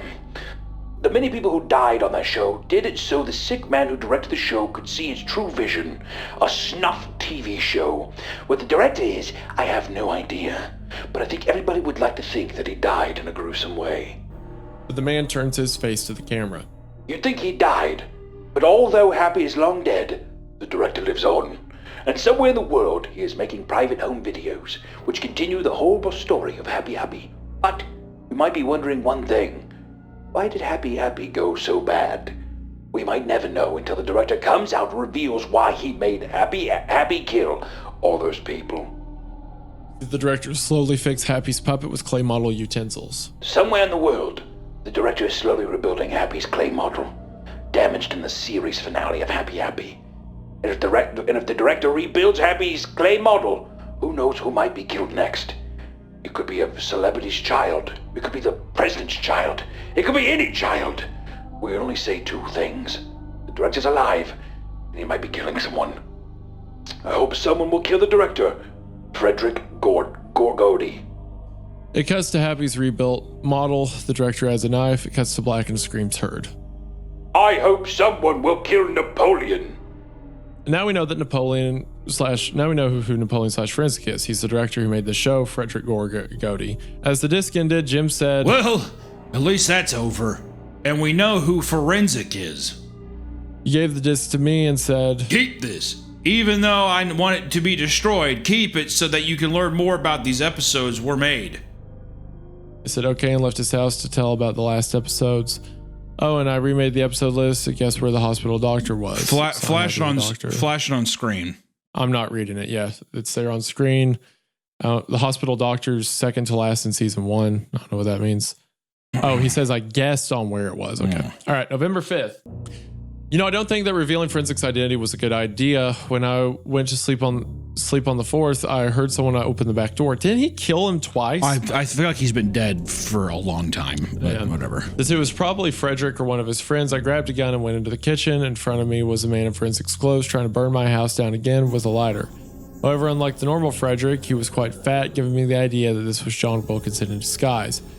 Before he could turn on the lighter, I shot him in the leg as he stumbled to the ground, screaming in pain. He dropped the non-lit lighter on the ground. He tried to light it up again, but I stepped on his hand with my right foot. With his free hand, he tried to slash my Achilles heel with a knife, but I kicked the knife out of his hand with my left foot. I grabbed the knife and held it to his throat. The man proceeded to say, "Do it!" Oh my God. "What? Oh my God. What? When did that? Do it, you stupid foreigner. In my life, and you'll fear Frederick so much that you'll piss your pants at the thoughts of him, you sissy." What? Okay. I chuckled and said, "No, I'll just do this." As soon as I finished talking, I grabbed him and threw him headfirst into a metal radiator, knocking him out. After that, I called the police over and they revealed who tried to burn down my house. It was none other than John Wilkinson. I seriously wonder where Frederick Gorgotti is. He can have possibly returned to the John Wilkinson summer camp. November 6th. I got it. You know the address mentioned in Can of Kill and possibly the Rose episodes? I think Frederick's hiding out there where the address is. Now that I may have a possible lead, I'm planning on going to the address soon in the next day or so. I have to go now. I need to find some small weapons to bring just so that I could run from Frederick and protect myself if he chases me. November 7th. Oh shit, oh shit. Today I found out that a Mr. Oscar Mathewson died today. Normally I would just post this blog, the deaths of people if they worked on Happy Appy. This man didn't. In fact, he was a big fan of this blog, but asked questions by email. I'm going to stop Frederick now. I'm horrified that Frederick is starting to kill fans of the blog. When he's done with my fans, he'll go for me next, and that isn't going to happen. November 9th.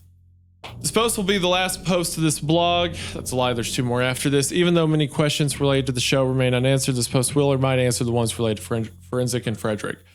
First, I must talk about the trip to the address and what happened. Since I live in the suburbs of Aberdeen, Washington, the address was near Alma, Colorado, I chose to take a car ride.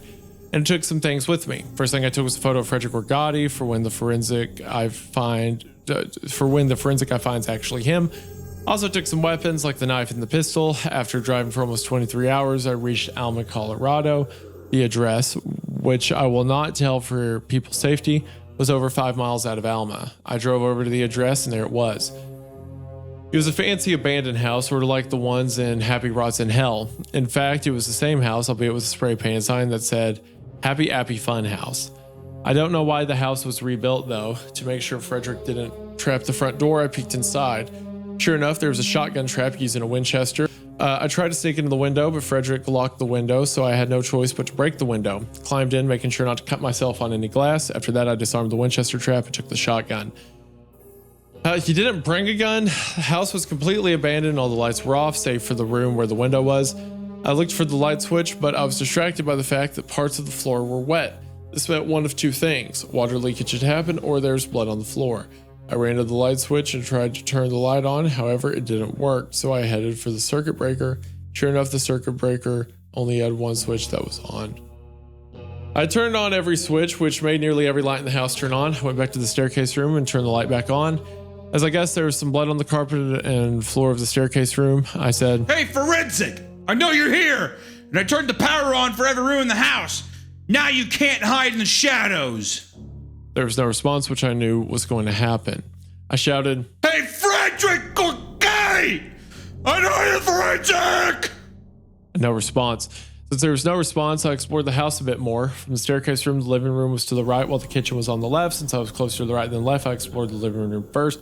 Looked like it had been abandoned since the 50s. The couch was old, brown, and had various tears in the cushions and seat. The TV was an old analog set that could only display the static due to it not having a converter box, and a frame on the wall had a picture of the weird guy from the towers.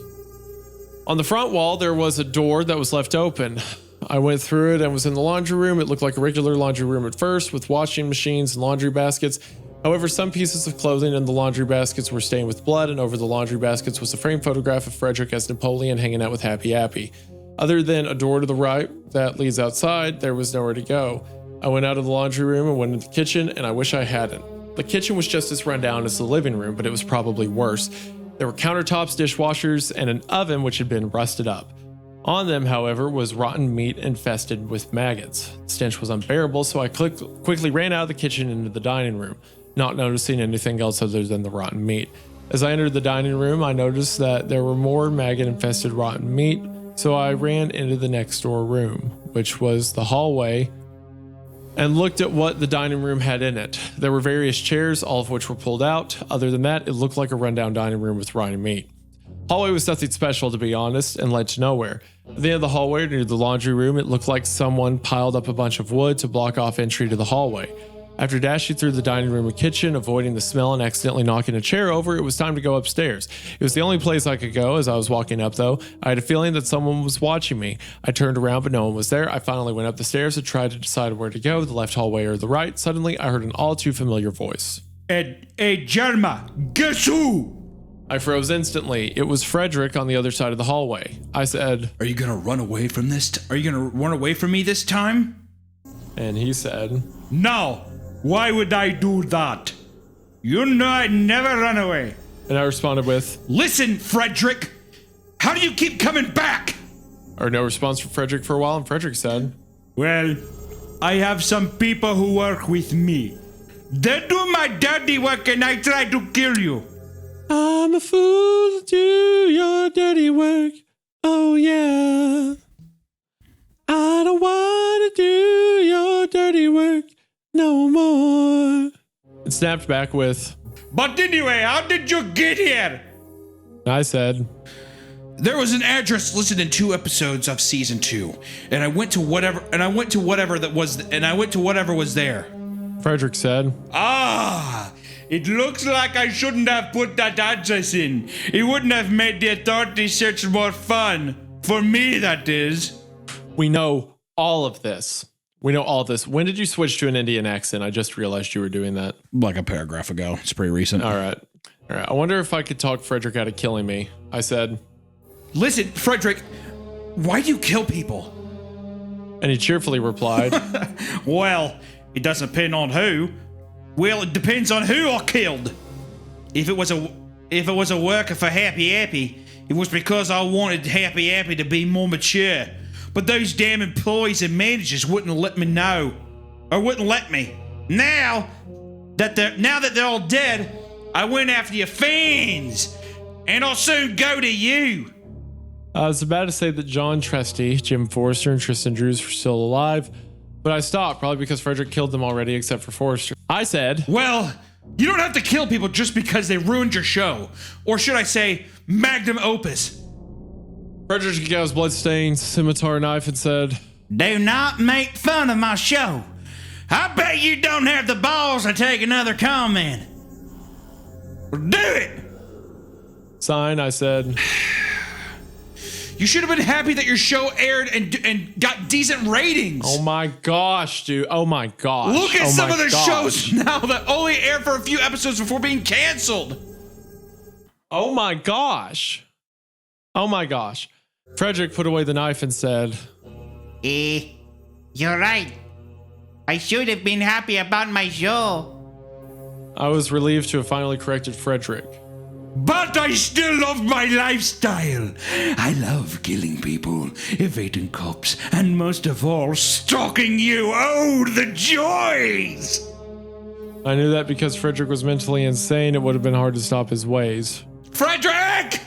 Have you ever wanted to be successful? Frederick said, Yes. At covering up Happy Appy forever. I don't need your help because I'm doing it just fine. I said, No, I mean, having a successful life. shut up before replying with, Yeah? Who wouldn't want one? I cringed before saying, Well, because you've, to put it best, fucked up your chances of having a successful life. killer about he should be grateful for his show, and now he's like messed with his life and the conversation. Okay. You know, I'm so tired that when he said to put it best, I thought he was about to say you should go to Best Buy. Like that would fix you if you went to Best Buy. Frederick was offended. He pulled the knife out again and said in a louder tone, Why the hell would you say that? sign again. I said, Because, 1, you killed a lot of people and the cops are looking 1. for you. 2, if you're caught, you're gonna go to jail forever or put on death row. Frederick finally knew that I was trying to tell him that because of his actions, he's never going to have a successful life. He finally broke free of his other personality. He said, Oh my God. I can't believe I fucked up my life. I really can't. If only if it wasn't for my mental illness. If only it wasn't for my... If only it wasn't for my mental illness. Why, brain? Why, brain, must you deceive me?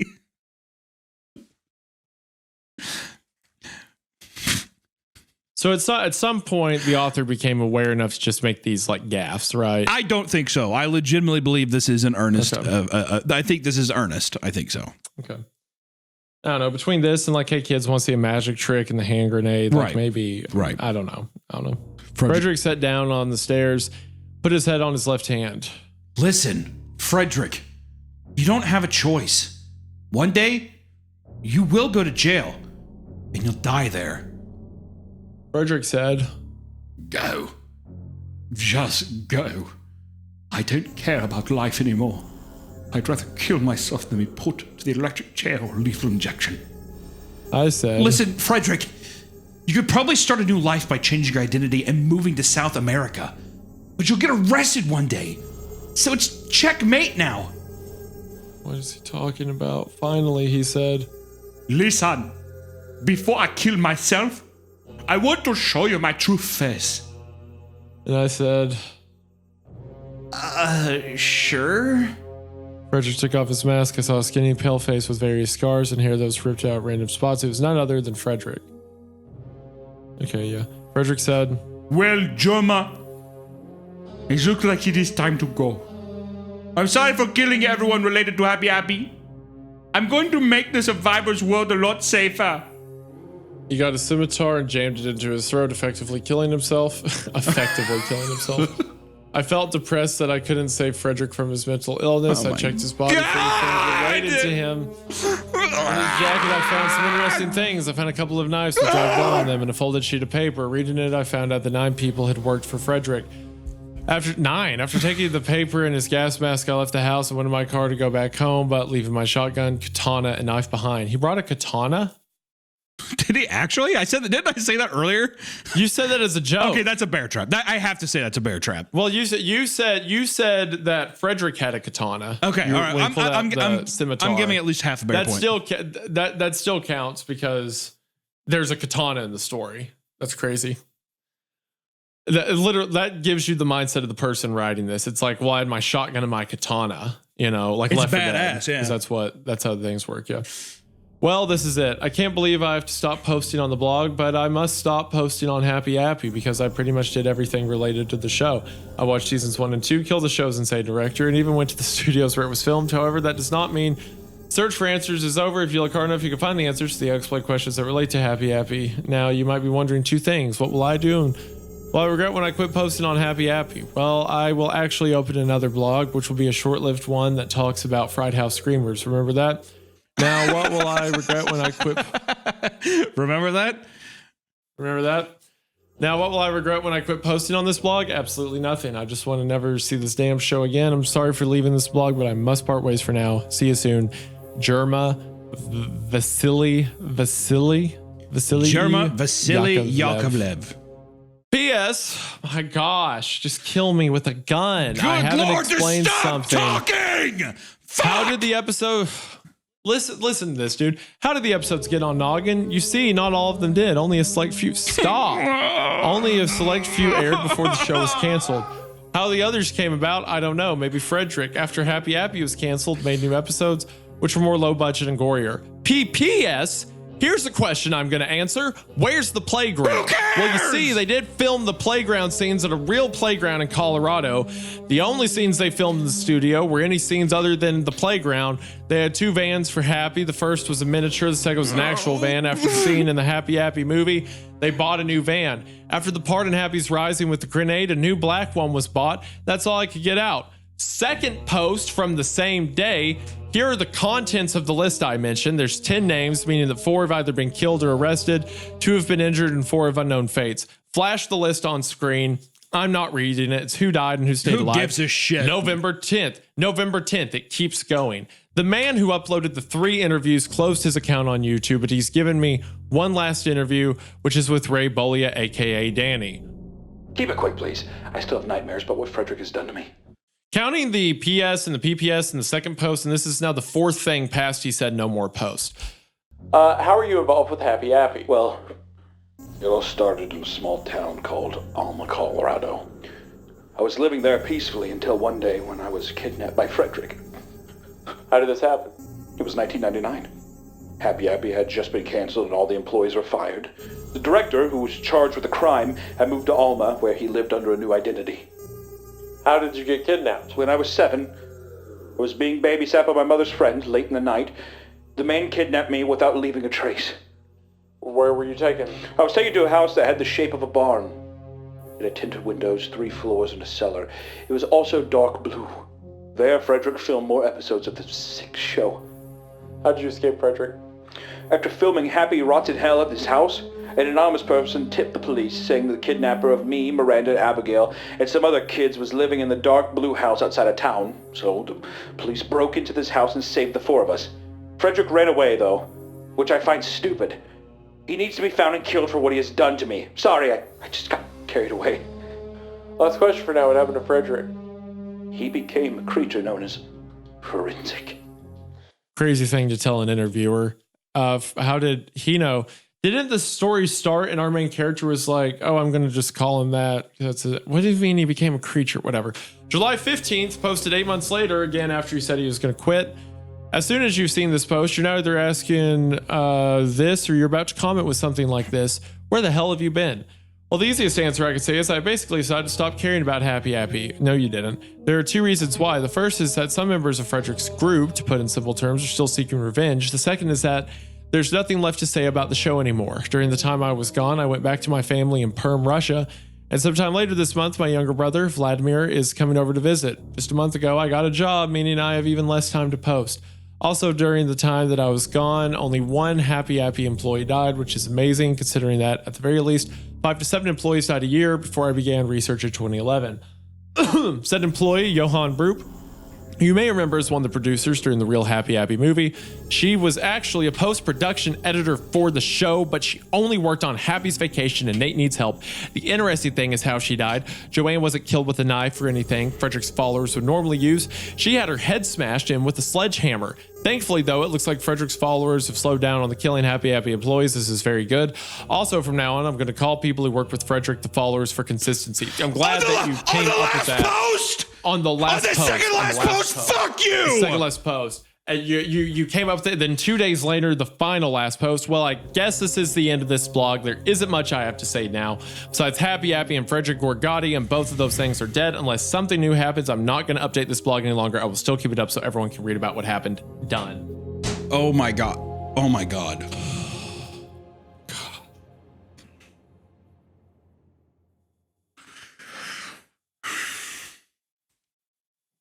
I mean, what do we even say, man? Honestly, like, what do we? I mean, I don't even know what to say. What you say is there was this little zeitgeist that existed for a little bit around the early days of internet horror culture, like what we've got here, around like lost media and creepy kids TV shows, and those worked and they were fun and they were enjoyable because they were like a page, right? You had Squidward suicide, Dead Bart, stuff like that, right? And it was fun because it's like, haha, what a kooky day from the internet. When you make that the reason, here's a lesson for authors. Sometimes the idea is not that good. Sometimes it is. I'm not even saying like, I'm not discrediting this author by saying Happy Appy is any worse than those. I'm saying the concept of like a lost episode of a kid's show is not worth a novel, right? You get most of your weight out of it, honestly, when Candle Cove, like the first one that did it, that pretty much did the concept, and it was fun, and it did it well, and it was an inventive idea. Then other people did it with like known media, and it's fun because it's like a page or two. But when you make it this long and you make it this intense, all of it just becomes tedious. It becomes slow. There was not a moment that I cared about any of the characters, or the events and stuff like that. And it's because it's not a story that's set up for characters or events or carrying. It's supposed to be like did that even happen? Quick little punch of sugar. But what I was going to say is, did that even happen? Reading the story, I'm saying like characters and everything else. I mean, it was just they said names. But was there ever like actually any kind of? No, there wasn't character development. There wasn't story. relationships. I mean, I felt lost from the beginning. You are being explained happy, and there's no like I'm doing it to solve this, or there's this mystery, or this person. I guess that's what it felt like. Their motivation. You're right. That it wasn't a story. It was someone just telling, which is weird because someone telling you something is a story, but this just felt like a list of like things that just kind of happened. It was an explanation. Things. We were in constant. I think that's why it felt so weird too. Is that we were in constant exposition. It was like everything. The entire story is exposition. Even character moments were explaining stuff they did. Like introducing new characters like Jim or other. I mean, it amounted to absolutely nothing. There was no weight to any of the children's death. There was no point of it. You know, what's the thing too is you could probably like. I think that. If you go into this realm, right, of the lost media thing, I think like a 1999 did it best, where it is like a psycho person making like let's just say the snuff movie Psycho person, which I know 1999 isn't necessarily like lost media, but I guess 1999 is the best version of the lost kids media story. Of that. It's the best. It's this idea of a person has gone psycho. Whatever, and you take the kids, like the kids element, where if it was a guy holding a stupid fucking apple on a stick the whole time and he was doing these things and you were trying to unveil why it was, and you could even have it be some fucking stupid thing where it's like my show got canceled, X happened, and he's gone crazy. That is enough of already development that's more development than anything happened in this show. You know what I mean? And this idea that like, I think that like, because I'm assuming it's a child. I mean, like, once again, I don't know who wrote this or whatever, but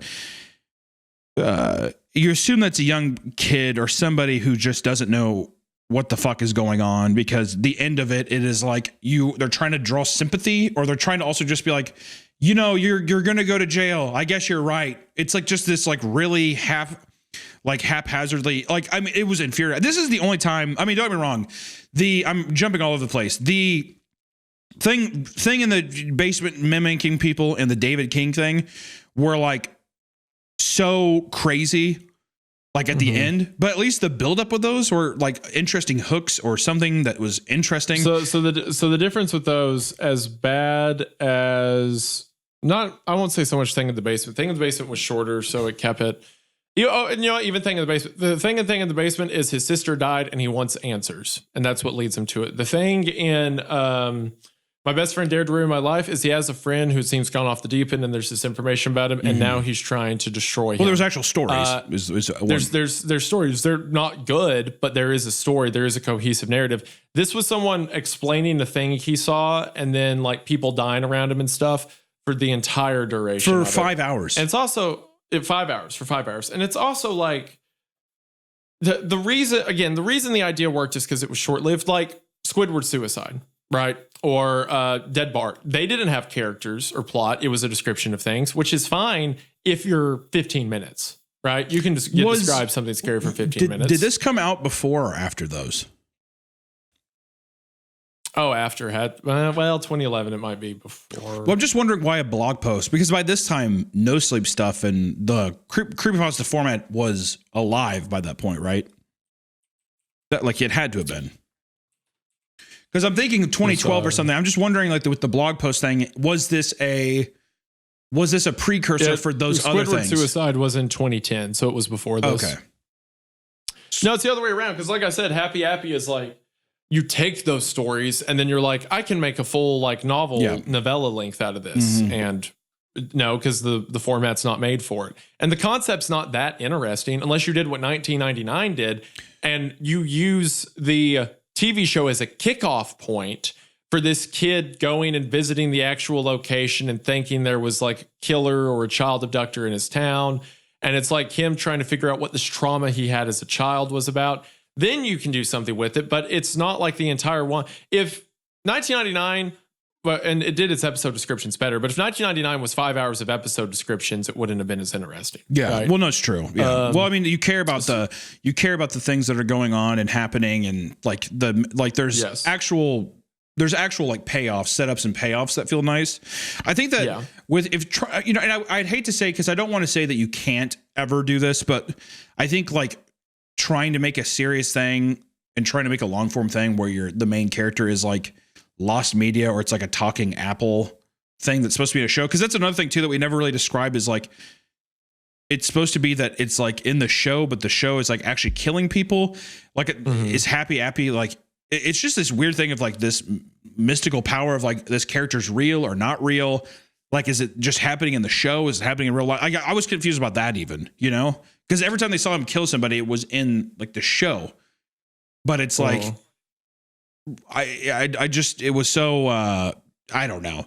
It was just so stupid. I mean, when you have something that big and loud too, of like that cartoonish and trying to treat it seriously, it's so hard it's like an impossible mountain to climb. It's so here's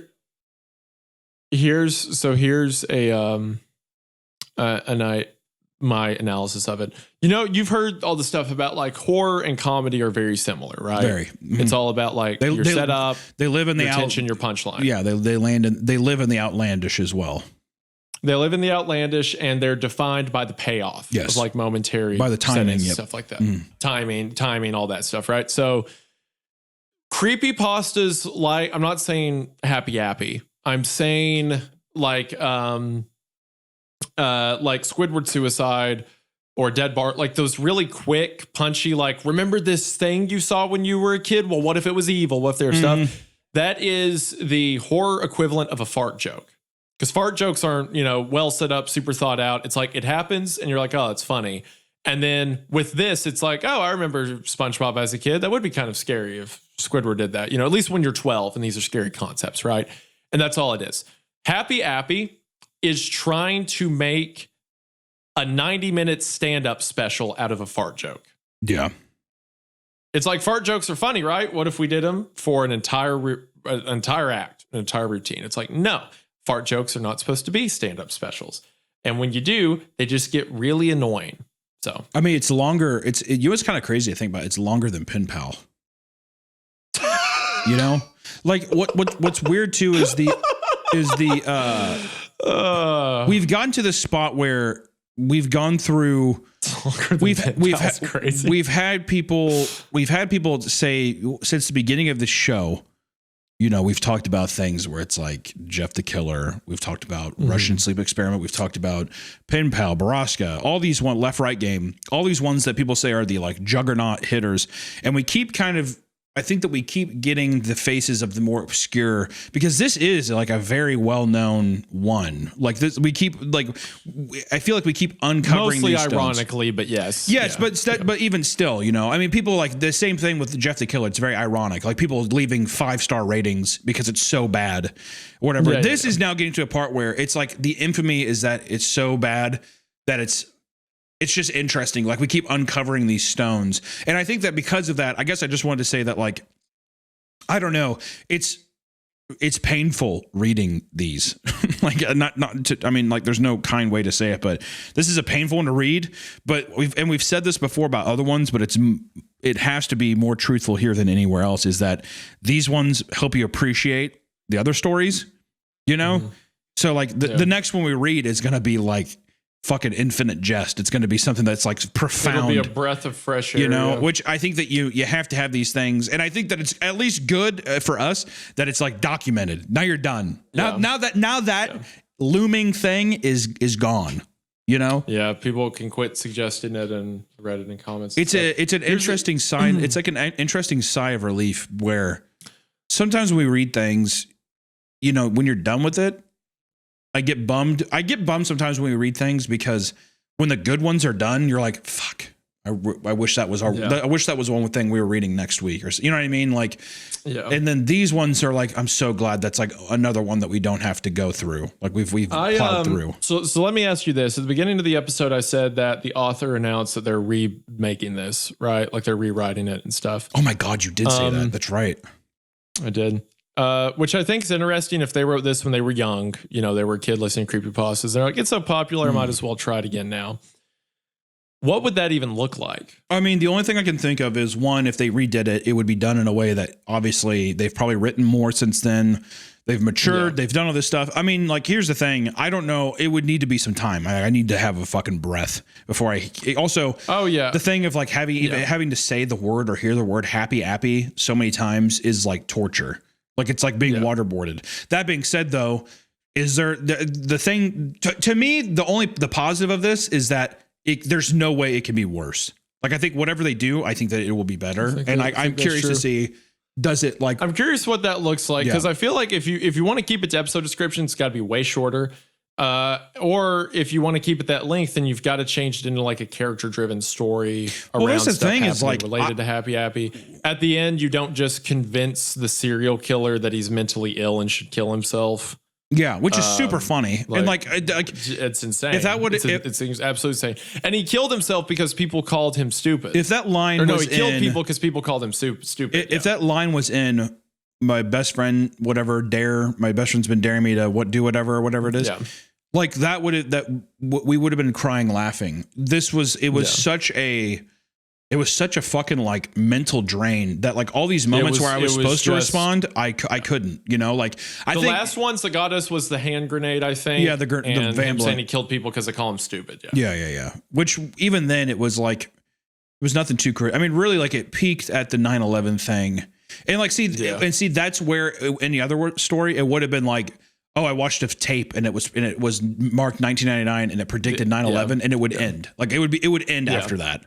That'd be it, and it'd be like, haha, funny little thing, or it'd be based around like the Fairly Odd Parents or something. Yeah, like there'd be some, but I don't know, man. Gosh, I'd be interested. I will check out the rewrite just because and again, we'll link that guy's Twitter in the description if you want to check him out. Just because I'm so curious of what a rewrite for this looks like, and I'm sure he's written other stuff since then. I don't want to judge him as a writer based off something he wrote when he was a kid. Of course not. But that story as it stands, of course not. Yeah. And that's not. And the thing too is like this. I mean, I'm not going to sugarcoat it. This was not my favorite story. It was probably this is probably my least favorite story. I will be completely honest. I'm not sugarcoat it. Of course. But it's probably written by like a 12-year-old. Exactly. Yeah. So the thing too is like.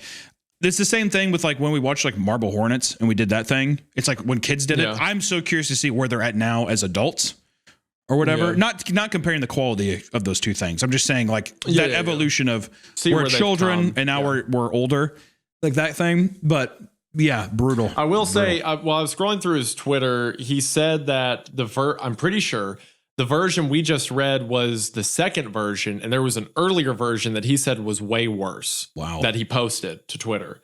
So if you want to see what a worse version of that looks like, go ahead. But I mean, it's a trial, man. I mean, it's a trial. It's the thing too is like this is not a quick commitment. I mean, like this is just if we were reading this as blog posts like one a week, it'd be a lot more manageable. But just like the 5 hours is a lot. It would be worse, I think.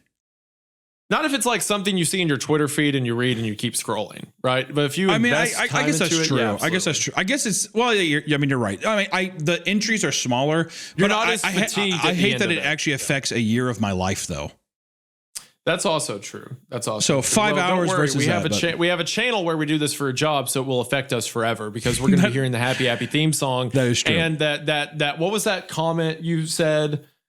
That the thing that I was like, they're gonna say this to us until we're dead. I don't know. Whatever it was, we're gonna hear about a Happy Appy for the rest of our lives now. Yeah. So don't worry about that. Well, like I said, these episodes, it's nice. It helps us appreciate the other stuff. And I'm curious, man. I mean, the thing too is like with people and growing, like artists growing and this author wanting to remake this. Well, one, I would say just I would rather read something new that you did. Like something completely off the cuff, but you never know. Like people can do things that totally make you see things in a new light and make you appreciate things in other ways. So I'm curious, but never know. Guys, you made it through. And I will say for the people that actually stuck all the way through and you're hearing this now, you're a fucking trooper. All right. And you're a real one. We appreciate you. Yeah, I appreciate you guys. To our patrons and stuff, thank you as well. We appreciate the support and also the bonus episodes. I think I'm going to keep doing some more live stream readings over there, or we will, depending on if Isaiah is. We will. Yeah. So other than that, I appreciate to the patrons. I appreciate you guys being so understanding to me having the kid. No, and they've been. I will be back. I will be making content, but I appreciate you. I will say the audience has been extremely kind over there. That's been very cool. Very nice and accommodating to that. So we appreciate it. But thank you guys also for listening on Spotify, Apple Podcasts, and giving us a nice rating over there. It is appreciated. And until next time, guys, we will see you in the next one. Stay creeped. I feel like I should also clarify that I've done a lot of complaining this episode, but I just want to make sure, underline all that by saying I love my job. I love being here. This beats a 9 to 5. I am not unappreciative of that, just in comparison to this amazing job I have. God help me. Bye.